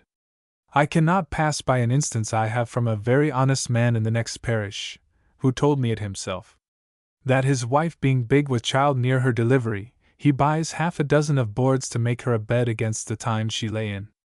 The boards lying at the door of his house, there comes an old fisherwoman, yet alive, and asked him, whose were those boards? He told her they were his own. She asked again, for what use he had them. He replied, for a bed. She again said, I intend them for what use you please. She saw a dead core lying upon them, and that they would be a coffin, which struck the honest man to the heart, fearing the death of his wife. But when the old woman went off, he calls presently for a carpenter to make the bed, which was accordingly done. But shortly after the honest man had a child died, whose coffin was made of the ends of those boards. Sir, the original, whereof this that I have writ, is a true copy, was sent by a minister, living within some few miles of Inverness, to a friend of mine whom I employed to get information for me, as I insinuated before. I have other answers to these queries from another hand, which I purpose to have communicated to you at this time, but I find there will not be room enough for them in this sheet. Howbeit, in case you think it fit, they shall be sent you afterward. In the meantime, I shall tell you what I have had from one of the masters of our college here, a north country man both by birth and education, in his younger years, who made a journey in the harvest time into the shire of Ross, and at my desire, made some inquiry there, concerning the second sight. He reports, that there they told him many instances of this knowledge, which he had forgotten, except two. The first, one of his sisters, a young gentlewoman, staying with a friend, at some 30 miles distance from her father's house, and the ordinary place of her residence, one who had the second sight in the family where she was, saw a young man attending her as she went up and down the house, and this was about 3 months before her marriage. The second is of a woman in that country who was reputed to have the second sight, and declared, that 8 days before the death of a gentleman there, she saw a bier or coffin covered with a cloth which she knew, carried as it were, to the place of burial, and attended with a great company, one of which told her it was the core of such a person, naming that gentleman, who died 8 days after. By these instances it appears that the objects of this knowledge are not sad and dismal events only, but joyful and prosperous ones also. He declares farther, that he was informed there, if I mistake not, by some of those who had the second sight, that if at any time when they see those strange sights, they set their foot upon the foot of another who hath not the second sight, that other will for that time see what they are seeing. As also that they offered, if he pleased, to communicate the second sight to him. I have nothing more to add at present, but that I am, sir, your faithful friend and humble servant. 2. To Mr. John Aubrey, Fellow of the Royal Society at Gresham College, London. Honored Sir, since my last to you, I have had the favor of 2 letters from you. To the first, dated February 6th, I had replied sooner, but that I wanted leisure to transcribe some farther accounts of a second-sighted man, sent me from the north, whereof, in obedience to your desire, I give here the doubles. May the 4th, 1694. A copy of an answer to some queries concerning second-sighted men, sent by a minister living near Inverness, to a friend of mine. Query 1. That there is such an art, commonly called the second sight, is certain, from these following instances. First, in a gentleman's house, one night the mistress considering why such persons whom she expected were so late, and so long a coming, the supper being all the while delayed for them, a servant man about the house, finding the mistress anxious, having the second sight, desires to cover the table, and before all things were put on, those persons she longed for would come in, which happened accordingly. The second instance, concerning a young lady of great birth, whom a rich knight fancied and came in suit of the lady. But she could not endure to fancy him, being a harsh and unpleasant man. But her friends importuning her daily, she turned melancholy and lean, fasting and weeping continually. A common fellow about the house meeting her one day in the fields, asked her, saying, Mrs. Kate, what is that troubles you, and makes you look so ill? She replied, that the cause is known to many, for my friends would have me marry such a man by name, but I cannot fancy him.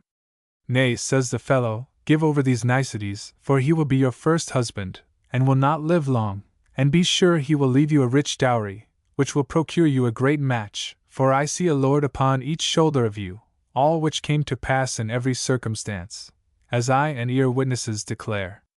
A third instance, of a traveller coming into a certain house, desired some meat, the mistress being something nice and backward to give him victuals. You need not, says he, churl me in a piece of meat, for before an hour and half be over, a young man of such a stature and garb will come in with a great salmon fish on his back, which I behold yonder on the floor, and it came to pass within the said time. A fourth instance, of a young woman in a certain house about supper time, refused to take meat from the steward who was offering in the very time meat to her, being asked why she would not take it. Replied, she saw him full of blood, and therefore was afraid to take anything of his hands.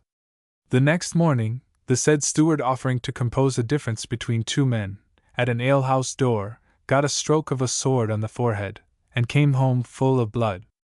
This was told me by an eyewitness. Query 2. Those that have this faculty of the second sight see only things to come, which are to happen shortly thereafter, and sometimes foretell things which fall out 3 or 4 years after.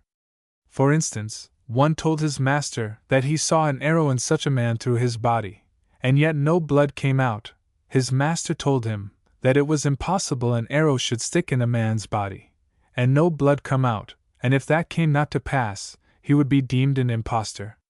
But about 5 or 6 years after the man died, and being brought to his burial place, there arose a debate anent his grave, and it came to such a height, that they drew arms, and bended their bows, and one letting off an arrow, shot through the dead body upon the beer trees, and so no blood could issue out at a dead man's wound.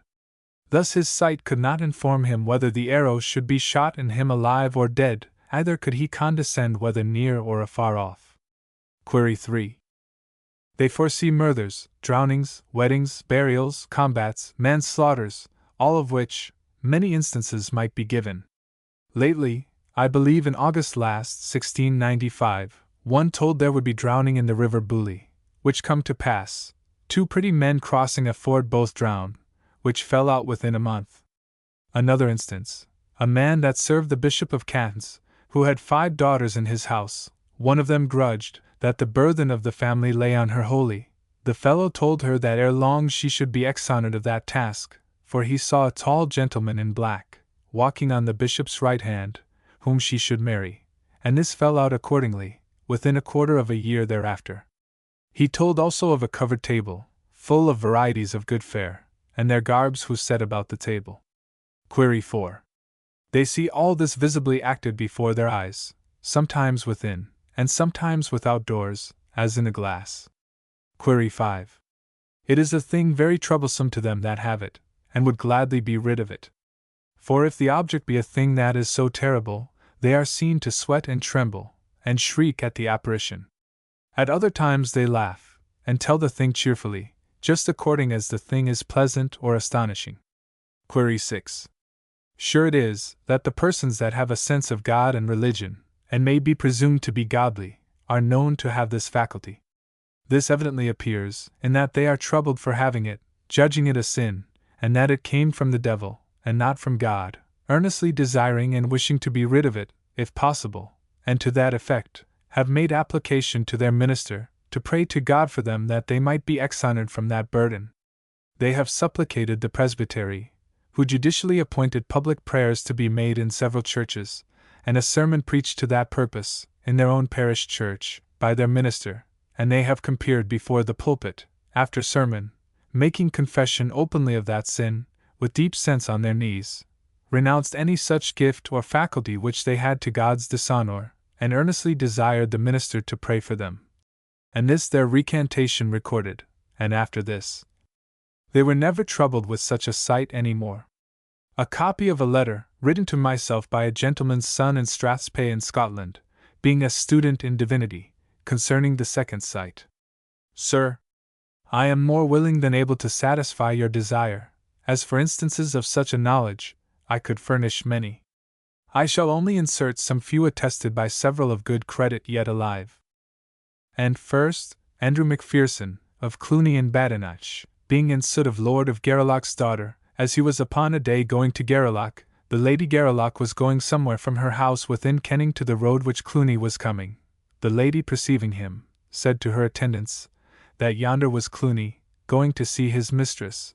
One that had this second sight in her company replied, and said, If yon be he, unless he marry within 6 months, he'll never marry. The lady asked, How did he know that? He said, Very well, for I see him, saith he, all enclosed in his winding sheet, except his nostrils and his mouth, which will also close up within 6 months, which happened even as he foretold. Within the said space he died, and his brother Duncan Macpherson this present Cluny succeeded. This and the like may satisfy your fourth query, he seeing the man even then covered all over with his dead linens. The event was visibly represented, and as it were acted, before his eyes, and also the last part of your second query, viz. That it was as yet to come. As for the rest of the questions, viz. That they discover present and past events, is also manifest thus. I have heard of a gentleman, whose son had gone abroad, and being anxious to know how he was, he went to consult one who had this faculty, who told him, that same day 5 o'clock in the afternoon his son had married a woman in France, with whom he had got so many 1,000 crowns, and within 2 years he should come home to see father and friends, leaving his wife with child of a daughter, and a son of 6 months' age behind him, which accordingly was true.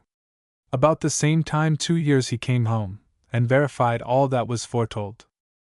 It is likewise ordinary with persons that lose anything, to go to some of these men, by whom they are directed, how, what persons, and in what place they shall find it. But all such as profess that skill, are not equally dexterous in it. For instance, 2 of them were in Mr. Hector Mackenzie, minister of Inverness, his father's house, the one a gentleman, the other a common fellow, and discoursing by the fireside, the fellow suddenly begins to weep, and cry out, Alas! Alas! Such a woman is either dead, or presently expiring. The gentlewoman lived 5 or 6 miles from the house, and had been some days before in a fever. The gentleman being somewhat better expert in that faculty said, No, saith he, she's not dead, nor will she die of this disease. 0, saith the fellow, do you not see her all covered with her winding sheet? Aye, saith the gentleman, I see her as well as you, but do you not see her linen all wet, which is her sweat? She being presently cooling of the fever. This story Mr. Hector himself will testify. The most remarkable of this sort that I hear of now is one Archibald Mackioniers, alias MacDonald, living in Ardenmerch, within 10 or 20 miles, or thereby, of Glencoe, and I was present myself, where he foretold something which accordingly fell out in 1683.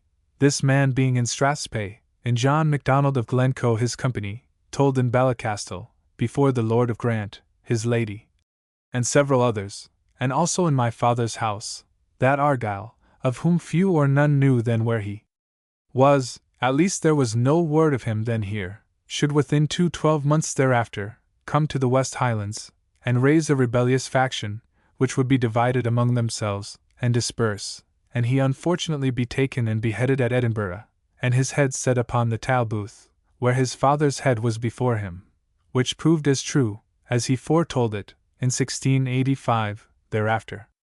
Likewise in the beginning of May next after the late Revolution, as my Lord Dundee returned up Speyside, after he had followed General Major Mac Kay in his rear down the length of Edinglassy, at the Millitown of Gartenbeg, the Macleans joined him, and after he had received them, he marched forward, but they remained behind, and fell a plundering, upon which Glencoe and some others, among whom was this Archibald, being in my father's house, and hearing that Macleans and others were pillaging some of his lands, went to restrain them, and commanded them to march after the army, after he had cleared the first town, next my father's house of them, and was come to the second, there standing on a hill, this Archibald said, Glencoe, if you take my advice, then make off with yourself with all possible haste, ere an hour come and go you'll be put to it as hard as ever you was. Some of the company began to droll and say, What shall become of me? Whether Glencoe believed him, or no, I cannot tell, but this I am sure of, that whereas before he was of intention to return to my father's house and stay all night, now we took leave, and immediately parted. And indeed, within an hour thereafter, Mac K. and his whole forces appeared at Culmacile in Abernethy, 2 miles below the place where we parted, and hearing that Cleaver House had marched up the waterside a little before, but that Macleans and several other stragglers had stayed behind, commanded Major Aeneas Mac K. with 2 troops of horse after them, who finding the said Macleans at Kintredy, in the parish of Luthel, chased them up the Morscaith, in which chase Glencoe happened to be, and was hard put to it, as was foretold. What came of Archibald himself, I am not sure. I have not seen him since, nor can I get a true account of him, only I know he is yet alive, and at that time one of my father's men whom the Redcoats meeting, compelled to guide them, within sight of the Macleans, found the said Archibald's horse within a mile of the place where I left him. I am also informed, this Archibald said to Glencoe, that he would be murdered in the night time in his own house 3 months before it happened. Touching your third query, the objects of this knowledge are not only sad and dismal, but also joyful and prosperous. Thus they foretell of happy marriages, good children, what kind of life men shall live, and in what condition they shall die, and riches, honor, preferment, peace, plenty, and good weather. Query 7. What way they pretend to have it? I am informed that in the Isle of Skye, especially before the gospel came thither, several families had it by succession, descending from parents to children, and as yet there be many there that have it in that way, and the only way to be freed from it is, when a woman hath it herself, and is married to a man that hath it also, if in the very act of delivery, upon the first sight of the child's head, it be baptized. The same is free from it, if not, he hath it all his life, by which, it seems, it is a thing troublesome and uneasy to them that have it, and such as they would fain be rid of. And may satisfy your 9th query. And for your farther contentment in this query, I heard of my father that there was one John du Beg Mac Gregor, a Reenach man born, very expert in this knowledge, and my father coming one day from Inverness said by the way, that he would go into an alehouse on the road, which then would be about 5 miles off. This John Mac Gregor being in his company, and taken up a slate stone at his foot, and looking to it, replied, Nay, said he, you will not go in there, for there is but a matter of a gallon of ale in it even now, and ere we come to it, it will be all near drunken, and those who are drinking there are strangers to us, and ere we be hardly past the house, they will discord among themselves, which fell out so. Ere we were 2 pair of butts past the house, those that were drinking there went by the ears, wounded and mischieved one another. My father by this and several other things of this nature, turned curious of this faculty, and being very intimate with the man, told him he would fain learn it, to which he answered, that indeed he could in 3 days' time teach him if he pleased, but yet he would not advise him nor any man to learn it, for had he once learned, he would never be a minute of his life but he would see innumerable men and women night and day round about him, which perhaps he would think wearisome and unpleasant, for which reason my father would not have it. But as skilful as this man was, yet he knew not what should be his own last end, which was hanging, and I am informed that most, if not all of them, though they can foresee what shall happen to others, yet they cannot foretell, much less prevent, what shall befall themselves. I am also informed by one who came last summer from the Isle of Skye, that any person that pleases will get it taught him for £1 or 2 of tobacco. As for your last query, for my own part, I can hardly believe they can be justly presumed, much less truly godly. As for this Mac Gregor, several report that he was a very civil discreet man, and some say he was of good deportment, and also unjustly hanged. But Archibald Macineer will not deny himself, but once he was one of the most notorious thieves in all the Highlands. But I am informed since I came to this knowledge, which was by an accident too long here to relate, that he has turned honester than before. There was one James Mac Clovicalaster alias Grant, in Glenbiam near Kirkmichael in Strathowin, who had this sight, who I hear of several that were well acquainted with him was a very honest man, and of right blameless conversation. He used ordinarily by looking to the fire, to foretell what strangers would come to his house the next day, or shortly thereafter, by their habit and arms, and sometimes also by their name, and if any of his goods or cattle were missing, he would direct his servants to the very place where to find them, whether in a mire or upon dry ground. He would also tell, if the beast were already dead, or if it would die ere they could come to it. And in winter, if they were thick about the fireside, he would desire them to make room for some others that stood by, though they did not see them, else some of them would be quickly thrown into the midst of it. But whether this man saw any more than Brownie and Meg Mulloch, I am not very sure. Some say he saw more continually, and would often be very angry-like, and something troubled, nothing visibly moving him. Others affirm he saw these two continually, and sometimes many more. They generally term the second sight in Irish Taishirirach, and such as have a taishitrin, from taish, which is properly a shadowy substance, or such naughty, and imperceptible thing, as can only, or rather scarcely be discerned by the eye, but not caught by the hands, for which they assigned it to bugles or ghosts, so that taishtar is as much as one that converses with ghosts or spirits, or as they commonly call them, the fairies or fairy folks. Others call these men physician, from phys, which is properly foresight, or foreknowledge. This is the surest and clearest account of second-sighted men that I can now find, and I have set it down fully, as if I were transiently telling it, in your own presence, being curious for nothing but the verity, so far as I could. What you find improper or superfluous you can best compendize it, and see. Thus far this letter, written in a familiar and homely style, which I have here set down at length. Meg Mulloch, and Brownie mentioned in the end of it, are two ghosts, which, as it is constantly reported, of old, haunted a family in Strathspey of the name of Grant. They appeared at first in the likeness of a young lass, the second of a young lad. Dr. Moulin, who presents his service to you, hath no acquaintance in Orkney, but I have just now spoken with one, who not only hath acquaintance in that country, but also entertains some thoughts of going thither himself, to get me an account of the cures usually practiced there.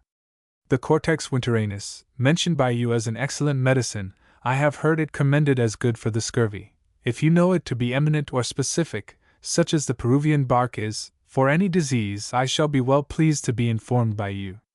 Thus, sir, you have an account of all my informations concerning second-sighted men. I have also briefly touched all the other particulars in both your letters, which needed a reply. Accept your thanks so liberally and obligingly returned to me for my letters, and the kind sense you express of that small service. The kind reception which you have given to those poor trifles, and the value which you put on them, I consider as effects of your kindness to myself, and as engagements on me to serve you to better purpose when it shall be in the power of your faithful friend and servant, N.C. Addidaments of Second Sight. Demerbroke in his book De Peste, i.e. of the plague, gives us a story of Dimrus de Rate, that being at Delft, where the pestilence then raged, sent then his wife 30 miles off. And when the doctor went to see the gentleman of the house, as soon as he came in, the old chairwoman that washed the clothes fell a-weeping. He asked her why. Said she, my mistress is now dead. I saw her apparition but just now without a head, and that it was usual with her when a friend of hers died, to see their apparitions in that manner though never so far off. His wife died at that time. Mr. Thomas May in his history, Lib. 8, writes, that an old man, like an hermit, second-sighted, took his leave of King James I. When he came into England, he took little notice of Prince Henry, but addressing himself to the Duke of York, since King Charles I. fell a-weeping to think what misfortunes he should undergo, and that he should be one of the miserablest unhappy princes that ever was. A Scotch nobleman sent for one of these second-sighted men out of the Highlands, to give his judgment of the then great favourite, George Villiers, Duke of Buckingham, as soon as ever he saw him. Pish, said he will come to nothing. I see a dagger in his breast. And he was stabbed in the breast by Captain Felton. Sir James Melville hath several the like stories in his memoirs. Folio.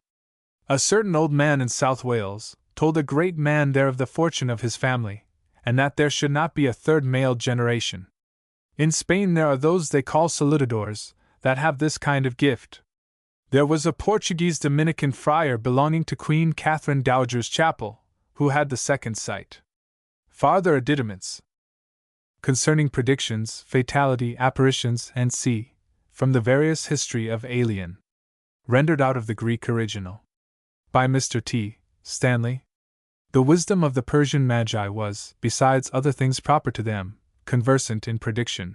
They foretold the cruelty of Achuz towards his subjects, and his bloody disposition, which they collected from some secret signs.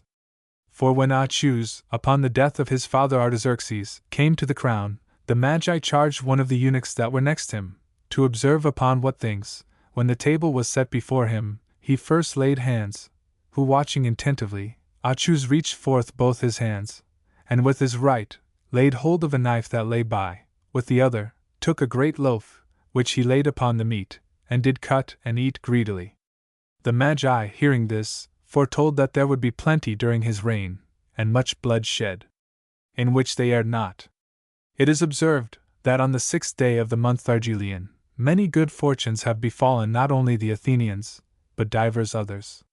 Socrates was born on this day, the Persians vanquished on this day, and the Athenians sacrificed 300 goats to Agraura upon this day in pursuit of Miltiades' vow. On the same day of this month was the fight of Plataea, in which the Grecians had the better.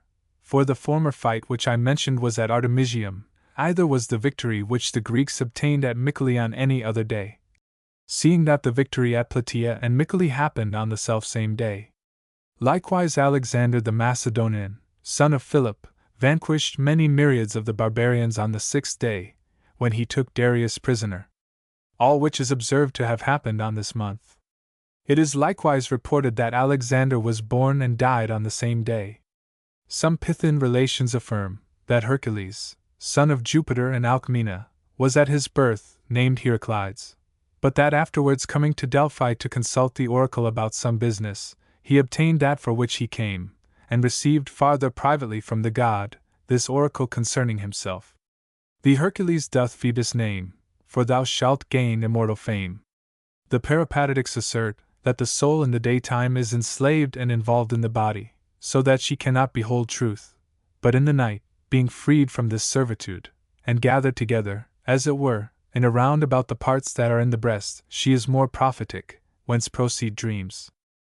Socrates said of his daemon to Demodocus, and many others, that he many times perceived a voice warning him by divine instinct, which, saith he, when it comes, signifieth a dissuasion from that which I am going to do, but never persuades to do anything. And when any of my friends, saith he, impart their business to me, if this voice happens, it dissuades also, giving me the like counsel, whereupon I dehort him who adviseth with me, and suffer him not to proceed in what he is about, following the divine admonition. He alleged as witness here of Charmides son of Glauco, who asking his advice, whether he should exercise at the Nemean games, as soon as he began to speak, the voice gave the accustomed sigh. Whereupon Socrates endeavored to divert Charmides from this purpose, telling him the reason. But he not following the advice, it succeeded ill with him. Aspasia of Phocion, daughter of Hermodamus, was brought up an orphan, her mother dying in the pains of childbirth. She was bred up in poverty, but modestly and virtuously. She had many times a dream which foretold her that she should be married to an excellent person. Whilst she was yet young, she chanced to have a swelling under her chin, loathsome to sight, whereat both the father and the maid were much afflicted. Her father brought her to a physician. He offered to undertake the cure for 3 staters. The other said he had not the money. The physician replied, he had then no physic for him. Hereupon Aspasia departed weeping, and holding a looking-glass on her knee, beheld her face in it, which much increased her grief. Going to rest without supping, by the reason of the trouble she was in, she had an opportune dream. A dove seemed to appear to her as she slept, which being changed to a woman, said, Be of good courage, and bid a long farewell to physicians and their medicines. Take of the dried rose of Venus garlands, which being pounded apply to the swelling. After the maid had understood and made trial of this, the tumor was wholly assuaged, and Aspasia, recovering her beauty by means of the most beautiful goddess, did once again appear the fairest amongst her virgin companions, enriched with graces far above any of the rest. Of hair yellow, locks a little curling, she had great eyes, somewhat hawk-nosed, ears short, skin delicate, complexion like roses, whence the Phocians, whilst she was yet a child, called her Milto. Her lips were red, teeth whiter than snow, small insteps, such as of those women whom Homer calls, Greek text, Lisphorus. Her voice sweet and smooth, that whosoever heard her might justly say he heard the voice of a siren. She was averse from womanish curiosity in dressing, such things are to be supplied by wealth. She being poor, and bred up under a poor father, used nothing superfluous or extravagant to advantage her beauty. On a time Aspasia came to Cyrus, son of Darius and Paracetus, brother of Artaxerxes, not willingly nor with the consent of her father, but by compulsion, as it often happens upon the taking of cities, or the violence of tyrants and their officers. One of the officers of Cyrus brought her with other virgins to Cyrus, who immediately preferred her before all his concubines, for simplicity of behavior and modesty, whereto also contributed her beauty without artifice, and her extraordinary discretion, which was such, that Cyrus many times asked her advice in affairs, which he never repented to have followed. When Aspasia came first to Cyrus, it happened that he was newly risen from supper, and was going to drink after the Persian manner, for after they have done eating, they betake themselves to wine, and fall to their cups freely, encountering drink as an adversary. Whilst they were in the midst of their drinking, 4 Grecian virgins were brought to Cyrus, amongst whom was Aspasia the Phocian. They were finely attired, 3 of them had their heads neatly dressed by their own women which came along with them, and had painted their faces. They had been also instructed by their governesses how to behave themselves towards Cyrus, to gain his favor, not to turn away when he came to them, not to be coy when he touched them, to permit him to kiss them, and many other amatory instructions practiced by women who exposed their beauty to sale. Each contended to outvie the other in handsomeness. Only Aspasia would not endure to be clothed with a rich robe, nor to put on a various-colored vest, nor to be washed. But calling upon the Grecian and Eleutherian gods, she cried out upon her father's name, execrating herself to her father. She thought the robe which she should put on was a manifest sign of bondage. At last, being compelled with blows, she put it on, and was necessitated to behave herself with greater liberty than beseemed a virgin. When they came to Cyrus, the rest smiled, and expressed cheerfulness in their looks. But Aspasia, looking on the ground, her eyes full of tears, did every way express an extraordinary bashfulness. When he commanded them to sit down by him, the rest instantly obeyed, but the Phocian refused, until the officer caused her to sit down by force.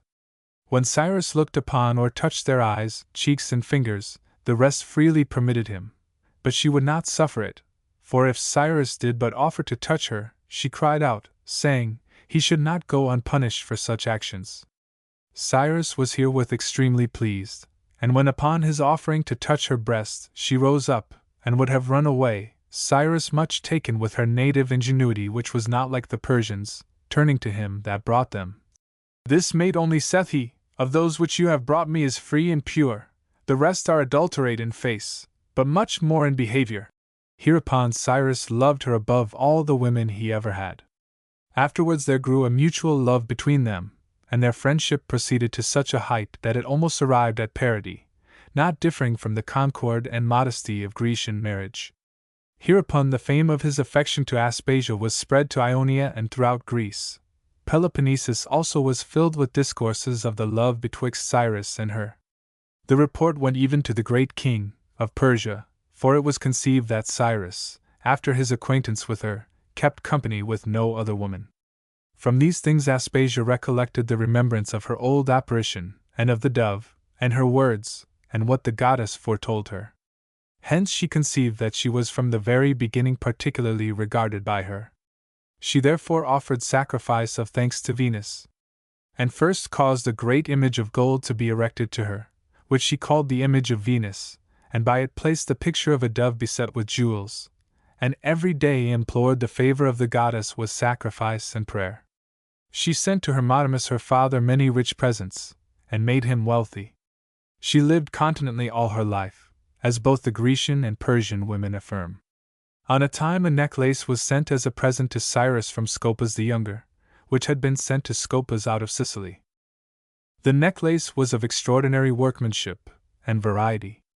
All therefore to whom Cyrus shewed admiring it, he was much taken with the jewel, and went immediately to Aspasia. It being about noon, finding her asleep, he lay down gently by her, watching quietly while she slept.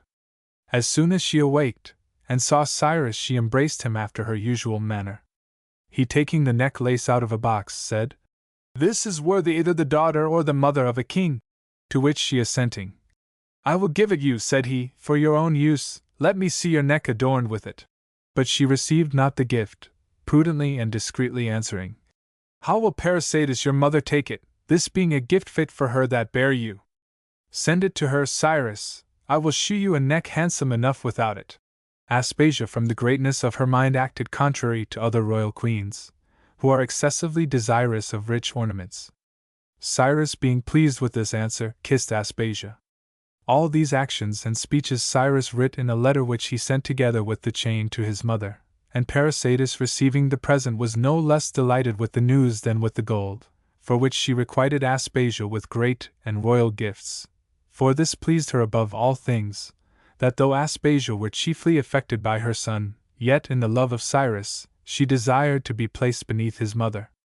Aspasia praised the gifts, but said she had no need of them, for there was much money sent with the presents, but sent them to Cyrus, saying, "To you who maintain many men this may be useful. For me it is enough that you love me and are my ornament." With these things, as it seemeth, she much astonished Cyrus. And indeed the woman was without dispute admirable for her personal beauty, but much more for the nobleness of her mind. When Cyrus was slain in the fight against his brother, and his army taken prisoners, with the rest of the prey she was taken, not falling accidentally into the enemy's hands, but sought for with much diligence by King Artaxerxes, for he had heard her fame and virtue. When they brought her bound, he was angry, and cast those that did it into prison. He commanded that a rich robe should be given her, which she, hearing, entreated with tears and lamentation that she might not put on the garment the king appointed, for she mourned exceedingly for Cyrus. But when she had put it on, she appeared the fairest of all women, and Artaxerxes was immediately surprised and inflamed with love of her. He valued her beyond all the rest of his women, respecting her infinitely. He endeavored to ingratiate himself into her favor, hoping to make her forget Cyrus, and to love him no less than she had done his brother, but it was long before he could compass it. For the affection of Aspasia to Cyrus had taken so deep impression that it could not easily be rooted out. Long after this, Tiridates, the eunuch, died, who was the most beautiful youth in Asia. He had full surpassed childhood, and was reckoned among the youths. The king was said to have loved him exceedingly. He was infinitely grieved and troubled at his death, and there was an universal mourning throughout Asia, every one endeavoring to gratify the king herein, and none durst venture to come to him and comfort him, for they thought his passion would not admit any consolation. 3 days being past, Aspasia, taking a mourning robe as the king was going to the bath, stood weeping, her eyes cast on the ground. He, seeing her, wondered, and demanded the reason of her coming. She said, "I come, Zero King, to comfort your grief and affliction, if you so please, otherwise I shall go back." The Persian, pleased with this care, commanded that she should retire to her chamber, and wait his coming. As soon as he returned, he put the vest of the eunuch upon Aspasia, which did in a manner fit her, and by this means her beauty appeared with greater splendor to the king's eye, who much affected the youth. And being once pleased herewith, he desired her to come always to him in that dress, until the height of his grief were allayed, which to please him she did. Thus more than all his other women, or his own son and kindred, she comforted Artaxerxes, and relieved his sorrow, the king being pleased with her care, and prudently admitting her consolation. George Buchanan, in his History of Scotland, reciteth of one of their kings, James IV, the following very remarkable passages.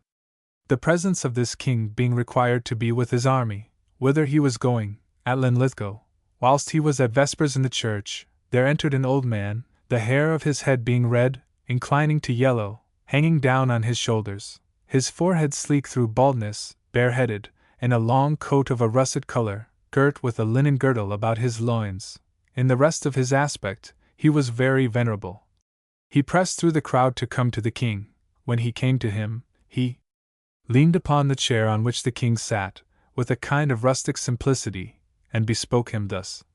"Zero king," said he, "I am sent to warn thee not to proceed in thy intended design, and if thou neglectest this admonition, either thou nor thy followers shall prosper. I am also commanded to tell thee that thou shouldest not use the familiarity, intimacy, and counsel of women, which if thou dost, it will redound to thy ignominy and loss." Having thus spoken, he withdrew himself into the crowd, and when the king inquired for him, after prayers were ended, he could not be found, which matter seemed more strange, because none of those who stood next, and observed him, as being desirous to put many questions to him, were sensible how he disappeared. Amongst them there was David Lindsay of Mont, a man of approved worth and honesty, and a great scholar too, for in the whole course of his life he abhorred lying, and if I had not received this story from him as a certain truth, I had omitted it as a romance of the vulgar.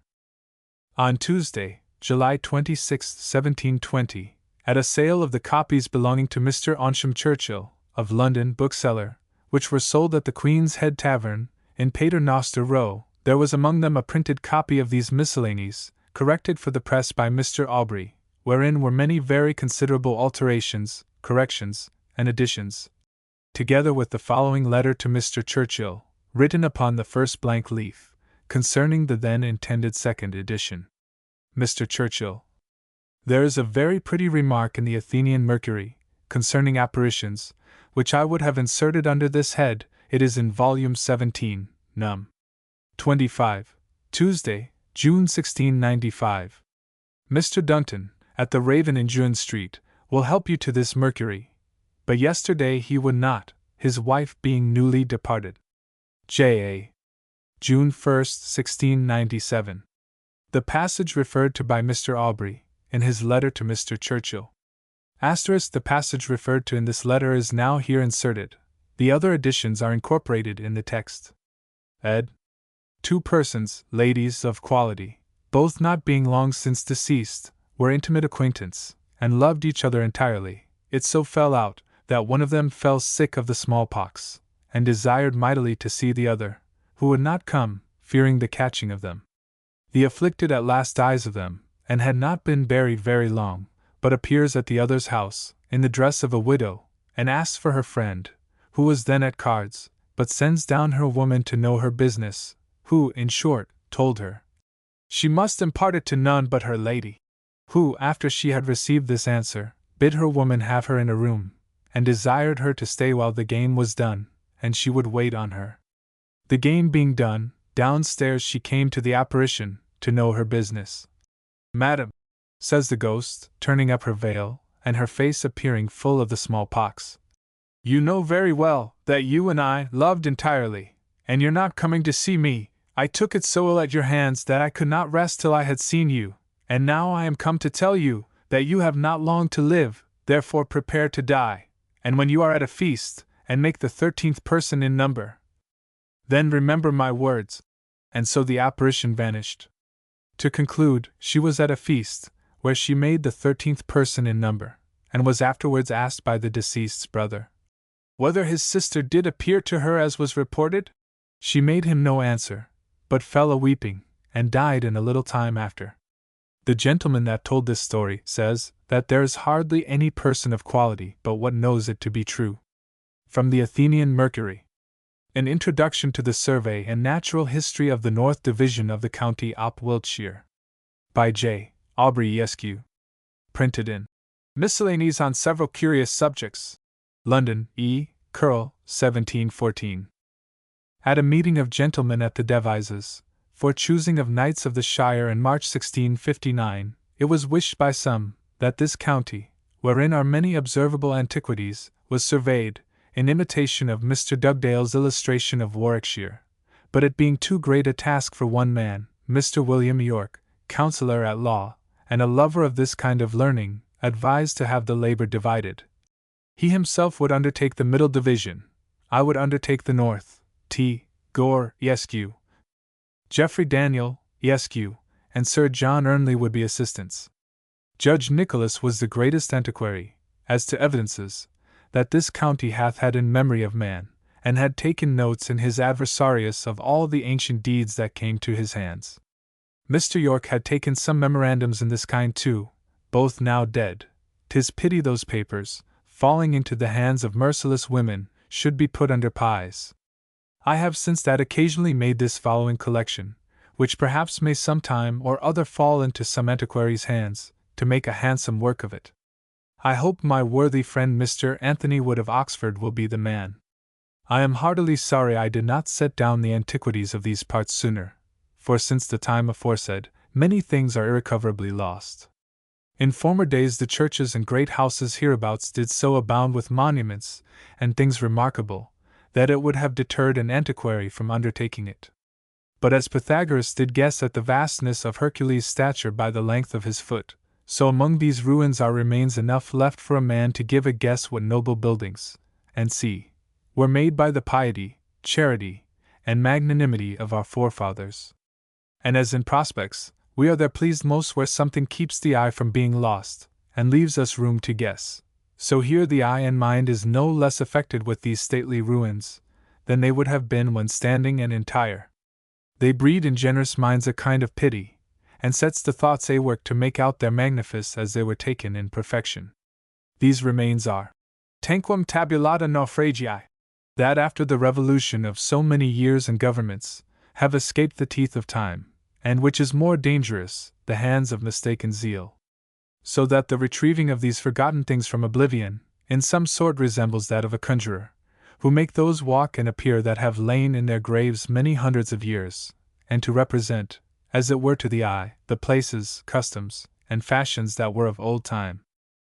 Let us imagine then what kind of country this was in the time of the ancient Britons, by the nature of the soil, which is a sour, woodsere land, very natural for the production of oaks especially. One may conclude that this north division was a shady, dismal wood, and the inhabitants almost as savage as the beasts, whose skins were their only raiment. The language, British, which for the honor of it, was in those days spoken from the Orcades to Italy and Spain. The boats on the Avon, which signifies river, were baskets of twigs covered with an ox skin, which the poor people in Wales use to this day, and call them kickles. Within this shire I believe that there were several reguli, which often made war upon one another, and the great ditches which run on the plains and elsewhere so many miles, were, not unlikely, their boundaries, and withal served for defense against the incursion of their enemies, as the Picts' wall, Offa's ditch, and that in China, to compare small things to great. Their religion is at large described by Caesar, their priests were the Druids. Some of their temples I pretend to have restored, as Anbury, Stonehenge, and c. as also British sepulchres. Their way of fighting is livelily set down by Caesar. Their camps, with those of their antagonists, I have set down in another place. They knew the use of iron, and about Headington Fields, Bromham, Bowden, and c. are still ploughed up cinders, i.e. the scoria of melted iron. They were 2 or 3 degrees I suppose less salvaged than the Americans. Till King John's time wolves were in this island, and in our grandfathers' days more foxes than now, and martens, a beast of brown rich fur, at Stanton Park, and c. the race now extinct thereabout. The Romans subdued and civilized them. At Leckham, Mr. Camden saith, was a colony of them, as appears there by the Roman coin found there. About 1654, in Wakefield, in the parish of Headington, digging up the ground deeper than the plough went, they found, for a great way together, foundations of houses, hearths, coals, and a great deal of Roman coin, silver and brass, whereof I had a pint, some little copper pieces, no bigger than silver halfpence. Query if they were not the Roman denarii. I have portrayed the pot in which a good deal was found. Which pot I presented to the Royal Society's repository. It resembles an apprentice's earthen Christmas box. At Shurston has several times been found Roman money in ploughing. I have one silver piece found there, 1653, not long since, of Constantine the Great. Among other arts, that of architecture was introduced by them, and no doubt but here, as well as in other parts, were then good buildings, here being so good stone. I know not any vestigia now left in this country, except the fragments of the castle of Salisbury, which takes its name from Caesar, Caesarisburgum, from whence Carisburg, whence Salisbury. At Bath are several Roman inscriptions, which Mr. Camden hath set down, and by the west gate a piece of a delicate Corinthian frieze, which he calls wreathed leaves, not understanding architecture, and by in a bas relief of an optriouch. At Bedford, about 1663, was found a grotto paved with mosaic work, some whereof I have preserved. The Saxons succeeding them, and driving away to Ireland, Cornwall, and sea, these Britons were by Romans left here, for they used the best of them in their wars, being their best soldiers. Here was a mist of ignorance for 600 years. They were so far from knowing arts, that they could not build a wall with stone. They lived sluttishly in poor houses, where they eat a great deal of beef and mutton, and drank good ale in a brown mazzard, and their very kings were but a sort of farmers. After the Christian religion was planted here, it gave a great shoot, and the kings and great men gave vast revenues to the church, who were ignorant enough in those days. The Normans then came and taught them civility and building, which though it was Gahic, as also their policy, Fidelis Lex, yet they were magnificent. For the government, till the time of King Henry VIII, it was like a nest of boxes, for copyholders, who till then were villains, held of the lords of the manor, who held of a superior lord, who perhaps held of another superior lord or duke, who held of the king. Upon any occasion of justing or tournaments in those days, one of these great lords sounded his trumpets. The lords then kept trumpeters, even to King James, and summoned those that held under them. Those again sounded their trumpets, and so downward to the copyholders. The Court of Wards was a great bridle in those days. A great part of this north division held of the honour of Trowbridge, where is a ruinated castle of the Dukes of Lancaster. No younger brothers then were by the custom and constitution of the realm to betake themselves to trades, but were churchmen or retainers, and servants to great men rid good horses, now and then took a purse, and their blood that was bred of the good tables of their masters, was upon every occasion freely let out in their quarrels. It was then too common among their masters to have feuds with one another, and their servants at market, or where they met, in that slashing age, did commonly bang one another's bucklers. Then an esquire, when he rode to town, was attended by 8 or 10 men in blue coats with badges. The lords, then lords indeed as well as title, lived in their countries like petty kings, had jura regalia, belonging to their seigniories, had their castles and boroughs, and sent burgesses to the lower house, had gallows within their liberties, where they could try, condemn, draw and hang, never went to London but in Parliament time, or once a year to do their homage and duty to the king. The lords of manors kept good houses in their countries, did eat in their great Gahic halls, at the high table. In Scotland, still the architecture of a lord's house is thus, viz. A great open hall, a kitchen and buttery, a parlour, over which a chamber for my lord and lady, all the rest lie in common, viz. The men servants in the hall, the women in a common room, or oriel, the folk at the side tables. Oriel is an ear, but here it signifies a little room at the upper end of the hall, where stands a square or round table, perhaps in the old time was an oratory. In every old Gothic hall is one, viz. At Dracut, Leckham, Alderton, and C. The meat was served up by watchwords. Jacks are but an invention of the other age.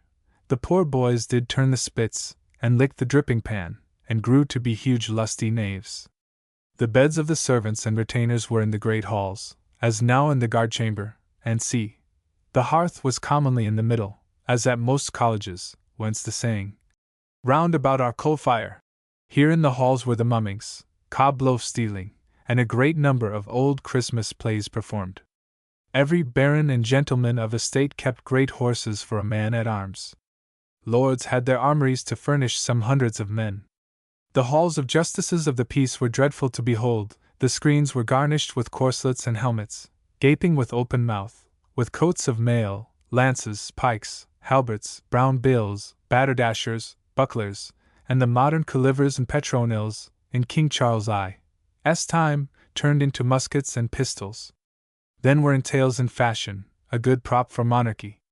Destroying of manors began temp. Henry VIII, but now common, whereby the mean people live lawless, nobody to govern them, they care for nobody, having no dependence on anybody. By this method, and by the selling of the church lands, is the balance of the government quite altered, and put into the hands of the common people. No alehouses, nor yet inns were there then, unless upon great roads. When they had a mind to drink, they went to the friaries, and when they travelled they had entertainment at the religious houses for 3 days, if occasions so long required. The meeting of the gentry was not then at tippling houses, but in the fields or forests, with their hawks and hounds, with their bugle horns and silken bordries. This part very much abounded with forests and parks. Thus were good spirits kept up, and good horses and hides made, whereas now the gentry of the nation are so effeminate by coaches, they are so far from managing great horses, that they know not how to ride hunting horses, besides the spoiling of several trades dependent. In the last age every Roman almost kept a sparrow-hawk, and it was a divertisement for young gentlewomen to manage sparrow-hawks and merlins. In King Henry VIII's time, one Dame Julian writ the art of hawking in English verse, which is in Wilton Library. This country was then a lovely champion, as that about Shurston and Cotswold, very few enclosures, unless near houses. My grandfather Light did remember when all between Cromhall, at Eston, and Castlecombe was so, when Easton, Yatton and Combe did intercommon together. In my remembrance much hath been enclosed, and every year more and more is taken in. Anciently the legs, now corruptly called slates, i.e. pastures, were noble large grounds, as yet the domain lands at Castlecombe are. So likewise in his remembrance, was all between Kington St. Michael and Dracketcerne common fields. Then were a world of labouring people maintained by the plough, as yet in Northamptonshire, and see, there were no rates for the poor in my grandfather's days, but for Kington St. Michael, no small parish, the church-ale at Whitsuntide did the business. In every parish is, or was, a church-house, to which belonged spits, crocks, and utensils for dressing provision. Here the housekeepers met, and were merry, and gave their charity. The young people were there too, and had dancing, bowling, shooting at butts, and the ancients sitting gravely by and looking on. All things were civil and without scandal. This church-ale is doubtless derived from the Greek text, agape, or love feast, mentioned in the New Testament. Mr. A. Wood assures me that there were no almshouses, at least they were very scarce before the Reformation, that over against Christ Church, Oxon, is one of the ancientest. In every church was a poor man's box, but I never remembered the use of it. Nay, there was one at great inns, as I remember it was before the wars. Before the Reformation, at their vigils or revels, sat up all night fasting and praying. The night before the day of the dedication of the church, certain officers were chosen for gathering the money for charitable uses. Old John Wastefield, of Langley, was Peterman at St. Peter's Chapel there, at which time is one of the greatest revels in these parts, but the chapel is converted into a dwelling-house. Such joy and merriment was every holiday, which days were kept with great solemnity and reverence. These were the days when England was famous for the grey goose quills. The clerk's was in the Easter holidays for his benefit, and the solace of the neighbourhood. Since the Reformation, and enclosures aforesaid, these parts have swarmed with poor people.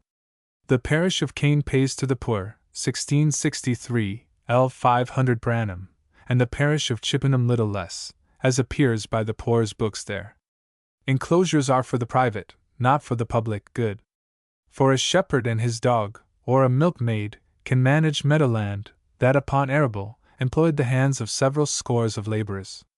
In those times, besides the jollities already mentioned, they had their pilgrimages to Walsingham, Canterbury, and to several shrines, as chiefly hereabouts, to St. Joseph's of Arimathea, at his chapel in Glastonbury Abbey. In the roads thither were several houses of entertainment, built purposely for them. Among others was the house called the Chapel of Plaister, near Box, and a great house called Without Lafford's Gate, near Bristol. Then the crusados to the Holy War were most magnificent and glorious, and the rise, I believe, of the adventures of knights errant and romances. The solemnities of processions in and about the churches, and the perambulations in the fields, besides their convenience, were fine pleasing diversions. The priests went before in their formalities, singing the Latin service, and the people came after, making their good-meaning responses. The reverence given to holy men was very great. Then were the churches open all day long, men and women going daily in and out hourly, to and from their devotions. Then were the consciences of the people kept in so great awe by confession, that just dealing and virtue was habitual. Sir Edwin Sandys observed, in his travels in the Catholic countries, so great use of confession as aforesaid, that though a severe enemy to the Church of Rome, he doth heartily wish it had never been left out by the Church of England, perceiving the great good it does beyond sea. Lent was a dismal time, strictly observed by fasting, prayer, and confessing against Easter. During the 40 days, the friars preached every day. This country was very full of religious houses. A man could not have traveled but he must have met monks, friars, bonhommes, and in their several habits, black, white, grey, and and the tingle-tangle of their convent bells, I fancy, made very pretty music, like the college bells at Oxford. Then were there no free schools. The boys were educated at the monasteries, the young maids not at Hackney schools, and to learn pride and wantonness, but at the nunneries, where they had examples of piety, humility, modesty, and obedience, and to imitate and practice. Here they learned needlework, and the art of confectionery, surgery, physique, writing, drawing, and Old Jacques, who lived where Charles Hannam did, could see from his house the nuns of the Priory of St. Mary's, juxta Kington, come forth into the nymphae with their rocks and wheels to spin, and with their sewing work. He would say that he hath told 70, though of nuns there were not so many, but in all, with lay sisters, as widows, old maids, and young girls, there might be such a number. This was a fine way of breeding up young women, who are led more by example than precept, and a good retirement for widows and grave single women, to a civil, virtuous, and holy life. Plato says that the foundation of government is the education of youth. By this means it is most probable that that was a golden age. I have heard Judge Jenkins, Mr. John Latch, and other lawyers say that before the Reformation, one shall hardly in a year find an action on the case, as for slander, and which was the result of a good government. It is a sarcasm, more malicious than true, commonly thrown at the churchmen, that they had too much land, for their constitution being in truth considered, they were rather administrators of those great revenues to pious and public uses, than usufructuaries. As for themselves, they had only their habit and competent diet, every order according to their prescribed rule, from which they were not to vary. Then for their tenants, their leases were almost as good to them as fee simple, and perchance might longer last in their families. Sir William Button, the father, hath often told me that Alton Farm had been held by his ancestors from the Abbey of Winchester, about 400 years. The Powers of Stanton Quinton held that farm of the Abbey of Cirencester at least 300 years, and my ancestors, the Danvers, held West Oakham for many generations, of the Abbey of Broadstock, where one of them was a prior. Memorandum, that in the abbeys were several corrities granted for poor old shiftless men, which Fitzherbert speaks of amongst his writs. In France, to every parish church is more than one priest, because of the several masses to be said, which fashion, Mr. Dugdale tells me, was used here, and at some churches in London, in near half a dozen. In many chancels are to be seen 3 seats with niches in the wall, most commonly on the south side, rising by degrees, and sometimes only 3 seats, the first being for the bishop, the second for the priest, and the third for the deacon. Anciently the bishops visited their churches in person. This I had from Mr. Dugdale, as also that in many churches where stalls are, as at cathedrals, which I mistook for chauntries, and in collegiate churches. This searching after antiquities is a wearisome task. I wish I had gone through all the church monuments. The records at London I can search gratis. Though of all studies, I take the least delight in this, yet methinks I am carried on with a kind of estrum, for nobody else hereabout hardly cares for it, but rather makes a scorn of it. but methinks it shows a kind of gratitude and good nature, to revive the memories and memorials of the pious and charitable benefactors long since dead and gone. Eston Pierce, April 28, 1670. Horoscope of John Aubrey's Nativity, from his own sketch.